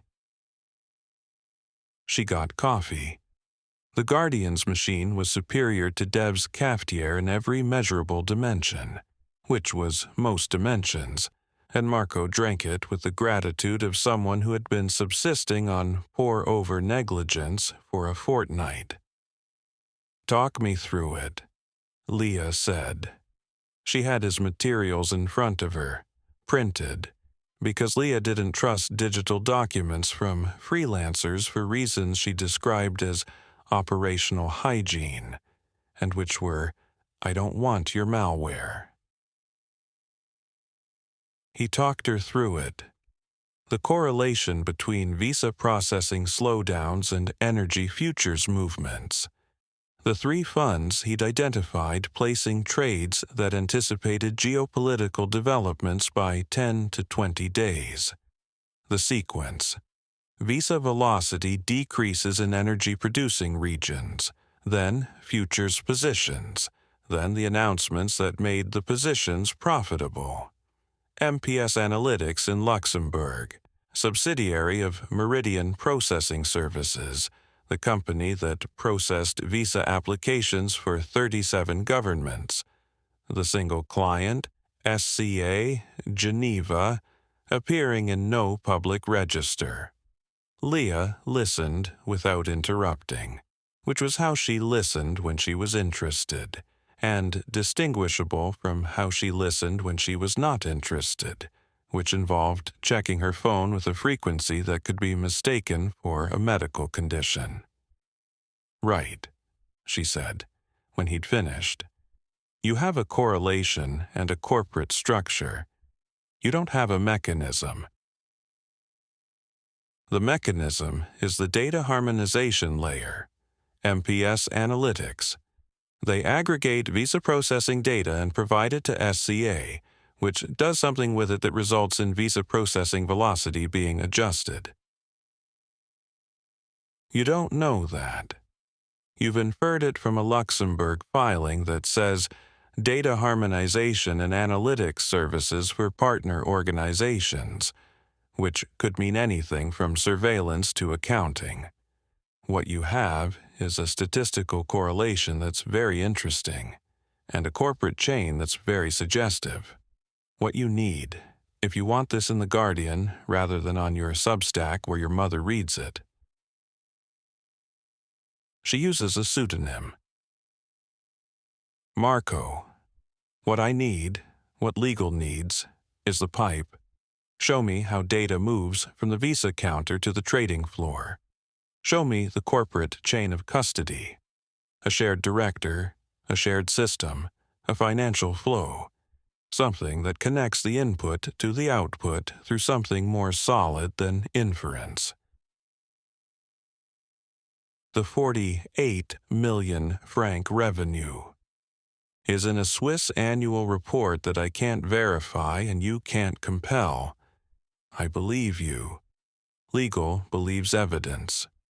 Find me the connection between the company processing the visas and the company selling the data. If they're the same company, or owned by the same company, that's a story. If they're not, you have a very good Substack. Marco looked at his coffee. It was better than it deserved to be, given the circumstances. How long? 3 weeks, maybe 4. If you bring me the pipe, I can put you on contract. Until then, you're freelance, which means I'm not being paid. Which means The Guardian values your contribution to the public interest and expresses that value through the established mechanisms of freelance engagement, which are non-monetary until publication. That was almost 4 sentences without saying, "We're not paying you." 5 years of editorial training. Leah closed the folder. Marco, the correlation is real. I can feel it. But feelings don't survive legal review. Get me the pipe. Marco took the overground back to Hackney, which cost £2 and was therefore the most expensive part of his day and also the most productive, because the 43 minutes between King's Cross St. Pancras and Hackney Central were 43 minutes in which he could not refresh his email, on account of the overground's Wi-Fi operating with the reliability of a promise made during a restructuring consultation. The flat was empty when he returned. Dev was at a co-working space in Shoreditch that charged £18 a day for a desk, unlimited coffee, and the company of 40 people who all believed they were building the next Stripe, a collective conviction that Marco found either inspiring or clinically significant depending on the time of day. Aisha was working from the only room with reliable natural light, which was her bedroom, behind a closed door that communicated working, with the same finality that embassies communicated sovereign territory. Marco sat at his door desk. The door, which was hollow core, purchased for £12 from a salvage yard in Bethnal Green, and supported by 2 filing cabinets that had arrived with the flat, and which contained the previous tenant's paperwork, mostly takeaway menus, and a single bank statement from 2019 that suggested the previous tenant's financial situation had not been dissimilar to Marco's own. The desk creaked when he placed his laptop on it, which it did every time, and which Marco had stopped interpreting as structural commentary.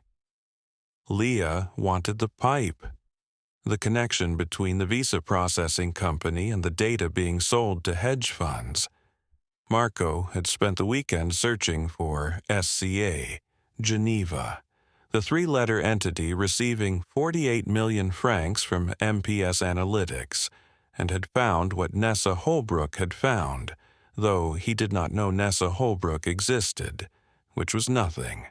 SCA appeared in no register, maintained no website, employed no one on LinkedIn, and had apparently achieved the commercial ideal of generating substantial revenue while maintaining the public profile of a rumor.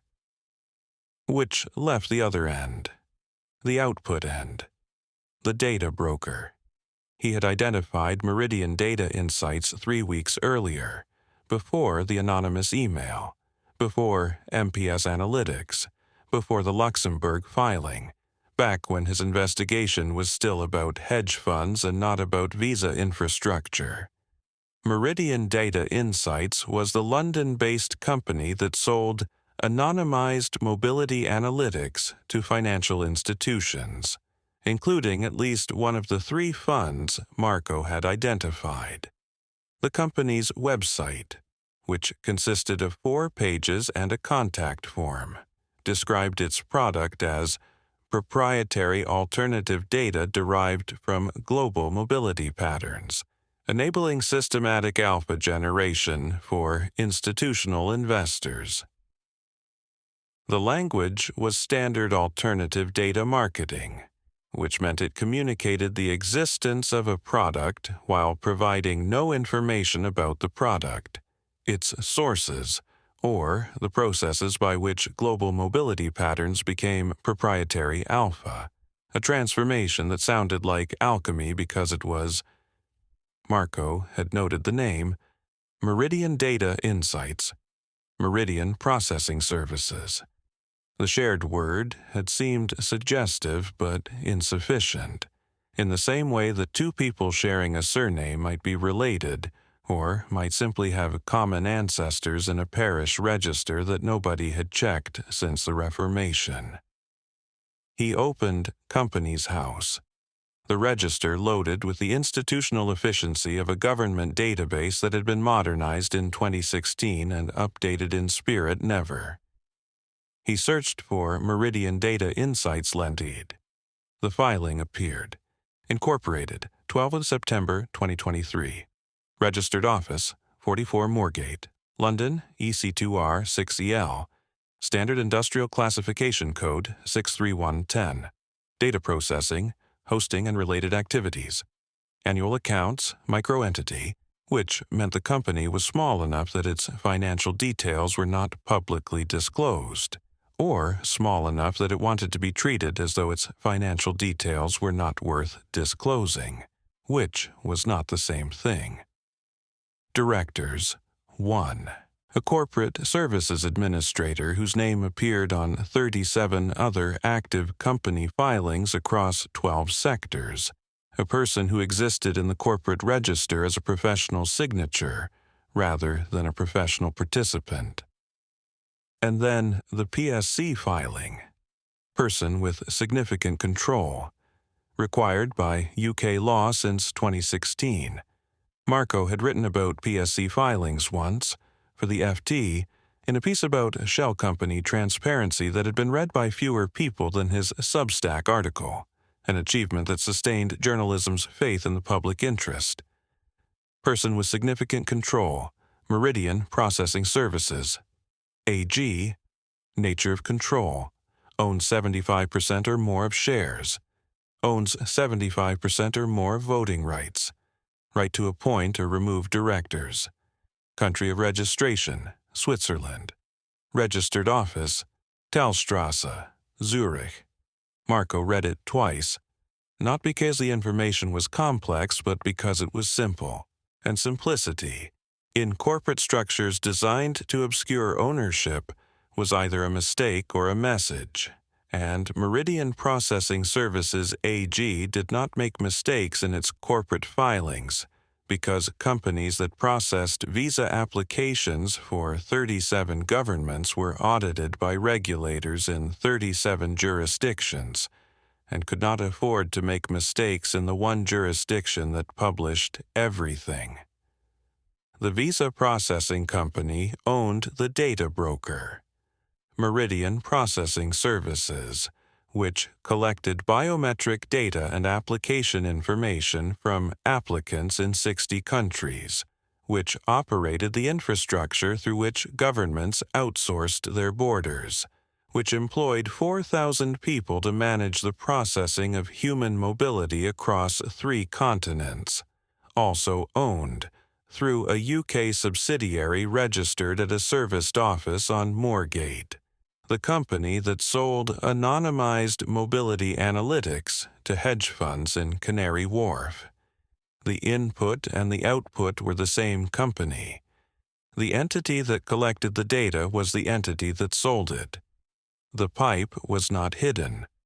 The pipe was registered at Companies House, filed under PSC, accessible to anyone with an internet connection and the inclination to look, which was nobody, because nobody looked at Companies House filings for the same reason nobody read the terms and conditions or the footnotes on page 47 of a Swiss annual report. The information was public, and public information was the most secure hiding place ever devised, because it was protected by the one encryption algorithm that no intelligence agency had ever broken, which was boredom. Marco sat back. The door desk creaked. The Turkish barber below was playing something through speakers that had been designed for a smaller room and a different genre, and the bass traveled through the floor with a democratic indifference of sound that had not been asked to respect boundaries. He opened a new document. He had the correlation. He had the corporate chain. He had the 3 funds trading on the data. He had M-Piece Analytics in Luxembourg paying 48 million francs to 3 letters in Geneva, and now he had the pipe. Meridian Processing Services AG, Zurich, owner of Meridian Data Insights Ltd, London, seller of the data that its parent company's visa processing infrastructure collected. Leah had said 3 weeks, maybe 4. Marco started writing. Chapter 10. Processing Velocity. Yara Cassis had built a spreadsheet, which was what people did when they suspected their employer of something they could not yet name. They organized the suspicion into columns.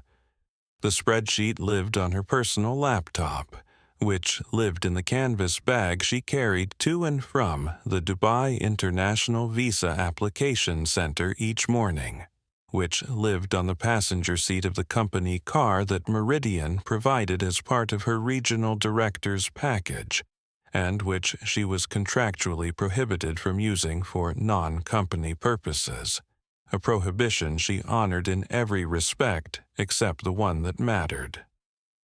The spreadsheet had 4 tabs. Tab 1, the original Lagos Directive, 14 paragraphs, enhanced review categories 7 through 9, date received, date implemented, affected professional categories, petroleum engineering, geophysical sciences, pipeline infrastructure, energy systems maintenance, Affected regions.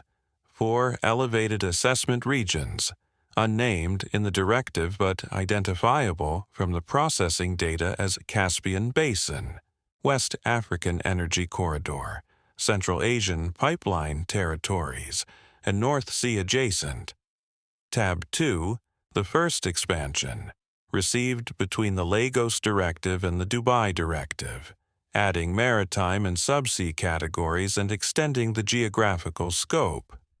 Tab 3, the Dubai Directive, 19 paragraphs, categories 10 through 12, 7 elevated assessment regions, language that had evolved from risk-adjusted processing optimization to calibrated assessment velocity aligned with enhanced partner analytics, which was the same instruction wearing a more expensive suit. Tab 4 was the one Yara had built herself. It was a processing velocity analysis. She had pulled it from the center management system, which she had legitimate access to, for operational purposes, which this was, if one defined operational purposes with the flexibility that Meridian's own directives demonstrated. The analysis was simple. Average processing time, in working days, for applications in enhanced review categories 7 through 12, measured against average processing time for all other categories, plotted by month for the previous 18 months. Before the first directive, no meaningful difference. Category applications processed in 11.3 working days on average. All other applications, 11.8 working days. The enhanced review applicants actually moved faster because they tended to have complete documentation, clear travel histories, and professional qualifications that made a visa decision straightforward. After the first directive, 14.2 days for enhanced categories. All others, 11.6 days. A gap of 2.6 working days, or roughly what happened when you instructed processing staff to apply additional assessment criteria that nobody had defined and nobody could explain. After the second expansion, 18.7 days. All others, 11.4 days. The gap had tripled. After the Dubai Directive, in the 3 weeks since its implementation, 23.1 days. All others, 11.2 days. 23 working days. Nearly 5 weeks. For applications from professionals with established travel records, documented employment, and bank statements suggesting they had every intention of returning home, because home was where the salary arrived.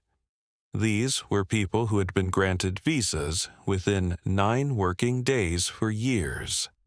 And now they waited 5 weeks, in centers that promised efficient processing and delivered it to everyone except the people who'd been quietly rerouted into a system that nobody on the processing floor could see. Yara closed the laptop.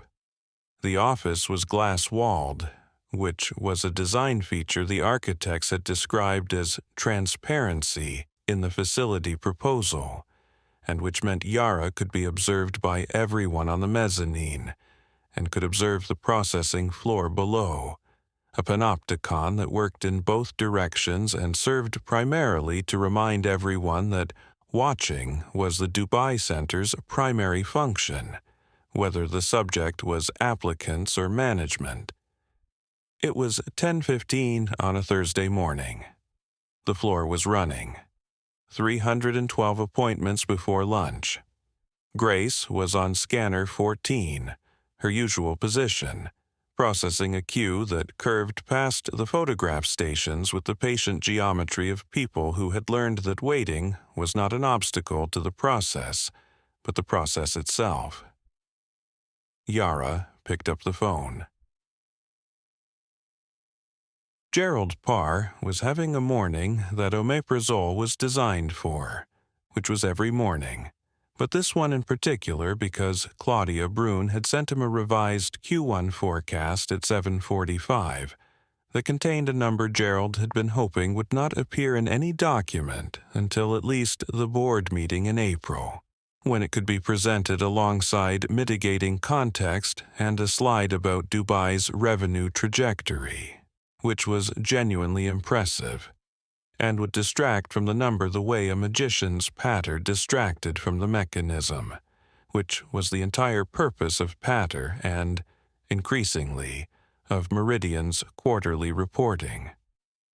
The number was the chilly write-down, 42 million Swiss francs, which was the cost of a contract dispute that had been described in the previous quarter's board deck as a minor interpretive disagreement regarding biometric data retention in the context of bilateral processing agreements, and which had become, in the intervening 3 months, a lawsuit, a regulatory investigation by the Chilean Superintendencia, and a situation that required Gerald to explain to the board how a minor interpretive disagreement had acquired legal representation in 3 jurisdictions.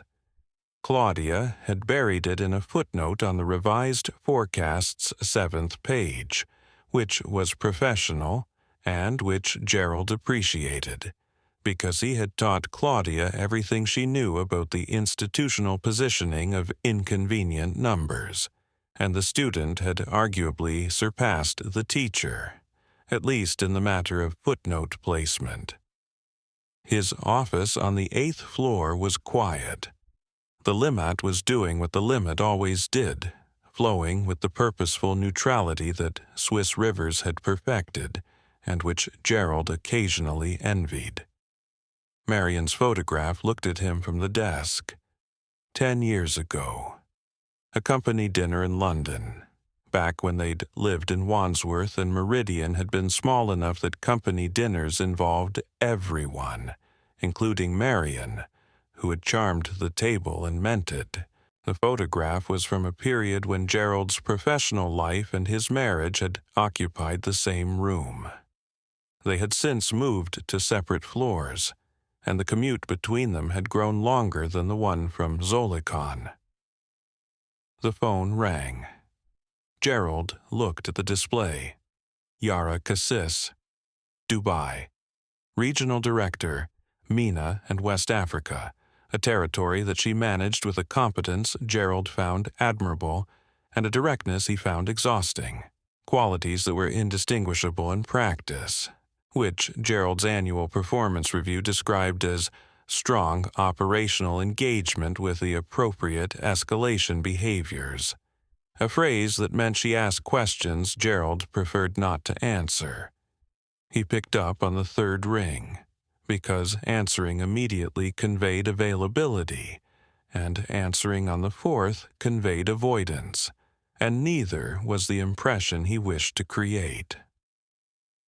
Yara. Gerald. Do you have 10 minutes? Gerald had, by Claudia's estimate, approximately 460 minutes of work to accomplish before the end of the day, of which 10 minutes for Yara would produce either a resolved question or an unresolved headache, and the odds favored the headache in the way that odds generally favored outcomes that required omeprazole. Of course. I've been tracking our processing velocities for the enhanced review categories. Processing performance is a standing item on the regional dashboards. Is there a specific variance you'd like to discuss? 23 working days. There was a pause. It was a pause that occurred when someone stated a number that another person had hoped would remain unstated, which was the primary function of numbers in corporate environments: to exist, to be acknowledged in aggregate, and to never be spoken aloud in a context that required a response. For which categories? All of them, 7 through 12. Combined average since the Q1 Operational Enhancement Directive, 23.1 working days, against 11.2 for all other categories. That's a gap of nearly 12 working days, Gerald, for applicants who were processing in 9 working days 18 months ago. Processing velocity is influenced by multiple factors: applicant documentation, completeness, biometric quality thresholds, regional compliance requirements. The applicants in these categories have the highest documentation completeness rates in the system, 96%. They're engineers and scientists with established travel records. They're not being slowed by documentation quality.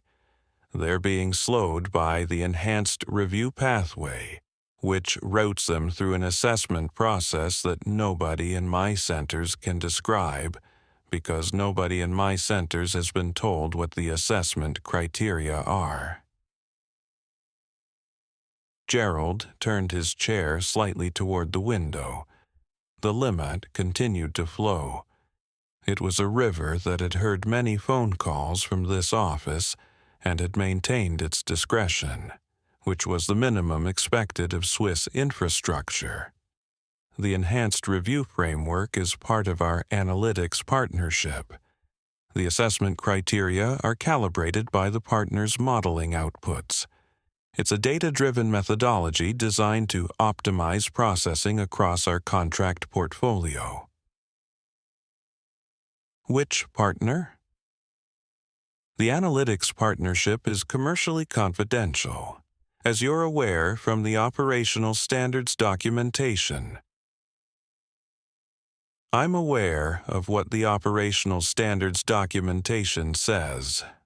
I'm asking you, Gerald, which partner's modeling outputs are being used to determine that a petroleum engineer from Aberdeen, who has been granted a UAE work visa 3 consecutive years, should now wait 23 working days for a process that took 9. The framework applies regional. Every energy-producing region on Earth except Norway, Gerald. The regional parameters apply exclusively to professionals in energy infrastructure roles. That's not a risk framework. That's a targeting framework. And you haven't answered my question. Gerald did not answer the question, because answering the question would have required him to say the words Sovereign Capital Advisory. And saying those words to Yara would have been the professional equivalent of handing her a map to a building he had spent 3 years ensuring did not appear on any map. A building on Rue du Rhône, where he had signed a contract to Section 7.3, he had read 3 times before signing, and once at 3 in the morning 2 weeks later, and not since. Yara. The operational enhancement framework has been reviewed and approved at the appropriate corporate level. The processing adjustments are governed by the operational addendum to our service level agreements, which provides for methodology at Meridian's discretion within agreed performance parameters. Which addendum? The operational standards framework. It's within our contractual authority. Have the government clients been informed that their applicants are being subjected to processing delays based on criteria generated by a commercial analytics partner whose name appears in an addendum they haven't seen? Our contractual relationships are governed by the service level agreements, and operational methodology falls within Meridian's. The SLA says 90% of applications within 15 working days. We're hitting 81% for the enhanced categories. That's outside the agreed performance parameters. Gerald. That's a breach. The enhanced review categories operate under the supplementary framework with adjusted benchmarks. Adjusted by whom? By the operational standards team in consultation with the analytics partnership. which you won't name, which is commercially confidential. It doesn't say, slow down engineers from Kazakhstan, Gerald. Commercially confidential or not, that's what it does. Yara was silent for a moment. Gerald could hear the Dubai Center through the phone, the distant hum of scanners, the murmur of a processing floor handling 300 applications before lunch, the institutional noise of mobility being administered. It was a sound Gerald rarely heard from the 8th floor of Talstrasse, where the administration of mobility produced only numbers on slides and revenue in quarterly accounts. Gerald, I have a woman on scanner 14 right now, a subsea maintenance technician from Lagos. She's worked offshore platforms in the North Sea for 7 years. She's been granted a UK visa 4 times. Individual cases. This quarter, her application has been an enhanced review for 19 working days. She flew to Dubai from Lagos on Monday because the tracking system said her application was being processed at this center. It isn't. It's sitting in a queue that nobody on my floor can access, waiting for an assessment that nobody on my floor can describe, based on criteria that nobody on my floor has seen. Yara's voice did not rise, worse than if it had. She has a contract starting in Aberdeen on the 14th. She's going to miss it.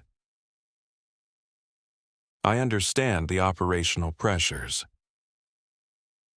You understand the operational pressures from Zurich. I understand them from a glass office overlooking a woman who can't work because our system decided she's a risk, and nobody can tell her why, and nobody can tell me why, because the people who can tell us why are commercially confidential. Gerald placed his hand flat on the desk, beside Marion's photograph. It was a gesture he made when he was preventing himself from making the kinds of responses that produced consequences. And Gerald had built a career on the principle that consequences were things that happened to other people's decisions, not to his own. Yara, I hear your concerns.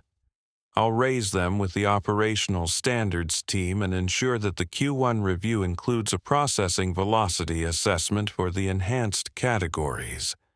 In the meantime, I'd encourage you to focus on the elements within your operational control, which are substantial and which the board recognizes as excellent. The elements within my operational control include a floor full of staff who can't explain to applicants why their applications are taking 3 times longer than they used to. That's what's within my control, Gerald. The explanations I can't give. I'll follow up by end of week. Thank you. She hung up. Gerald did not hang up immediately, because the silence after the call was different from the silence before it, and he needed a moment to adjust to a silence that now contained Yara's numbers, which she had converted from aggregates into specifics, and specifics were the material from which consequences were built.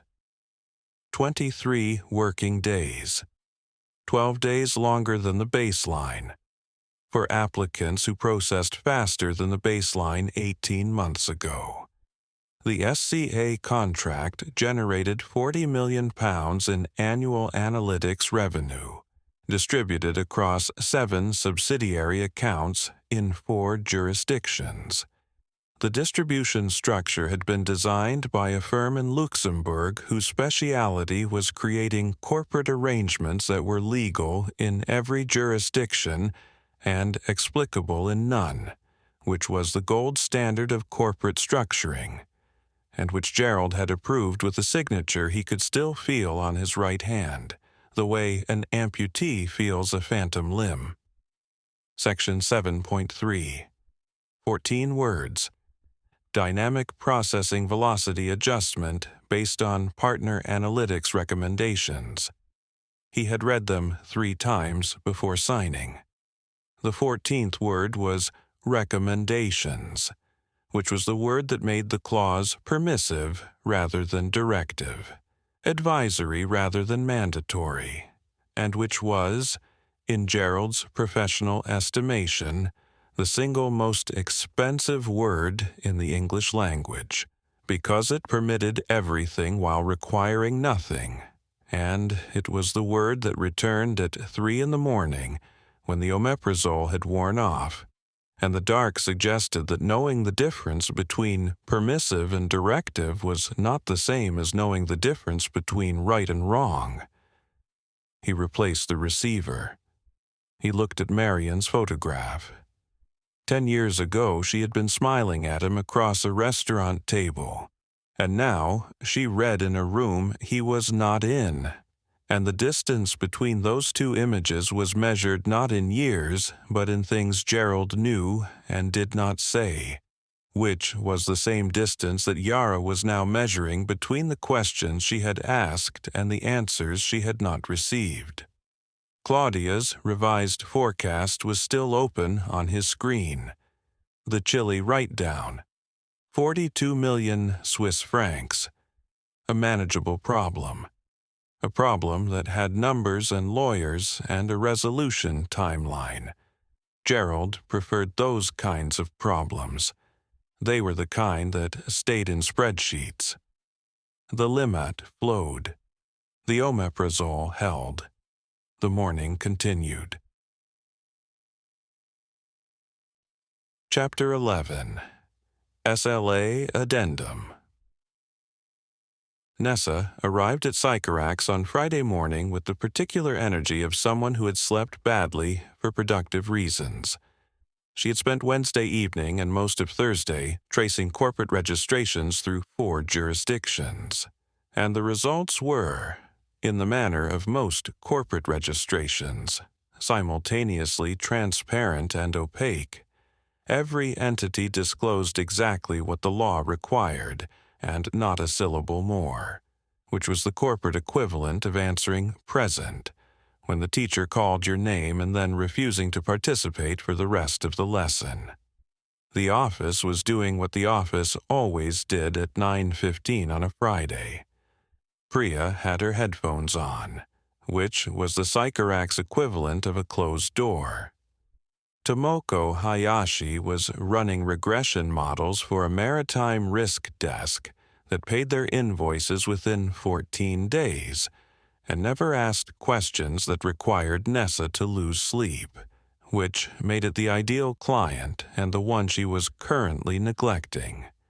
James Harrowby was in his office, on a call with a Lloyd's syndicate about something that involved both the words parametric and unfortunately, a combination that typically meant someone had underestimated a catastrophe.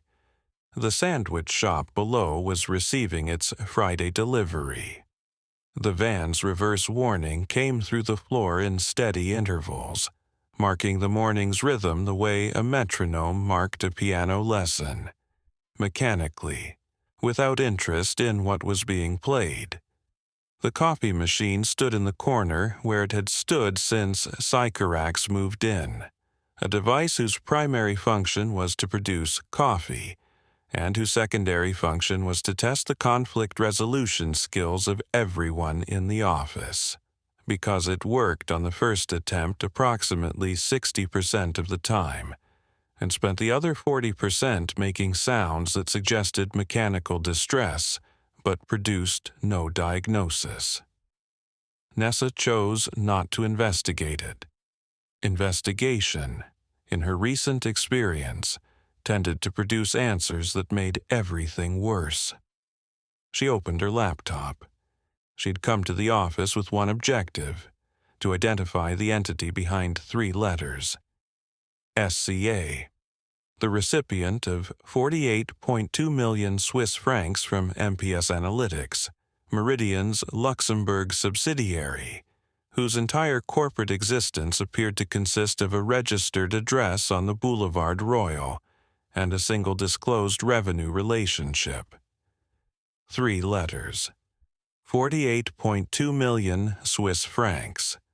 Somewhere in Geneva, an organization existed that required no website, no press release, no LinkedIn presence, and no public identity beyond an abbreviation in another company's annual accounts. The kind of organization, in other words, that sounded like it would fit on a brass plaque next to a private bank and a watch dealer. Geneva in architectural form. She had searched every corporate register she could access legally, and several she could access through the professional subscriptions that Sycorax maintained for its insurance clients. The Swiss Commercial Register returned 47 entities beginning with SCA in the canton of Geneva. She had checked each one on Wednesday evening, then checked them again on Thursday morning, because the possibility that she had overlooked something was more comforting than the possibility that there was nothing to overlook. Investment holding companies, wealth management consultancies, an architectural firm, a dental practice that seemed to regard its SCA abbreviation as a marketing decision rather than a coincidence. None of them disclosed a revenue relationship with Meridian or Empus Analytics. None of them appeared to operate in data harmonization or analytic services. She had expanded her search to the EU Transparency Register, to the UK's Companies House, to the Luxembourg Registre de Commerce. The letters SCA appeared in each jurisdiction with the frequency of a common abbreviation and the usefulness of a dead end.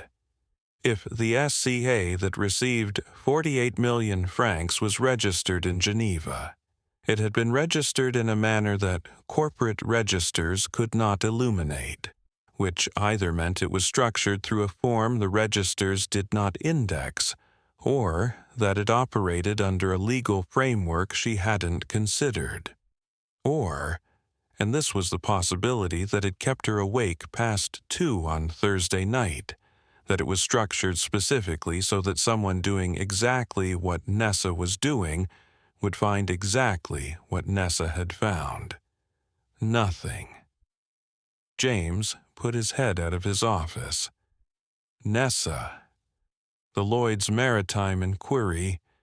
Where are we? I'll have the scope by end of day. It was due yesterday. I know. I'll have it by end of day. James looked at her for a moment in the way that managers looked at employees who were both reliable enough to trust and distracted enough to worry about, which was the look that had replaced the annual performance review as Sycorax's primary evaluation mechanism. He went back to his call. The words exposure modeling drifted through his door before it closed. Corporate registers had failed her. The entity behind SCA had been structured to be invisible to corporate registers, which was not unusual for Geneva-based organizations whose business model depended on clients who valued discretion over discoverability. But invisibility in corporate registers was not the same as invisibility in general. People who worked at invisible organizations still attended conferences, published papers, and appeared on panels, because invisible organizations still required the one thing that could not be acquired through corporate structuring: credibility. Credibility required a public face. A public face left traces, and traces, unlike corporate registrations, could not be structured into invisibility by a law firm in Luxembourg. She opened the World Economic Forum's online archive. The WEF published its panel discussions, session transcripts, and participant lists with the relentless enthusiasm of an organization that believed transparency was a brand value and a marketing strategy, which in Davos were the same thing. The archive was searchable by year, topic, speaker, and affiliation, a feature intended for corporate delegates preparing their networking strategies and which served equally well as an investigative tool, a coincidence that would have pleased nobody at the World Economic Forum and which Nessa appreciated precisely because of that. She searched for SCA. Nothing relevant. She searched for sovereign capital. Nothing. She searched for stability analytics. 3 results. 1 was a panel from the 2018 meeting on cybersecurity risk. 1 was a sidebar at the 2020 virtual meeting on pandemic preparedness. A panel whose virtual format suggested it had been organized by people who believed video conferencing was a substitute for presence and not, as 2 years of evidence subsequently demonstrated, a substitute for attention. The 3rd was a panel at the WEF annual meeting in January 2019, titled Geopolitical Risk and Human Capital Mobility, featuring 4 speakers. The 2nd speaker was listed as Christian Lenz, Director, Stability Analytics, SCA. Nessa looked at the name. Then she looked at the coffee machine, which was making the sound it made when it wanted attention but had nothing productive to offer, a quality it shared with the creative consultancy upstairs, whose single occupant had not produced any audible output since Tuesday. She searched for Christian Lenz. His WEF biography described him as a leading researcher in predictive geopolitical modeling with applications in human capital mobility analysis. The biography disclosed his affiliation: Sovereign Capital Advisory, Geneva. SCA. Sovereign Capital Advisory, the abbreviation that had been 3 letters in a set of Meridian accounts and 47 dead ends in the Geneva Commercial Register, now had a name, a person, and a discipline: Stability Analytics, which was a phrase that could mean anything from genuine research to institutional justification, depending on who was paying for it and what they wanted justified. She searched for Lenz's publications. Google Scholar returned 1 result: a paper, Controlled Friction, a framework for mobility-adjusted stability modeling, published in the Journal of Predictive Geopolitical Analytics, Volume 4, Issue 2, pages 112 to 138. The journal was behind a paywall. $19. Nessa paid it. $19 was less than the sandwich shop charged for the lunch special, and considerably more likely to be worth the money. The paper was 26 pages long. The abstract described a model in which controlled reduction in professional mobility across resource-dependent regions correlates with a statistically significant decrease in conflict onset probability, as measured by a composite instability index. The language was measured and academic, and used the word correlates in the way that academics use the word correlates, which was to say with the understanding that correlation was not causation, but with the quiet confidence that in this case, the distinction was academic. The heating vent above her desk clicked from its morning cycle to its midday setting, a transition it announced every day at 11:15, with the subtlety of a stage manager calling places.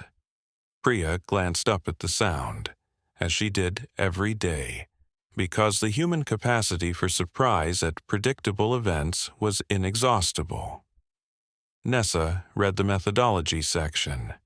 She recognized the data streams immediately: commodity price volatility, government expenditure variance, military mobilization indicators, diplomatic incident frequency, capital flight acceleration, workforce repatriation rates. 6 inputs to a composite instability index that any GCHQ analyst would have built, given the same data and a sufficient deficit of institutional oversight. The independent variable was processing velocity, the speed at which visa applications moved through consular and outsourced processing systems for professionals in energy infrastructure categories. The longitudinal data set covered 7 years, 4 regions, and a population of applicants that the paper described as high-mobility professional cohorts, which was the academic term for engineers and scientists who had the skills that energy-producing regions needed, and the visa applications that someone was slowing down. The conclusion was stated with the restraint that academic publishing encouraged and intellectual vanity demanded. A 15–20% reduction in processing velocity for high-mobility professional categories in resource-dependent regions corresponds to a 23% reduction in composite instability index scores within a 12 to 18-month observation window. 15 to 20% slower, 23% less instability. The numbers were clean and specific, and had the weight of calculations that had been run many times, which they had, because the paper included sensitivity analyses across multiple parameters, thoroughness that distinguished genuine research from the performed variety, except that in this case, the thoroughness and the performance were the same thing. The numbers were presented as findings, not recommendations, because the space between a finding and a recommendation was the space in which academic careers were built and plausible deniability was maintained. Nessa had been trained at GCHQ by people who inhabited this space professionally, which was why she recognized it, and why she could see Christiane Lenz standing in it. She checked the citations. 43 references. 12 were authored or co-authored by SCA-affiliated researchers. 7 of those 12 had been published in the same journal, the Journal of Predictive Geopolitical Analytics, which, upon further investigation, turned out to have been founded in 2016 by an editorial board of 8 names, 3 of whom appeared in Lenz's acknowledgments, and 2 of whom were cited in his reference list. The journal had published 17 issues between 2016 and 2023. Its readership, based on the download metrics it displayed with a candor that bordered on confession, suggested a circulation that could have been accommodated in a medium-sized lift. Priya's coffee had gone cold on her desk. Nessa's had never been made. The sandwich shop's extractor fan had started its lunchtime cycle, which meant it was approaching noon, and that the ventilation system's opinion on the day's menu would shortly become available to the entire first floor, whether the first floor had requested this information or not. Nessa checked each of Lenz's 12 citations. All 12 were by SCA-affiliated researchers, published in journals that overlapped with the same editorial networks. A citation island, a body of research that referenced itself, validated itself, and existed in a closed loop of institutional self-confirmation. The academic equivalent of writing your own restaurant review and leaving it on the table for other diners to find, then writing 12 more reviews under slightly different names and awarding yourself a Michelin star. Nobody outside the organization had validated the methodology. Nobody outside the organization had attempted to replicate the findings. The entire intellectual framework for controlled friction existed within a closed research architecture that SCA had built, funded, published, and cited.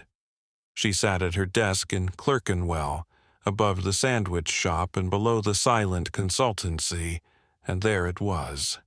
The system that Catherine had outlined in Cheltenham through deniable language and careful silences. Not a bribe, not a kickback, not corruption in any form that a prosecutor would recognize. A theory, a model, a deliberate, modeled, quantified policy intervention delivered through commercial visa processing infrastructure, justified by social science that existed in a closed loop of self-validation, funded by interests that benefited from the mobility restrictions the model prescribed. It was worse than greed. Greed was explicable. Greed responded to pressure, because the greedy wanted to keep what they had. This was conviction. Nessa closed the laptop, not from distress, from the professional habit of creating a physical boundary between discovery and analysis, the way Catherine had taught her at Cheltenham. See the thing, close the thing, think about the thing without the thing in front of you. Christian Lenz had not found a way to profit from visa processing. He had found a way to justify it. He had built an intellectual architecture around the mechanism, complete with academic foundations, institutional language, and a citation structure that gave it the appearance of scholarship. He had made the manipulation boring. He had made it sound like policy. Nessa opened the laptop again. She pulled up Priya's chair. I need you to look at something. Priya removed her headphones entirely, which was the Sycorax equivalent of a fire alarm. Nessa turned the screen toward her. The WEF panel. The paper. The citation network she'd mapped in the margins of a document that was supposed to be the Lloyd's Maritime Scoping Note. Sovereign Capital Advisory, Nessa said. That's SCA, Geneva, the entity receiving $48 million from MPS Analytics. Priya read the abstract. She read it again. She pushed the laptop back across the desk, which was what people did when something on a screen became too real to keep at screen distance. Controlled reduction in professional mobility, Priya said. That's what the correlation is. Someone built a model that says slowing down visa processing for engineers reduces instability, and then they built the infrastructure to do it, through the outsourcing layer, through Meridian, and published a paper about it, in a journal nobody reads. In a journal that SCA publishes. 12 citations, all SCA affiliated. 17 issues since 2016. They built the academic record the way they built the processing infrastructure. Closed system, controlled inputs, predetermined. So, nobody outside the organization has validated the methodology, Priya said. The 23% reduction in instability, that's their number, from their data, published in their journal, cited by their researchers, and that's the basis for slowing down visa applications for every energy engineer between the Caspian and the Gulf of Guinea. The basis and the justification. The paper gives it the form of research. The MPS Analytics contract gives it the mechanism. Meridian gives it the reach. That's not a research paper, Priya said. That's an instruction manual. With footnotes. They sat with that for a moment. Outside, the sandwich shop was doing its lunchtime trade, and the smell of whatever they were heating had reached the first floor with the persistence of something that could not be stopped by architecture. The creative consultancy above remained silent. James was still on his call. Tomoko's keyboard had settled into the steady rhythm of someone who had found something in the maritime data and intended to follow it, which was the sound of Sycorax working properly and which Nessa, on any other Friday, would have been making herself. Priya put her headphones on the desk, which was a different gesture from removing them. Removing them was alarm. Placing them down was commitment. What do we do with this? Nessa opened a new document.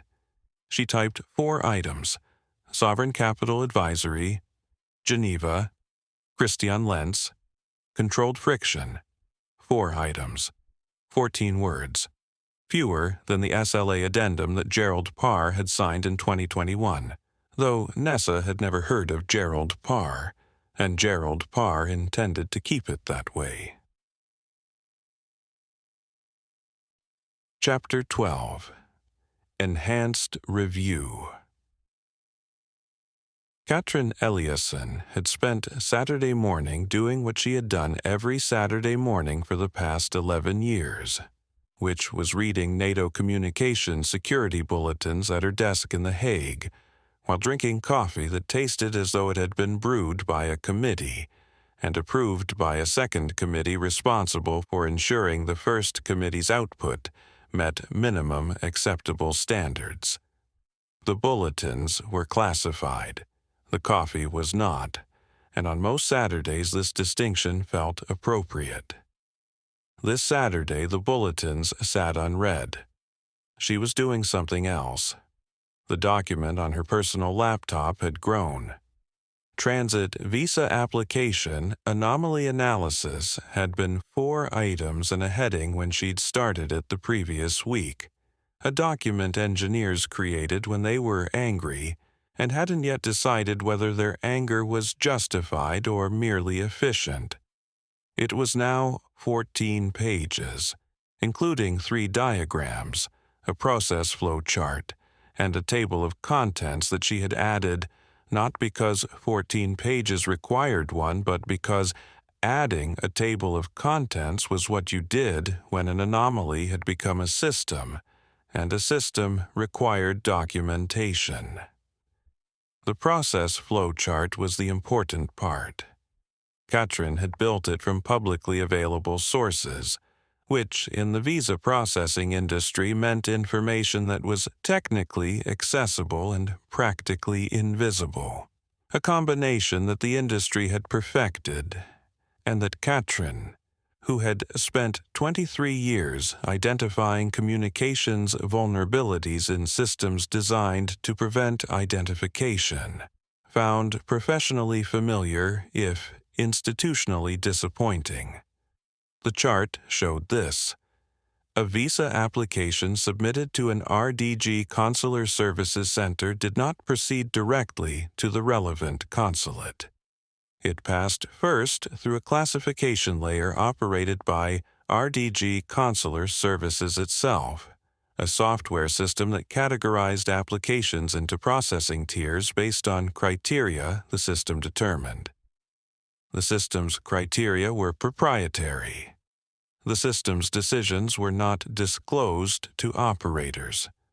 The system's existence was mentioned in the service-level agreement between RDG Consular Services and the Belgian government, in paragraph 74 of an 89-paragraph document, under the heading Automated Processing Support, which described the classification layer as providing enhanced efficiency through intelligent routing of applications to appropriate assessment pathways. Katrin had found paragraph 74 through Belgium's Federal Procurement Archive, which published contract summaries with the thoroughness of a country that believed in administrative transparency, and the formatting skills of a country that had not updated its web infrastructure since 2014. The paragraph was 12 lines long. It said nothing about criteria, nothing about categories, nothing about what appropriate assessment pathways meant in operational terms, and nothing about who determined the appropriateness or what happened when the appropriateness was wrong, which in engineering was called a failure mode, and in government procurement was called a feature. Intelligent routing was the phrase that interested her. Intelligent implied decisions. Decisions implied criteria. Criteria implied someone had defined the criteria. And the criteria, when applied to a NATO systems engineer with a security clearance surviving 4 renewals and a professional record that included 47 transit visas issued without incident, had produced the assessment that she required enhanced review, which was the processing equivalent of being told that the bridge you had crossed 47 times had suddenly developed concerns about your weight. She had spent Thursday evening and most of Friday mapping the RDG Consular Services corporate structure through public filings, a process that resembled her professional work in signal analysis in that it involved extracting meaning from noise. Except that signal analysis at NATO was conducted with classified tools and institutional authority, while corporate analysis of a visa processing company was conducted with a personal laptop and a mug of coffee that had gone cold twice without being drunk, which was a measurement of both temperature and attention. RDG's corporate structure was not complicated in the way that intelligence networks were complicated. It was complicated in the way that large commercial enterprises were complicated, deliberately, expensively, and for purposes that included but were not limited to operational efficiency. What interested Katrin was not RDG Consular Services specifically, but the processing layer, the classification engine that sat between the applicant and the consulate, and made decisions that neither the applicant nor the consulate could see. The engine was, in signal processing terms, a black box, defined inputs, observed outputs, unknown transfer function. She had approached it accordingly. Inputs, application data, passport, biometrics, employment history, travel history, professional category, destination, purpose. Outputs, processing tier assignment, standard, enhanced, extended. Transfer function, unknown. But the outputs were partially observable, because RDG's own complaints procedure published anonymized statistics on processing times by category, a transparency gesture that provided just enough information to demonstrate compliance, and just little enough to prevent anyone understanding what compliance meant. Katrin had downloaded the quarterly statistics for Belgian transit visas. She had plotted processing times by applicant professional category, using the category classifications that RDG Consular Services published in its annual report, which listed 12 categories including business, tourism, academic, diplomatic, and technical engineering. The technical engineering category showed a processing time distribution that, when plotted against the same category for the previous 4 quarters, reveals something that any signal processing engineer would recognize, a step function. Processing times for technical and engineering applicants had increased by 14 working days between Q1 and Q3 2025. Not gradually. In a step that occurred when someone changed a parameter in a system, not when a system experienced organic variation. The other categories showed no step. Tourism was flat. Business was flat. Academic showed a slight seasonal variation that was consistent with conference cycles, and therefore with human behavior rather than algorithmic adjustment. Diplomatic processing was handled separately and was not included in RDG's public statistics, which was the first honest thing about the entire statistical framework. The step function was in technical and engineering applications. Only. Katrin had seen step functions before.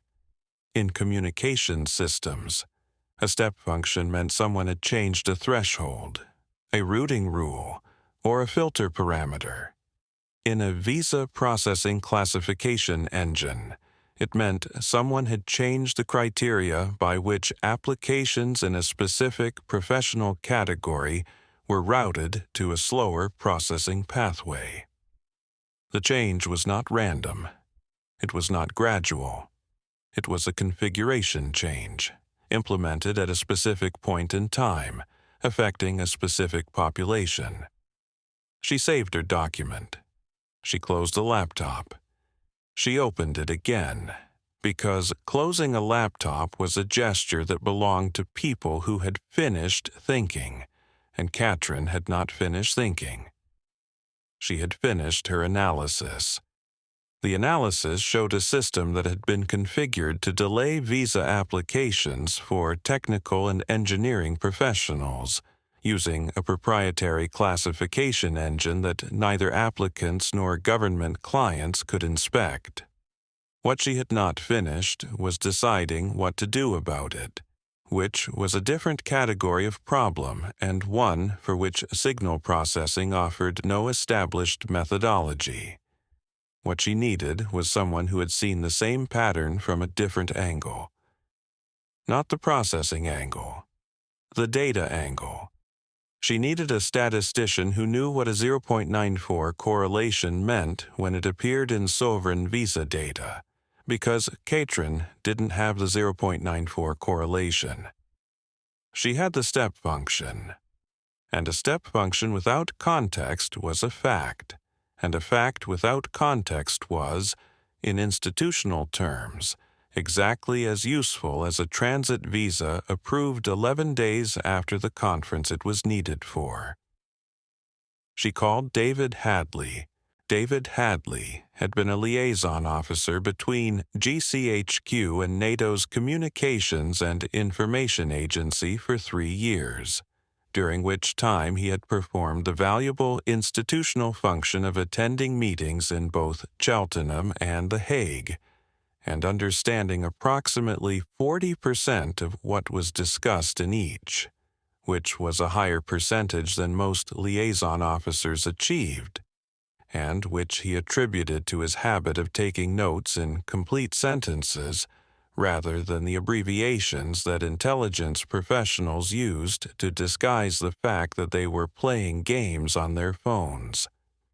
David had returned to GCHQ in 2022 and was now, according to his last Christmas card, working in something he described as analysis support, which could mean anything from running a team to operating a printer, the two roles being, in GCHQ's organizational hierarchy, occasionally indistinguishable.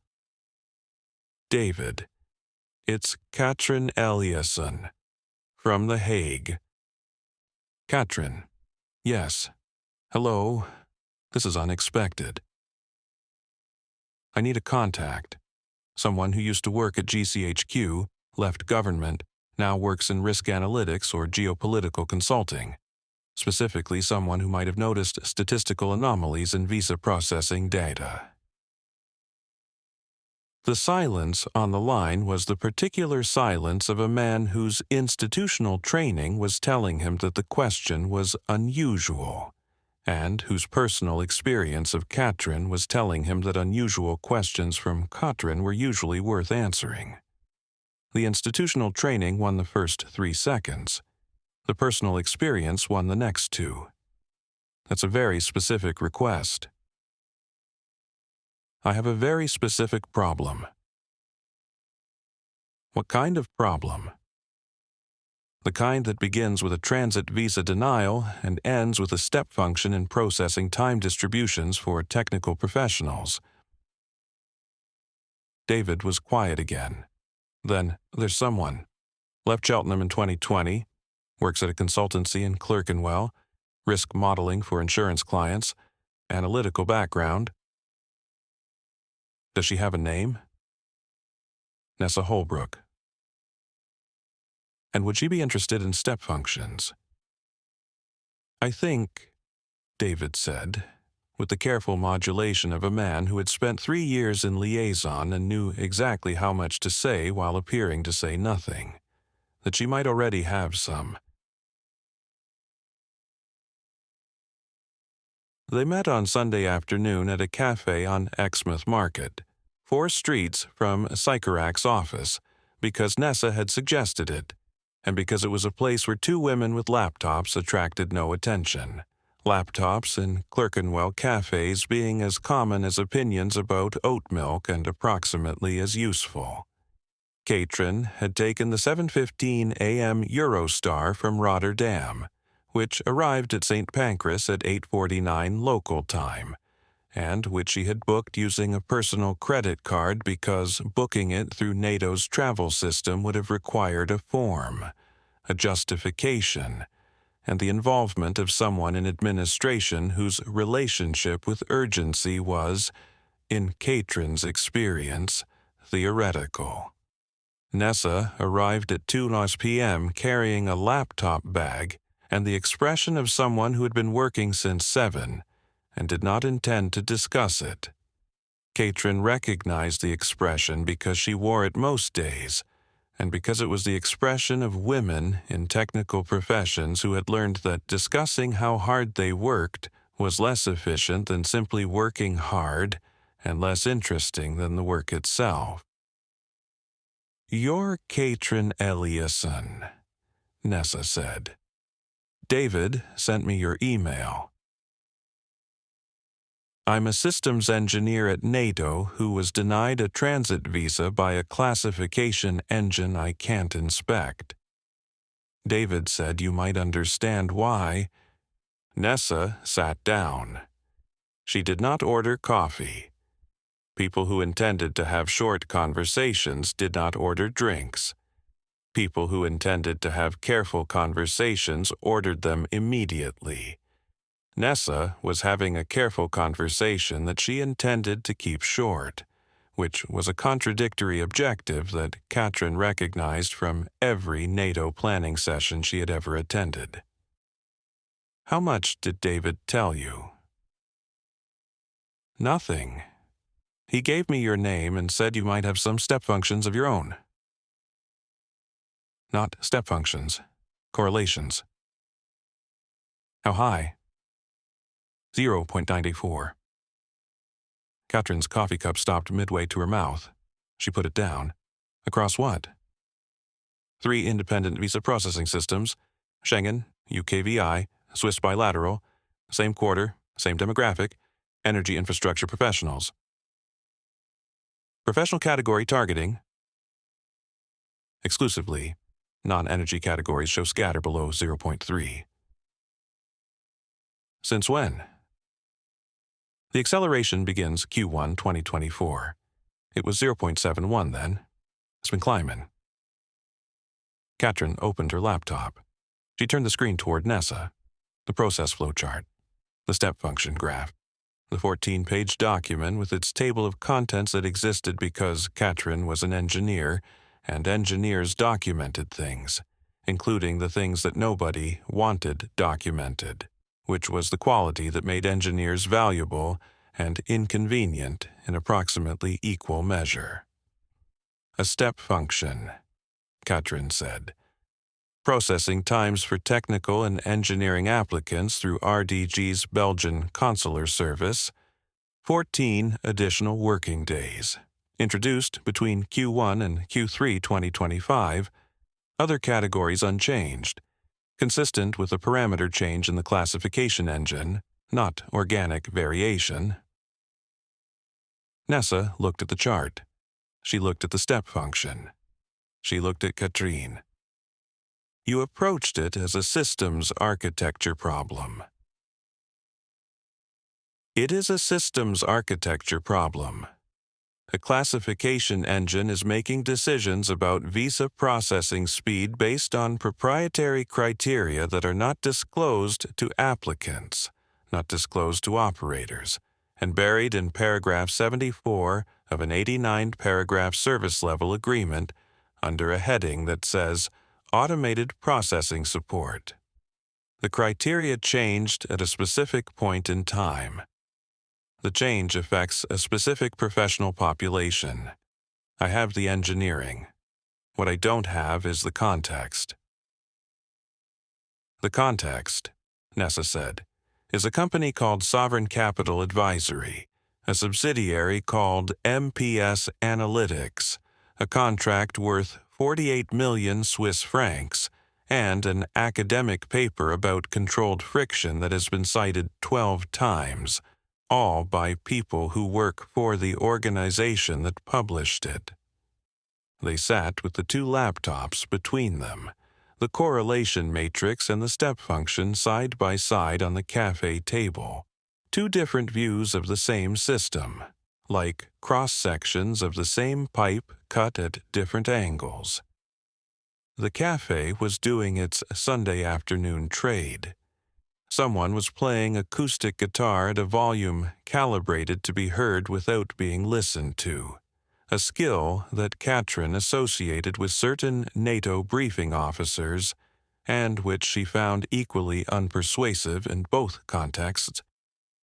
The classification engine, Katrin said, is not government-operated. No.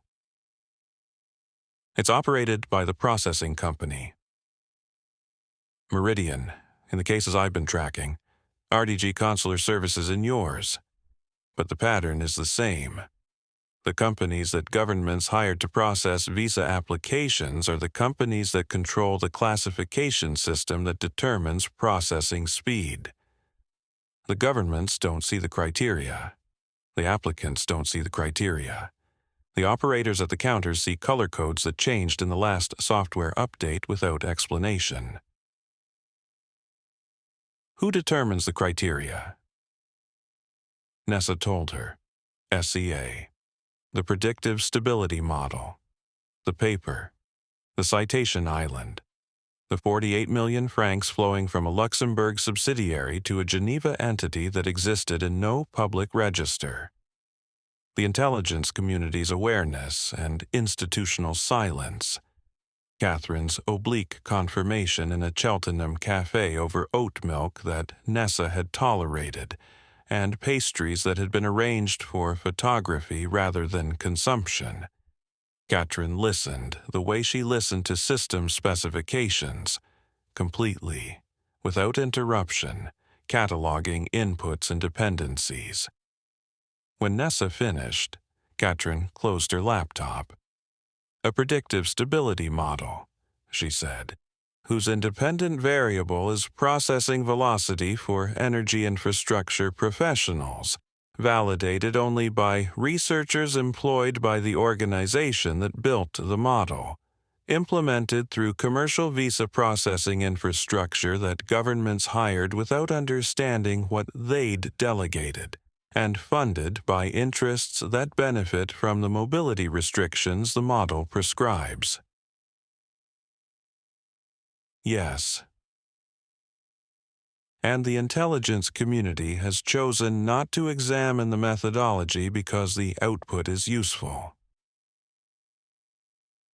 That's what I was told, obliquely. In my professional experience, Katrin said, systems that are not examined because their output is useful are the systems most likely to be doing something that examination would reveal to be unacceptable. This is not a political observation. It is an engineering one. The guitarist had moved on to a song that required more enthusiasm than talent, which he supplied in generous proportion. Two women at the next table were having a conversation about a television program with the intensity usually reserved for diplomatic negotiations, and with approximately the same likelihood of reaching a satisfactory resolution. Nessa ordered coffee, which meant the conversation was no longer short. "I have the statistics," Nessa said. "The corporate structure, the academic justification, the intelligence community's awareness. What I don't have is the technical architecture of the classification system itself, how the model's outputs become processing directives, how a parameter change in Geneva becomes a step function in The Hague." "I can build that," Katrin said. "It's a signal chain. Input, processing, output. The input is the model's recommendations. The processing is the classification engine's parameter updates. The output is your step function in my 14 lost working days. I need access to the SLA addendum and the processing system's update logs." "I don't have the addendum. I have someone who might." "Who?" "A regional director at Meridian's MENA operations who has been saving processing directives to a personal folder that is not on Meridian's servers." Katrin nodded. It was the nod of a woman who had spent 23 years in defense communications and understood that the most important information in any organization was stored on the systems the organization did not control, because the people who stored it there had decided that the organization's interests and their own had diverged, which was the moment at which institutions stopped being institutions and started being problems. "2 questions," Katrin said. "First, what are you planning to do with this?" "I don't know yet." That's honest, which is unusual in my experience of people investigating systems that powerful institutions prefer to remain uninvestigated. She drank the last of her coffee. "Second question, why did you agree to meet me?" "Because you're a NATO systems engineer with 2 decades of security clearance, who was denied a transit visa by a proprietary classification system, and you responded by building a 14-page anomaly analysis with a table of contents. That's not a person who loses interest." "I'm Swedish," Katrin said. "We don't lose interest. We lose patience. The interest remains." Outside, Exmouth Market was conducting its Sunday afternoon with the particular rhythm of a London street that had been gentrified past the point of recognition, but not past the point of usefulness, which was the narrow band in which most of Clerkenwell existed, and in which, Nessa increasingly suspected, most of the world's consequential conversations took place. In cafes, over laptops, between people who had found the same broken thing from different directions, and had not yet decided whether fixing it was possible or merely necessary. They exchanged numbers. Katrin would build the technical signal chain. Nessa would trace the operational pathway from model to directive. Somewhere between The Hague and Clerkenwell, a classification engine was sorting the world's engineers into processing tiers based on criteria that a man in Geneva had published in a journal that nobody read. And the system would continue sorting them until someone produced a document more persuasive than paragraph 74 of an 89-paragraph service-level agreement, which was, in institutional terms, a low bar, and in practical terms, the only bar that mattered. Katrin caught the 5:15 p.m. Eurostar back to Rotterdam. She opened her laptop on the train and added a 15th page to her anomaly analysis. The page contained one item, a name she had not known that morning. Sovereign Capital Advisory. The train passed through the tunnel beneath the channel, which was an engineering achievement that Katrin admired for its precision and its audacity, and which was also a system that moved people between jurisdictions at speed, subject to classification, and under the control of a private operator whose criteria were published in a document that nobody had read. She added a 16th page. It contained a question. Who reviews the reviewers? The train emerged into daylight. The question remained. Chapter 13. The Floor. The quarterly attribution report landed in Julian Ambrose's inbox at 6:52 a.m. on a Monday, which was 3 minutes before the European pre-market data began populating his screens, and 8 minutes after he had finished his third espresso from the machine on the 23rd floor, that Archon Capital maintained at an annual cost roughly equivalent to the GDP of a small Pacific island nation, though the island nation probably produced a more consistent product. The report was 11 pages. Julian read the summary. The summary was 1 page. In quantitative finance, the remaining 10 pages existed to demonstrate rigor to compliance and to provide reading material for investors who had paid enough to deserve the illusion of understanding what their money was doing. The summary said this: the quantitative strategies desk had returned 22.4% annualized over the trailing 12 months. Within the desk, the mobility analytics sub-strategy, which was Julian's, had contributed 340 basis points above the composite benchmark in Q1 alone. 340 basis points was not a career-defining number.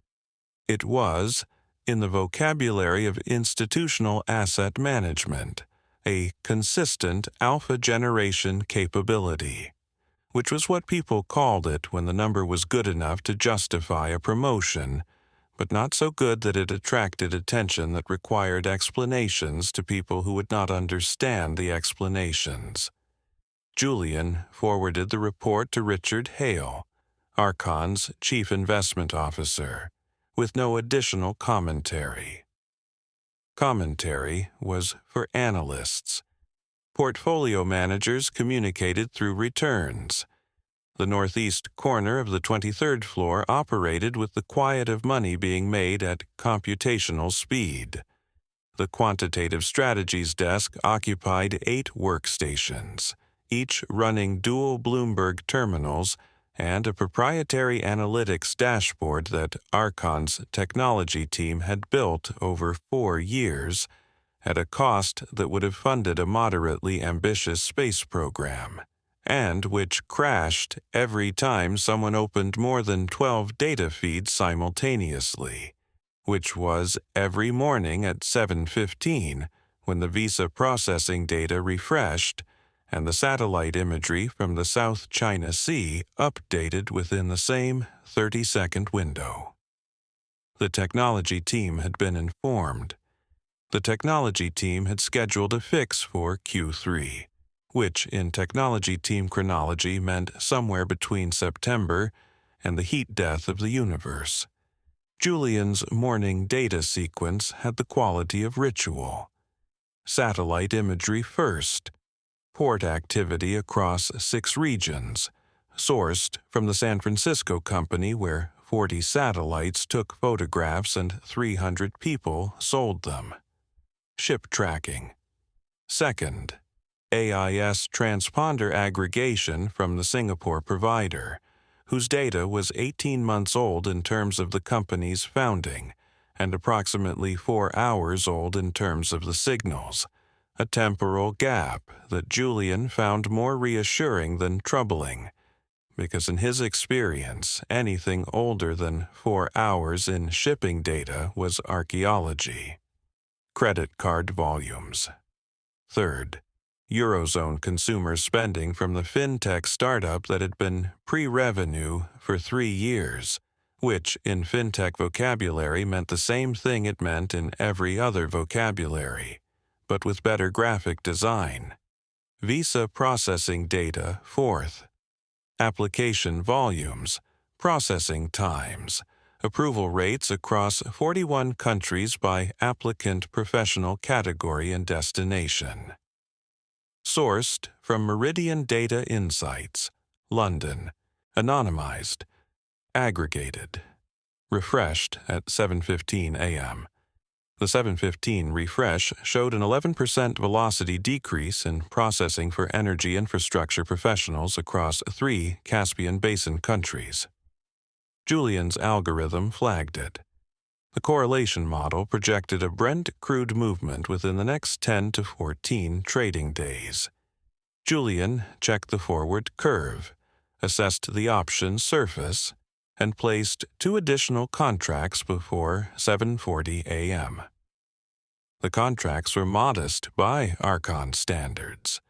Modest by Archon standards meant that, if they were wrong, the loss would be noted at the next investment committee meeting with a tone of constructive disappointment, and if they were right, the gain would be attributed to the desk's systematic approach in the quarterly investor letter.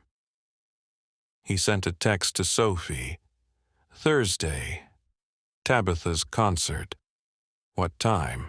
Sophie's reply arrived in 11 seconds, which was fast enough to suggest she'd been waiting for the question and measured enough to suggest she'd been waiting for the question since the previous Thursday, when Julian had last asked it and then not attended. 4:30. School hall. I've told her you'll be there. Will be there, was the answer Julian typed, and which was, as he'd noted on a previous occasion, technically a forward-looking statement. By 9:15, the floor had filled. The client-facing teams occupied the south and west wings of the 23rd floor, separated from the quantitative desk by a corridor, a glass partition, and a mutual incomprehension that the glass partition was intended to symbolize and which it achieved with architectural efficiency. The client-facing team sold narratives. The quantitative desk sold numbers. The narratives and the numbers were supposed to agree, and when they didn't, the narratives were revised, because in institutional finance, the story always followed the data, except in the prospectus, where the data followed the story, and in the marketing materials, where both followed the graphic design. Richard Hale appeared at Julian's desk at 9:30, which was unusual. Richard communicated through the investment committee, through quarterly reviews, and through the allocation of desk space, which in Archon's internal hierarchy functioned as a secondary compensation mechanism more reliable than the formal one because desk space could not be renegotiated retrospectively by HR.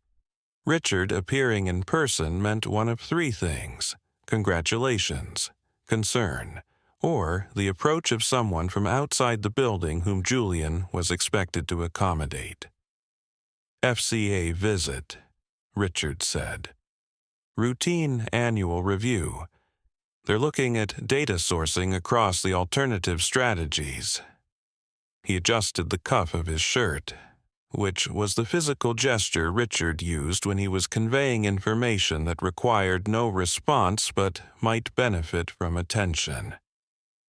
Sophie Lacroix, senior analyst. She's thorough. They're always thorough. It's what they do instead of being effective. She's specifically interested in the alt data feeds, sourcing provenance, vendor due diligence, the usual. Show her the process. Show her the documentation. Don't show her the returns. The returns are in the quarterly filing she already has. She has the returns. What she doesn't need is context for the returns. Context creates questions. Questions create follow-up visits. Follow-up visits create billable hours for our external counsel, and external counsel's billable hours are the only number on this floor that consistently outperforms the market. Richard straightened. 2 o'clock, Investment Committee Room. The Investment Committee Room occupied the southwest corner of the 23rd floor and featured walnut paneling, a view of Canary Wharf that included the tops of 3 other buildings, whose tenants were also receiving regulatory visits that week, and a coffee machine that cost more per cup than the espresso machine on the trading floor and produced a worse product, which was the institutional principle that expenditure and quality maintained an inverse relationship once the expenditure exceeded a threshold that, in Julian's estimation, was approximately the price of a decent kettle. Sophie Lacroix arrived at 2:04 p.m. with a colleague whose name was Henderson or Hennessy, and whose function appeared to be carrying a laptop and not speaking, responsibilities he discharged with equal competence. Sophie was 38, French-British according to the accent that surfaced on certain vowels and retreated on others, and had the focused stillness of someone who had spent years reading documents that were designed to prevent reading. She wore the institutional uniform of the FCA's investigations adjacent staff, professional, unremarkable, and calibrated to convey the message that the person wearing it had better things to do than dress interestingly, a message that in regulatory circles functioned as a credential. Julian presented the data sourcing framework. The presentation had been built by the compliance team and updated every quarter with incremental attention suggesting neither enthusiasm for the task nor willingness to abandon it. 14 slides. Slide 1. Archon Capital Overview. Slide 2. Regulatory Framework. Slides 3 through 11. Data Vendor Categories, Sourcing Criteria, Due Diligence Protocols, Contractual Provisions, Data Governance. Slide 12. Specific Vendors. Slide 13. Anonymization Standards. Slide 14. Summary and contact details for further inquiries, which in compliance presentations was the institutional equivalent of an emergency exit sign. Your satellite data provider, Sophie said, reading from a printed copy of Archon's quarterly filing. She had brought paper. In 2026, the FCA's relationship with technology was the relationship of an organization that had been told digital transformation was important and had responded by printing things on both sides. Orbital Analytics Corp., or San Francisco, licensed under their standard commercial terms. Correct.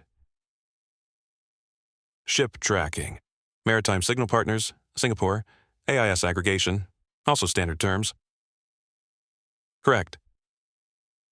Credit card transaction volumes, Eurozone, Finpulse AG, Berlin. Correct.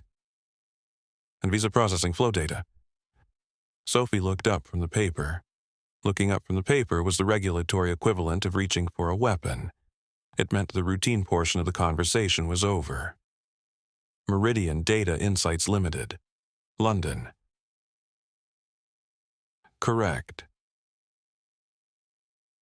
Can you describe the data you receive from Meridian Data Insights, application volumes, processing times, and approval rates across 41 countries, broken down by applicant professional category and destination, anonymized and aggregated, no individual applicant data, no personal identifiers.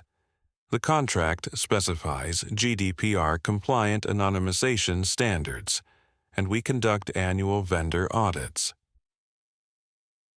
Julian delivered this in the voice he used for compliance interactions, which was the voice that contained information without containing emphasis, because emphasis invited follow-up questions, and follow-up questions invited the involvement of people whose hourly rates exceeded Julian's own, which was an achievement he preferred not to fund.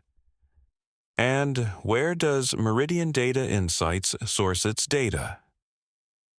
From commercial partners in the processing infrastructure.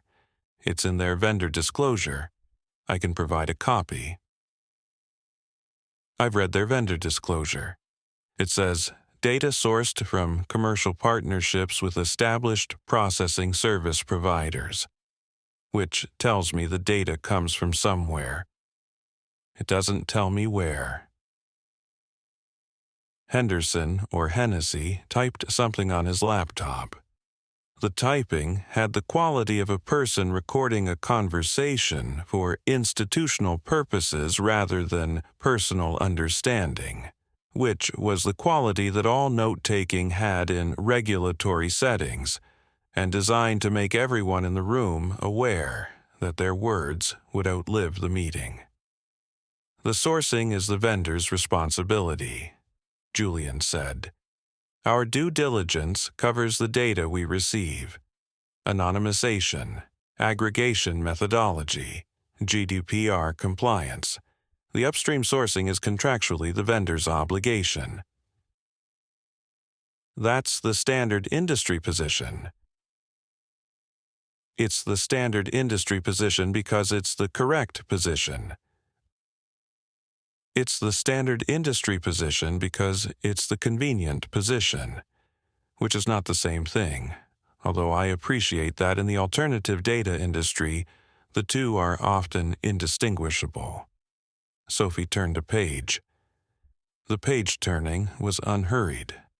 Meridian Data Insights Limited, Incorporated, September 2023, registered at 44 Moorgate. Micro-entity filing. Single director, a corporate services administrator whose name appears on 37 other companies' house registrations. Company structure isn't within our vendor due diligence scope. I understand. I'm not asking about your due diligence scope. I'm asking whether you know who owns the company that provides the data your strategy trades on. The room was quiet in the way that rooms became quiet when a question landed closer to the center of something than the person asking it had been expected to reach. Henderson, or Hennessy, stopped typing. The data provider is a licensed commercial entity. Our contractual relationship is with that entity. Mr. Ambrose, the person with significant control of Meridian Data Insights Limited, as filed with Companies House, is Meridian Processing Services AG of Zurich. Meridian Processing Services is a visa processing company. They process visa applications for 37 governments. They collect biometric data, travel histories, employment records, and financial disclosures from millions of applicants annually. And a UK subsidiary of that company is selling what it calls mobility analytics to hedge funds. Sophie's tone had not changed. The information was delivered with the same unhurried precision she had applied to satellite data and ship tracking, which was the regulatory technique of treating consequential revelations as administrative observations. My question is whether you were aware of this ownership structure. This was not a question with a good answer and a bad answer. It was a question with two bad answers. Knowing the ownership structure in trading anyway was one kind of problem. Not knowing it was a different kind, the kind that compliance departments existed to prevent, and which compliance departments prevented in practice by ensuring that the documentation describing the prevention was more thorough than the prevention itself. I was not aware of the specific PSC filing, Julian said. Our vendor due diligence process evaluates the data product, anonymization standards, aggregation methodology, contractual compliance. The corporate parentage of the vendor is a matter of public record but is not within the scope of our standard assessment. I see. Sophie wrote something on the printed copy. Writing on paper in front of the subject of an interview was a technique older than the FCA itself, and no less effective for being obvious. One more question. When you asked Meridian Data Insights about their data sourcing, what did they tell you? I can provide the vendor correspondence. I'd appreciate that, but in your own words. They described their sources as proprietary sourcing relationships with established processing service providers. Proprietary sourcing relationships. Yes. And you found that description sufficient? Julian found, in the silence of the investment committee room, that the description he had found sufficient 7 months ago had acquired a quality it had not possessed at the time, the quality of an answer that had been designed to end a conversation rather than advance one. Proprietary sourcing relationships. 3 words that meant, we have decided not to tell you, and you have decided not to ask.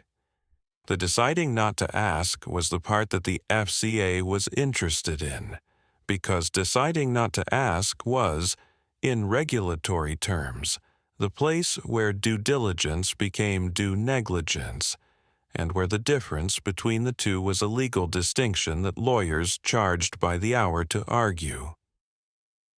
At the time, yes. At the time, Sophie closed the folder. Closing the folder was not, in Julian's experience, a signal that the conversation was over. It was a signal that the conversation had moved from the folder's domain to a domain where folders were insufficient. We'll need the vendor correspondence, the full due diligence file on Meridian Data Insights including any sub-processor assessments, and copies of all communications between Archon and the vendor regarding data sourcing. Within 15 working days.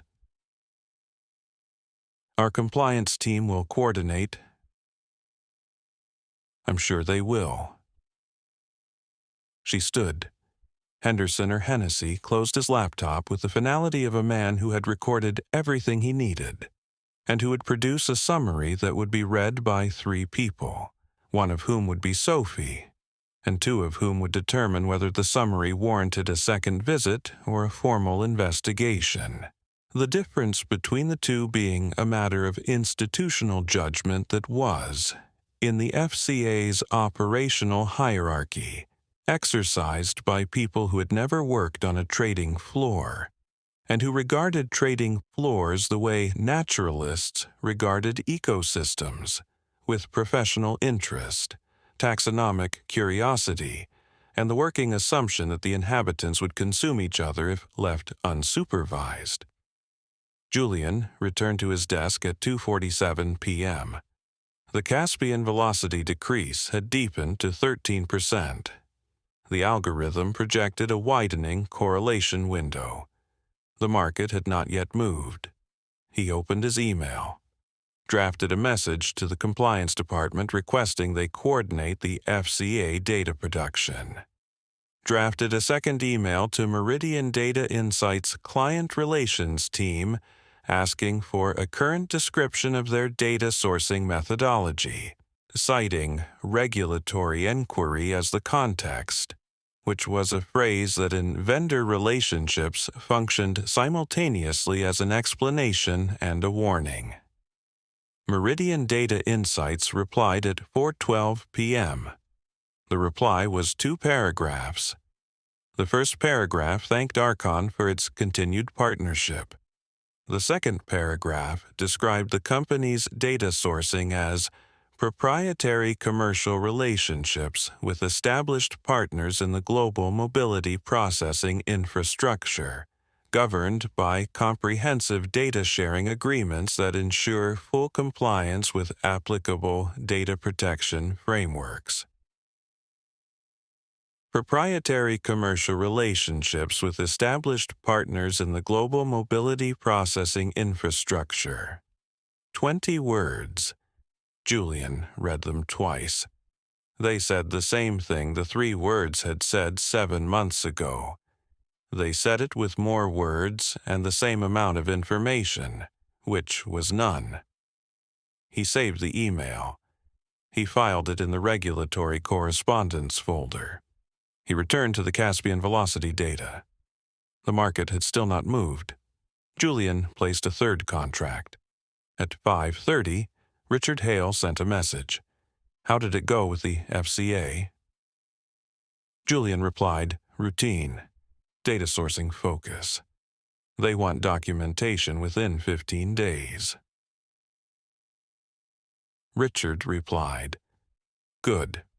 Keep me posted. Julian left the building at 6:15, early by his standards, late by any standard that acknowledged the existence of a daughter who had a recorder concert on Thursday that he had promised to attend, a promise that existed in the same category as the quarterly investor letter's forward-looking statements. The lift descended 23 floors, with the hushed precision of a mechanism that cost more to maintain annually than most of the company's junior analysts earned, a fact that Julian had calculated once and filed under the same mental category as the ownership structure of his visa data provider. Information that he possessed, had not investigated, and preferred to leave in the state he'd found it, which was the state in which it caused the least inconvenience. The evening was mild. Canary Wharf conducted its Monday departure with the ordered efficiency of a population trained to leave buildings on schedule, and trained equally well not to think about what the buildings contained. Julian joined the stream toward the Jubilee line. Around him, several thousand people who worked in buildings that processed, traded, analyzed, and profited from the movement of data across borders walked toward a train that would take them to other parts of London, where they would eat dinner and not discuss what they did for a living. Because what they did for a living was, in institutional terms, normal. The Caspian velocity data would update again at 7:15 tomorrow morning. Julian would be at his desk by 6:45. Chapter 14. Dead Letter. Tomasz Kowalski answered the phone on the 7th ring, which was 5 rings past the point at which most people in Warsaw stopped expecting an answer, and 2 rings past the point at which Marco had begun composing the follow-up email he would send instead. The voice that arrived was careful in the way that voices were careful when the person speaking had recently learned that certain conversations had consequences, a lesson that Marco, who had been made redundant from the Financial Times for a related set of reasons, recognized with the professional solidarity of the recently unemployed. Who gave you this number? A filing at the Luxembourg Commercial Register, Marco said, which was not entirely true, but was true in the sense that mattered. The filing had led to a corporate structure.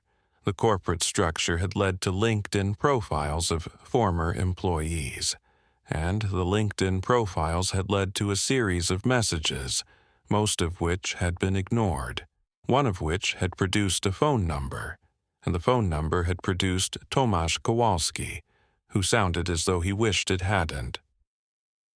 I don't work there anymore. I know. That's why I'm calling. The silence that followed was the silence of a person deciding whether a conversation represented an opportunity or a threat. Marco had heard this silence from sources before. It lasted, on average, 4 seconds. Tomasz's lasted 11. What do you want? I'm writing about data flows in the visa processing industry, specifically about a subsidiary called MPS Analytics, registered in Luxembourg. Its parent company is Meridian Processing Services, your former employer. I worked at RDG Consular Services, the data center in Warsaw. Level 3, Infrastructure Team. You left in February 2025, 7 months after the data center completed a capacity expansion that tripled its throughput. Companies that triple their throughput don't usually restructure the engineering team that made it happen. The second silence was shorter. 4 seconds. The average. I can't talk about this on the phone. I can come to Warsaw. You'd come to Warsaw. This was not the response Tomasz had expected. It was not, if Marco was honest, the response Marco's bank account had expected either. A Ryanair flight from Stansted to Chopin was 47 return if booked on a Tuesday and flown on a Thursday, and Marco had checked both the price and the day before making the call, because investigative journalism in 2026 was an exercise in optimizing the ratio between the information you needed and the budget you didn't have. The cafe was on Nowy Świat, a Warsaw street that appeared in every guidebook, and which therefore attracted the cafes that appeared in every guidebook: exposed brick, Edison bulbs, and a menu that used the word artisanal with the frequency and sincerity of a press release. Tomasz arrived 12 minutes late, wearing a jacket chosen for anonymity and an expression chosen for nothing. He ordered a black coffee. Marco ordered a black coffee. The coffees arrived in ceramic cups that were too small and too hot, which was a universal cafe constant that transcended borders, languages, and data protection jurisdictions. I maintained the infrastructure at the Warsaw Center for 2 years, Tomasz said. Servers, storage, network, 17 consular operations ran through our facility. Applications in, decisions out. Standard operations. Standard until September 2024. Tomasz turned the cup on its saucer, which was either a nervous habit or an engineer's instinct to align things. We received a deployment package for a new data pipeline from the corporate systems team in Zurich, not our local IT. That was unusual. Local changes went through our Warsaw team lead. This one had corporate authorization but no local documentation, no specifications, no change request, no impact assessment. What did the pipeline do? It mirrored application data to a secondary processing environment. Different subnet, different access controls, one direction only. One direction. Primary system into the secondary. Nothing came back. Tomasz stopped turning the cup. The volume was significant, several 100,000 records per month. And the secondary environment, where was it? The traffic routing pointed to a Luxembourg endpoint. I traced the IP allocation to a registered address on Boulevard Royal. Boulevard Royal, Luxembourg, the registered address of MPS Analytics, SARL, the subsidiary of Meridian Processing Services AG of Zurich. The single service agreement with an entity identified only as SCA, Geneva. 3 weeks of corporate filings, Luxembourg registers, and Meridian annual reports, and the mechanism by which the data actually moved had been sitting in a traffic log in Warsaw. Marco drank his coffee, which had cooled to the temperature of institutional patience. What kind of data was being mirrored? Application records, biometric event logs, processing timestamps, Category assignments. Category assignments. I checked the data classification headers on the mirrored traffic. Tomasz placed both hands flat on the towel, which was the posture of someone who had reached the part of the story where things stopped being technical and started being personal. The headers included fields that don't exist in quality assurance monitoring: professional category codes, regional origin markers, processing velocity metrics broken down by applicant nationality and occupation. Not quality assurance. Quality assurance monitors latency and error rates. It doesn't need to know whether an applicant is a petroleum engineer from Azerbaijan. You raised it. Not with my team lead, with his manager. I used the internal compliance channel, which the employee handbook describes as a confidential mechanism for raising operational concerns without fear of professional consequence. He paused. 3 weeks later, I was redundant. Security escort by 11. I was eating lunch on Marsokovska by noon, which was the fastest institutional response I'd experienced in 2 years at the company, and I had once waited 4 months for a replacement keyboard. Marco wrote nothing down. He had learned, from sources who had been burned by journalists less careful than he aspired to be, that notebooks and cafes attracted attention that memory did not. He would write it down later, in his flat in Hackney, on the door desk that cost £12 and held the weight of an investigation that was beginning to justify the expenditure. Do you have documentation? Traffic logs captured before my access was revoked. The deployment manifest, including the corporate authorization chain and the Luxembourg endpoint. Screenshots of the data classification headers. Would you go on record? The expression that crossed Tomasz's face was not fear. It was arithmetic. A 29-year-old with a work visa expiring in September, a redundancy payment that had covered 4 months of rent, and a professional reputation that now consisted of being the person who had asked the wrong question at the right company. Background, Tomasz said, not for attribution. For now. For now. He looked at the empty cup. The deployment manifest lists the project code as Harmony, capital letters, the way corporate named projects that were supposed to be routine but weren't. The ones that were actually routine were called things like DB Migration Warsaw Q3. Harmony, Data Harmonization, MPIS Analytics Corporate Purpose, as filed with the Luxembourg Commercial Register. Data Harmonization and Analytics Services for Partner Organizations. The name of the pipe. Marco paid for the coffees. The bill was 24 zloty, which was 4.80 at the current exchange rate.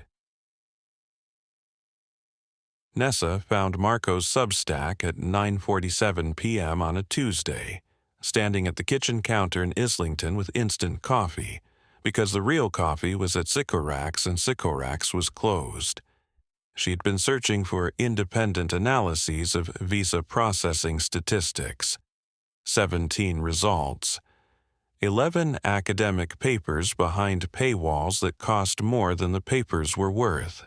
4 policy briefings funded by the visa processing industry, and which therefore analyzed visa processing the way a restaurant review written by the chef analyzed the menu, and 2 blog posts. One was by a retired immigration judge in Dusseldorf and concerned the emotional experience of processing applications during Ramadan. The other was by Marco Ferretti and was titled Visa Processing Times and Energy Futures, a Correlation. Nessa read it. Then she read it again. She set the mug on the counter and opened the laptop wider. 3 Canary Wharf funds trading energy contracts in regions where political friction was about to occur. The timing, too consistent for luck. Nessa pulled up her own workbook in a second tab. The sequence Marco described ran in the opposite direction from her own analysis. Visa processing slowdowns, then energy futures movements, then geopolitical announcements. The 0.94 synchronization across sovereign borders that she had mapped was the input. The energy futures trades were the output. She closed the tab, opened it again. The data harmonization layer that she had traced from MPS Analytics to SCA to Christian Lenz's paper about controlled friction did not appear in Marco's piece. He had not found it. He had found the money. She had found the mechanism. Nessa sent the email at 10:15 p.m. She composed it in the same register she had used for Catherine. Careful, oblique, signaling without stating. I read your Substack piece on visa processing and energy futures with interest.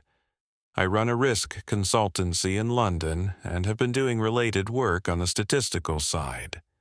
The corporate structures you reference are ones I've been mapping independently. I think a conversation would be productive. Marco replied at 10:22 p.m. 7 minutes.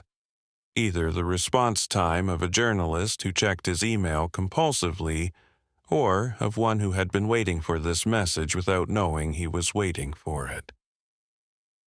Tomorrow, I know a pub. The pub was on Seckford Street, 4 minutes from Sycorax's office, and chosen by Marco on the basis that its relationship with food was aspirational rather than accomplished, which meant the kitchen closed early and the tables were available for conversations that required space rather than sustenance. The menu offered a fish and chips described as beer-battered, with the optimism of a document that had never been audited, and a deconstructed shepherd's pie that Nessa suspected had been constructed first and then taken apart, not out of culinary philosophy but because something had gone wrong in the kitchen. They ordered the fish and chips. Marco was shorter than his Substack profile had implied, which was a thought Nessa immediately recognized as irrelevant, and attributed to the occupational hazard of reading someone's work before meeting them. You found the corporate structure, Marco said, before the fish had arrived. MPS Analytics, Luxembourg. Sole shareholder, Meridian Processing Services. I found the same entity through the Luxembourg filing. Someone sent me the link. Anonymous email. 4 days after my piece published. Proton mail. You're looking at the output. Look at the input. That's all. They haven't written again. And the data broker. Meridian Data Insights, London. 44 Moorgate. Microentity filing. The PSC filing names Meridian Processing Services AG, Zurich, as person with significant control. The company that collects the data owns the company that sells it. The fish arrived. The batter was the color of institutional disappointment. The chips were present. Nessa waited until the server had retreated. SCA. In the MPS Analytics filing and in Meridian's consolidated accounts, revenue from analytics services provided to SCA, 48.2 million Swiss francs. I found the abbreviation, couldn't trace it. Sovereign Capital Advisory, Geneva. No website, no public registration. I found them through the World Economic Forum. A 2019 panel featuring Christian Lenz, Director of Stability Analytics at SCA. Marco stopped eating. Lentz published a paper, Controlled Friction, a framework for mobility-adjusted stability modeling. The thesis is that slowing down professional mobility in energy-producing regions reduces conflict onset probability by 23%. Published in a journal that SCA controls, cited exclusively by SCA-affiliated researchers, a closed loop. No. The model tells Meridian which applications to slow down. Through EMPAS analytics, the harmonization layer, which is what it's called in the corporate filings and in a deployment package that I believe is named Harmony, though I can't confirm that from my end. Marco looked at her. How do you know about the deployment package? I don't. You just confirmed it. The exchange lasted 3 seconds and contained, compressed within it, the moment at which 2 parallel investigations became one. Nessa had named a thing she had inferred. Marco had recognized it from Tomasz's account. Neither had told the other what they knew. Both now knew more than they had. I have a source, Marco said. Former data center engineer. Warsaw. He found the data pipeline. Application records mirrored to a Luxembourg endpoint.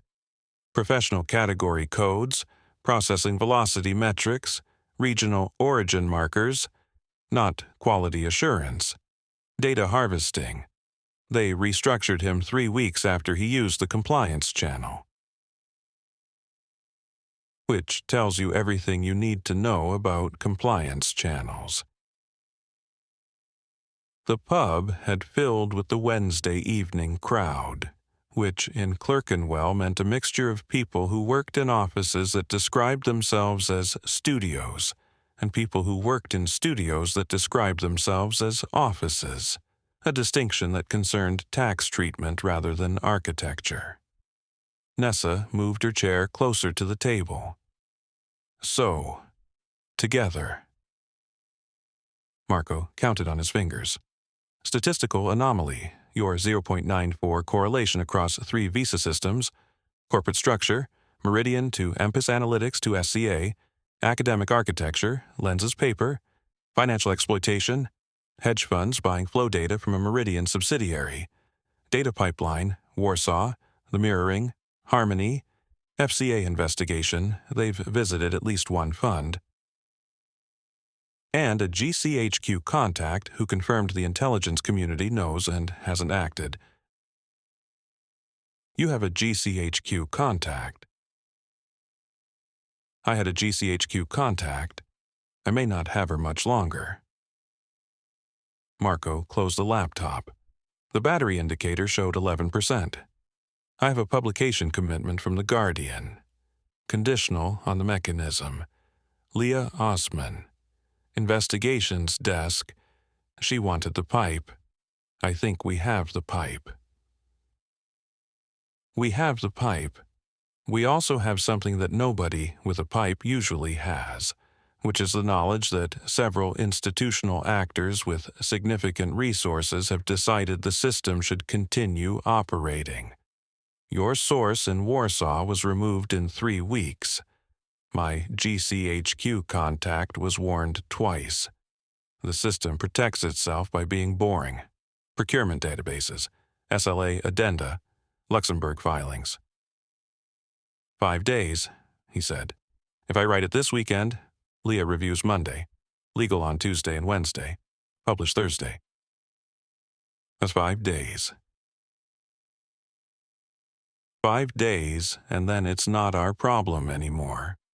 It's everyone's problem. The transition from our problem to everyone's problem was the transition that Catherine had warned her about. Nessa picked up her pint instead of saying so. I'll send you everything I have.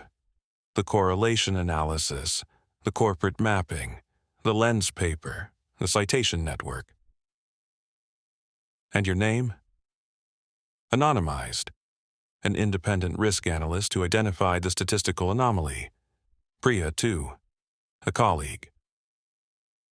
They split the bill. The bill was $34, which included 2 fish and chips, 2 pints, and a service charge that the card machine described as optional in the way that breathing was optional. Marco paid his half with a card that the machine accepted on the second attempt. Outside, Seckford Street was dark, in the way that Clerkenwell streets were dark at 10 on a Wednesday, partially with the qualified commitment of a neighborhood that couldn't decide whether it was residential or commercial, and had settled for being expensive. Nessa walked north toward Islington. Marco walked south toward the Overground. They did not discuss security. This was because they were analysts, and analysts lived in a world of data and inference, not a world of operational security, a distinction that was about to matter. Marco sent his first email to Leah Osman from the Overground, where the Wi-Fi operated with the reliability of a promise made during a restructuring consultation. Nessa sent her files from her kitchen counter, standing, at 11:42 p.m., drinking instant coffee that she did not taste. Neither of them slept well. Both of them attributed this to the coffee. Chapter 15. Stakeholder Management. The email from corporate security arrived at 7:12 a.m. on a Friday, which was 17 minutes after Gerald Parr had taken his omeprazole, and 12 minutes before his car would arrive, and which occupied a position in his inbox between a revised heating maintenance contract for the Dubai facility and a reminder about Claudia Brune's Q2 forecast presentation, a position that was either coincidence or the universe's developing talent for placing consequential information between inconsequential documents, a talent that Gerald, who had built a career on this exact technique, found less amusing when it was applied to him. The subject line read, External Enquiry, Analytics Infrastructure. The sender was Marcus Fleischer, who ran Meridian's corporate security function from an office on the 6th floor that was smaller than Gerald's and more useful, in the way that fire extinguishers were smaller than the furniture they protected and considerably more relevant during a crisis. Gerald opened the email standing at his kitchen counter in Zolikon, where the view of Lake Zurich was doing what the view of Lake Zurich always did, which was being expensive and calm. Marion was upstairs. The radio played from the bedroom, tuned to SRF2 Kultur, classical music that functioned as an atmospheric boundary between the room she was in and the rest of the house. The email was 3 paragraphs. Fleischer wrote the way he spoke, precisely, without decoration, and with the implicit understanding that the person reading would prefer information to reassurance. A freelance journalist based in London had been making inquiries about Meridian Processing Services' analytics capabilities. The journalist's name was Marco Ferretti. He had previously worked at the Financial Times. He had published a piece on a personal Substack approximately 4 weeks earlier, connecting visa processing statistics to energy futures trading patterns, which Fleischer's team had flagged at the time as low impact, limited distribution. The piece had received fewer than 700 views. Fleischer had not considered it worth escalating, because freelance journalists with Substack accounts and limited readership were, in Fleischer's professional assessment, unlikely to produce consequences that required the attention of the C-suite. The assessment had been revised. In the past 10 days, Ferretti had contacted a former employee of the Warsaw Data Center, submitted a Freedom of Information request to the UK's Financial Conduct Authority, and accessed the Luxembourg Commercial Register filings for MPS Analytics SARL. The former employee's name was Tomasz Kowalski. He had been made redundant in February 2025 following an internal compliance escalation about a data pipeline deployment. Fleischer's paragraph about this was a single sentence, which was the corporate security equivalent of italics. Gerald closed the email. He opened it again.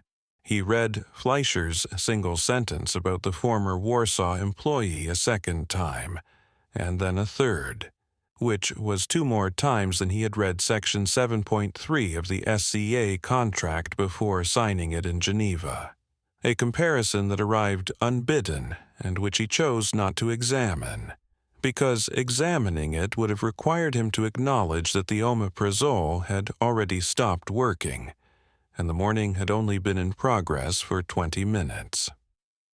The car arrived at 7:24. Gerald sat in the back seat with his laptop open and his phone in his breast pocket, and composed a reply to Fleischer that took 14 minutes, a duration that reflected not the complexity of the instructions, but the care with which they needed to be worded, because instructions to corporate security were documents, and documents were things that survived the circumstances of their creation. Thank you for the update, Marcus. Please engage Weber Klein on a preliminary advisory basis for external communication support. Standard terms. I'd like holding statements prepared for media inquiries regarding our analytics infrastructure, emphasizing our commitment to data protection, compliance, and the confidentiality of our commercial partnerships. Please also ask legal to conduct a review of the relevant NDAs, particularly the employment termination agreements for the Warsaw facility, and confirm that all post-employment confidentiality obligations are current and enforceable. I'll be available for a briefing at 9. He sent the email and watched the lake recede in the window as the car turned onto Seestrasse. Weber Klein was a Zurich-based communications consultancy that specialized in what their brochure described as reputation architecture, and what Gerald understood as the professional management of things that had already gone wrong. Their founder, Helene Weber, had once told Gerald over dinner that the difference between crisis communications and corporate communications was the difference between an ambulance and a taxi. Both transported you, but one implied you were bleeding. Gerald had found this observation more reassuring before this morning. The briefing with Fleischer took place at 9 in Gerald's office on the 8th floor, which overlooked the Limmat and contained, as it always had, a desk that was deliberately uncluttered, 2 visitor chairs that were rarely occupied simultaneously, and a photograph of Marion from a decade ago in which she was smiling at the camera with an expression that had not survived the intervening years. The photograph remained because removing it would have been an acknowledgement, and Gerald had spent 3 years converting acknowledgments into administrative inaction, which was a transferable skill between marriage and corporate governance. Fleischer sat in the visitor chair nearest the window, which positioned him against the light and made his expression difficult to read, an arrangement that Gerald suspected was not accidental. Fleischer was 53, and had spent 15 years in Swiss Federal Police before joining Meridian, a career transition that he described as lateral, and that his former colleagues described as mercenary, a difference of opinion that Fleischer resolved by not attending reunions. Ferretti contacted Kowalski through a series of intermediaries, LinkedIn messages to former Warsaw employees, most of which were ignored. One responded, that led to a phone call. then a meeting in Warsaw, approximately 10 days ago. In Warsaw. Ferretti flew from London. Ryanair. We have the booking through the monitoring service. Gerald did not ask what monitoring service. There were questions that improved one's understanding and questions that improved one's liability, and Gerald had become expert at distinguishing between the two. What did Kowalski tell him? We don't know the content. We know the meeting occurred. A cafe on Nowy Swiat, approximately 90 minutes. Kowalski has also been in contact with a risk analyst in London, a woman named Nessa Holbrook, who runs analytics at a firm called Sycorax, Clerkenwell. The name meant nothing to Gerald. A small consultancy in Clerkenwell was not an entity that appeared in Meridian's operational awareness, in the same way that a particular pebble did not appear in the awareness of the river that was about to carry it somewhere inconvenient. And the Luxembourg filings. Ferretti accessed the MPS Analytics registration through the Registre de Commerce online portal, standard public access. He also pulled Meridian's consolidated accounts from the Swiss Commercial Register, including the related party transactions. Gerald's stomach produced a sensation that the omeprazole was contractually obligated to prevent. The related party transactions section of Meridian's annual report contained a single line about SCA that Gerald had approved for inclusion, because Swiss accounting standards required it, and because the line disclosed nothing that was not already, in the narrowest legal sense, compliant. Revenue from analytic services provided to SCA, CHF 48.2, 3 letters and a number. Gerald had not imagined that 3 letters and a number could be a liability, which was a failure of imagination that he was now correcting at speed. The Guardian is involved, Fleischer said. Ferretti has a contact there. Leah Osman, Investigations Desk. We intercepted an email reference. The relationship appears editorial, not casual. Gerald looked at the Limmat through the window behind Fleischer's head. The river maintained its composure, which was the Swiss national talent, and which Gerald had spent 5 years learning to imitate without ever achieving the same conviction. What's the timeline? Based on the pattern of inquiries in the Guardian contact, Ferretti is building toward publication. The timeline could be days rather than weeks. Has he contacted us for comment? Oh, not yet. When he does, Weber Klein will manage. Helene has handled similar situations for UBS and for the Zurich insurance sector. She understands the parameters. Gerald nodded. The parameters. The word that meant everything that could not be stated, which was what it had meant in the SCA contract, and in the quarterly board presentations, and in the operational addendum that authorized dynamic processing velocity adjustment based on partner analytics recommendations. 14 words that Gerald could recite the way other people recited telephone numbers they wished they had never dialed. There's a second dimension, Gerald said. Fleischer waited. Waiting was the investigative technique he had brought from the federal police, and which worked as well in corporate offices as it did in interview rooms, because the instinct to fill silence was universal, and the information produced by that instinct was frequently more useful than the information produced by questions. Our UK government contracts. The UKVI relationship. Ferretti's enquiries, if they result in publication, will generate attention. attention that government contract holders prefer to avoid. I should have a conversation with our liaison at the Cabinet Office to ensure that the relevant parties are aware of the situation and have the opportunity to manage it appropriately. Stakeholder management, Fleischer said, using the phrase with the neutral precision of someone who recognized institutional language for what it was without objecting to its function.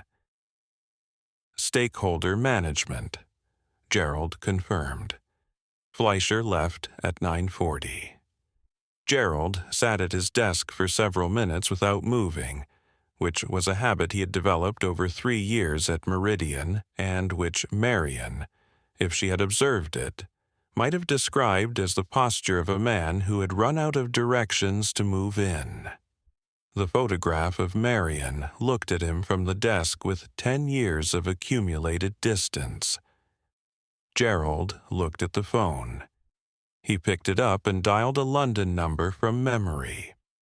The number was not stored in his contacts, because stored numbers were records, and records were the things that Fleischer's monitoring service could access, and Gerald had learned, from the experience of managing a company that monetized other people's information, that the most secure communication was the kind that did not acknowledge its own existence.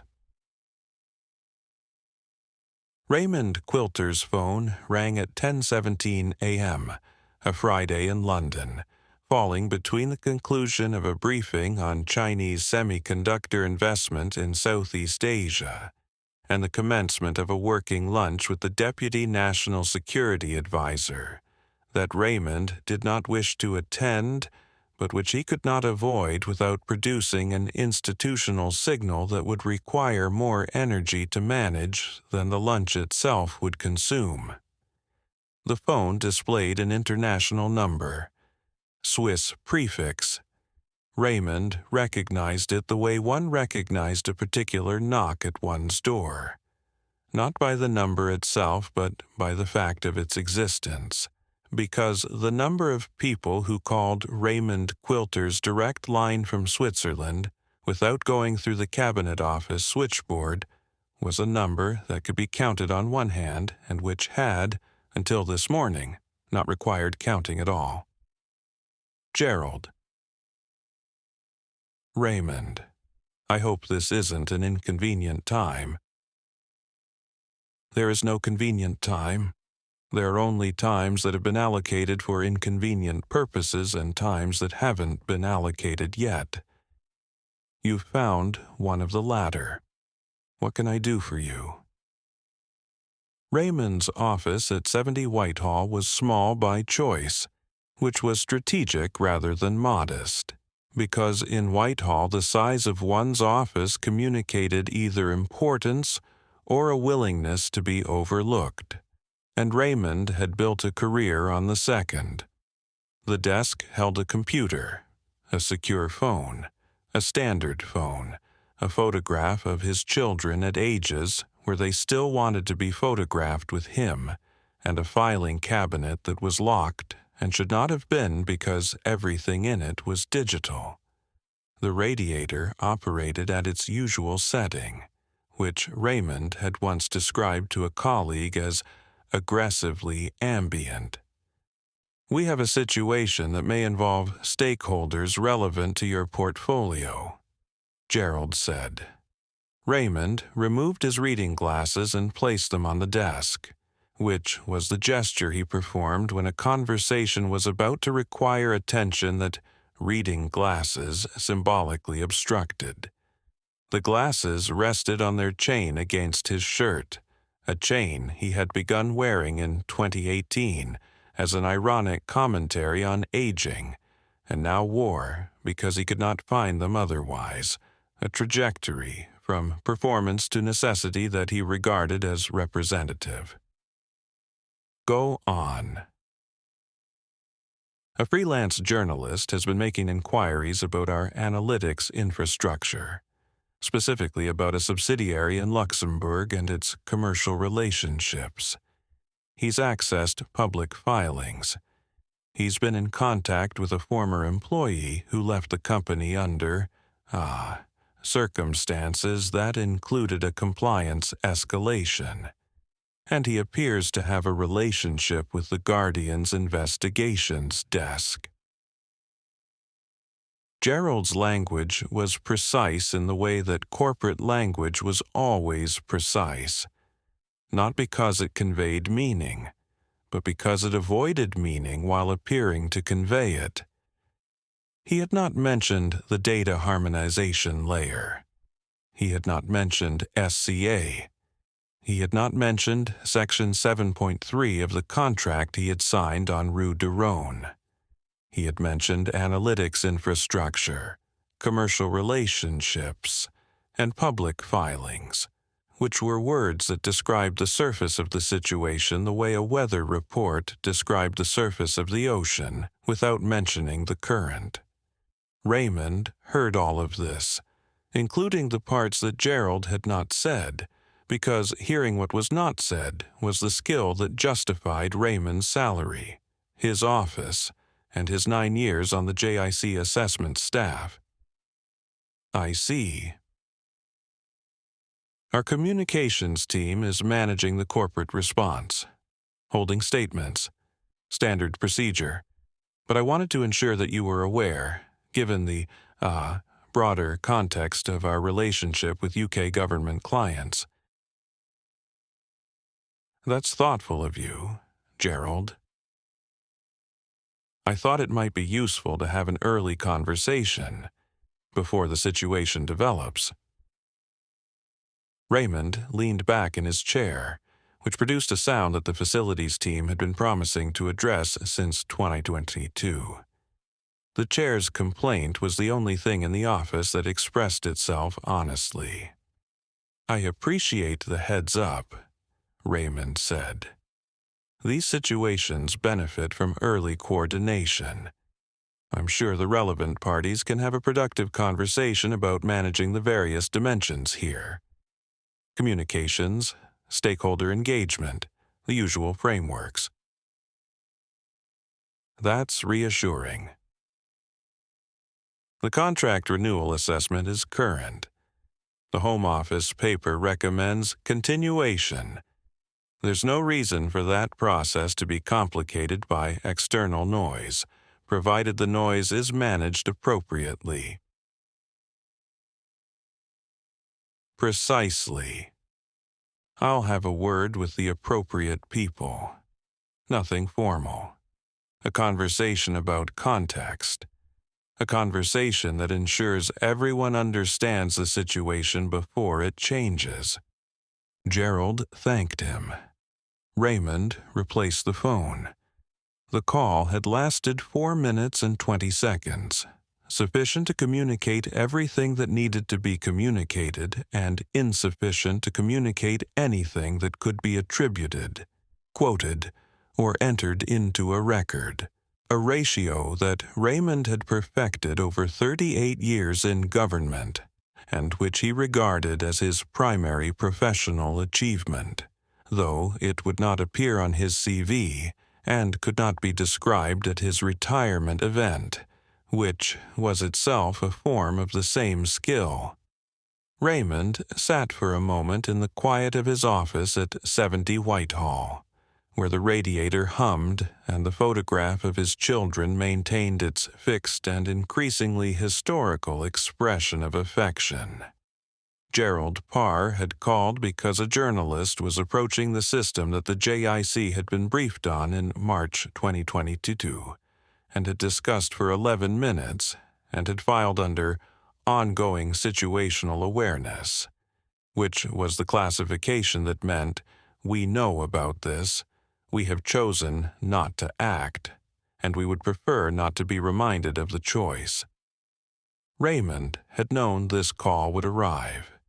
Not specifically from Gerald, not specifically about a freelance journalist, not specifically on a Thursday morning between a semiconductor briefing and a working lunch, but the call itself, the moment at which the system's invisibility began to degrade, had been a certainty since the March 2022 meeting, because systems that relied on nobody looking were systems that failed when somebody looked.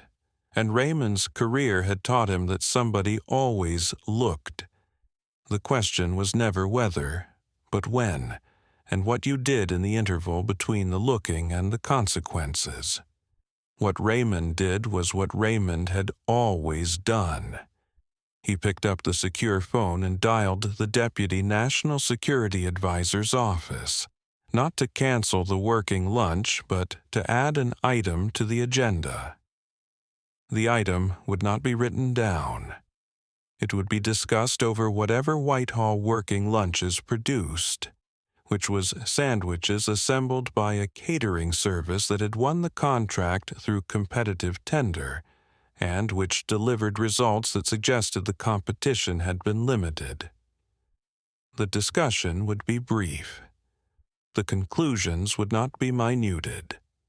The actions arising would be described, if they were described at all, as ongoing liaison with commercial partners regarding reputational risk management, which was a phrase that could mean anything and which, in the context of a journalist approaching a system that redirected the movement of engineers and scientists across 40 countries to serve a predictive stability model funded by sovereign wealth, meant make this go away.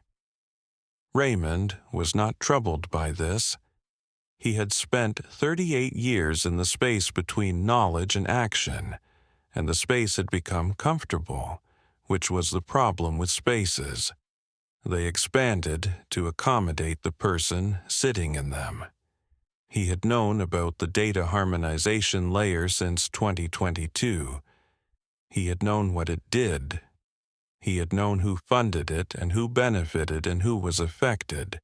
And he had filed this knowledge in the same cabinet where he filed everything else that was true and inconvenient, which was the locked filing cabinet that contained only digital documents, and which therefore served no practical purpose except as a physical metaphor for its owner's approach to institutional knowledge. The working lunch was at 1. Raymond had 2 hours. He spent the first rereading the Home Office renewal paper for the Meridian contract, which recommended continuation and which mentioned the integrated data harmonization capability in paragraph 12 with the same institutional invisibility that Gerald had designed into slide 47 of his quarterly board presentation. 2 documents, 2 institutions, 2 men, the same technique. Make the important thing boring. Make the boring thing procedural. Make the procedural thing somebody else's responsibility. And then attend the next meeting, because the meetings never stopped, and the meetings were the mechanism by which decisions were made without anyone deciding, which was not corruption. It was governance. The radiator clicked. The secure phone was silent. The photograph of Raymond's children continued to express an affection that belonged to a previous decade. Raymond opened his calendar, confirmed the working lunch, and added a private note that read only, Meridian. Discussed. 2 words. Fewer than the 14 in Section 7.3 of a contract he had never signed, but whose consequences he had been managing since the morning they were explained to him in a committee room on the 3rd floor of this building, in a meeting that lasted 11 minutes and changed nothing and changed everything. He stood, adjusted his glasses chain, and went to find someone about the sandwich order, because the sandwiches were the one aspect of the working lunch over which he retained any meaningful influence. And Raymond Quilter had learned that in institutional life, you controlled what you could control, and you managed what you couldn't. And the difference between the two was the difference between lunch and policy, which in Whitehall was smaller than anyone outside Whitehall would have believed.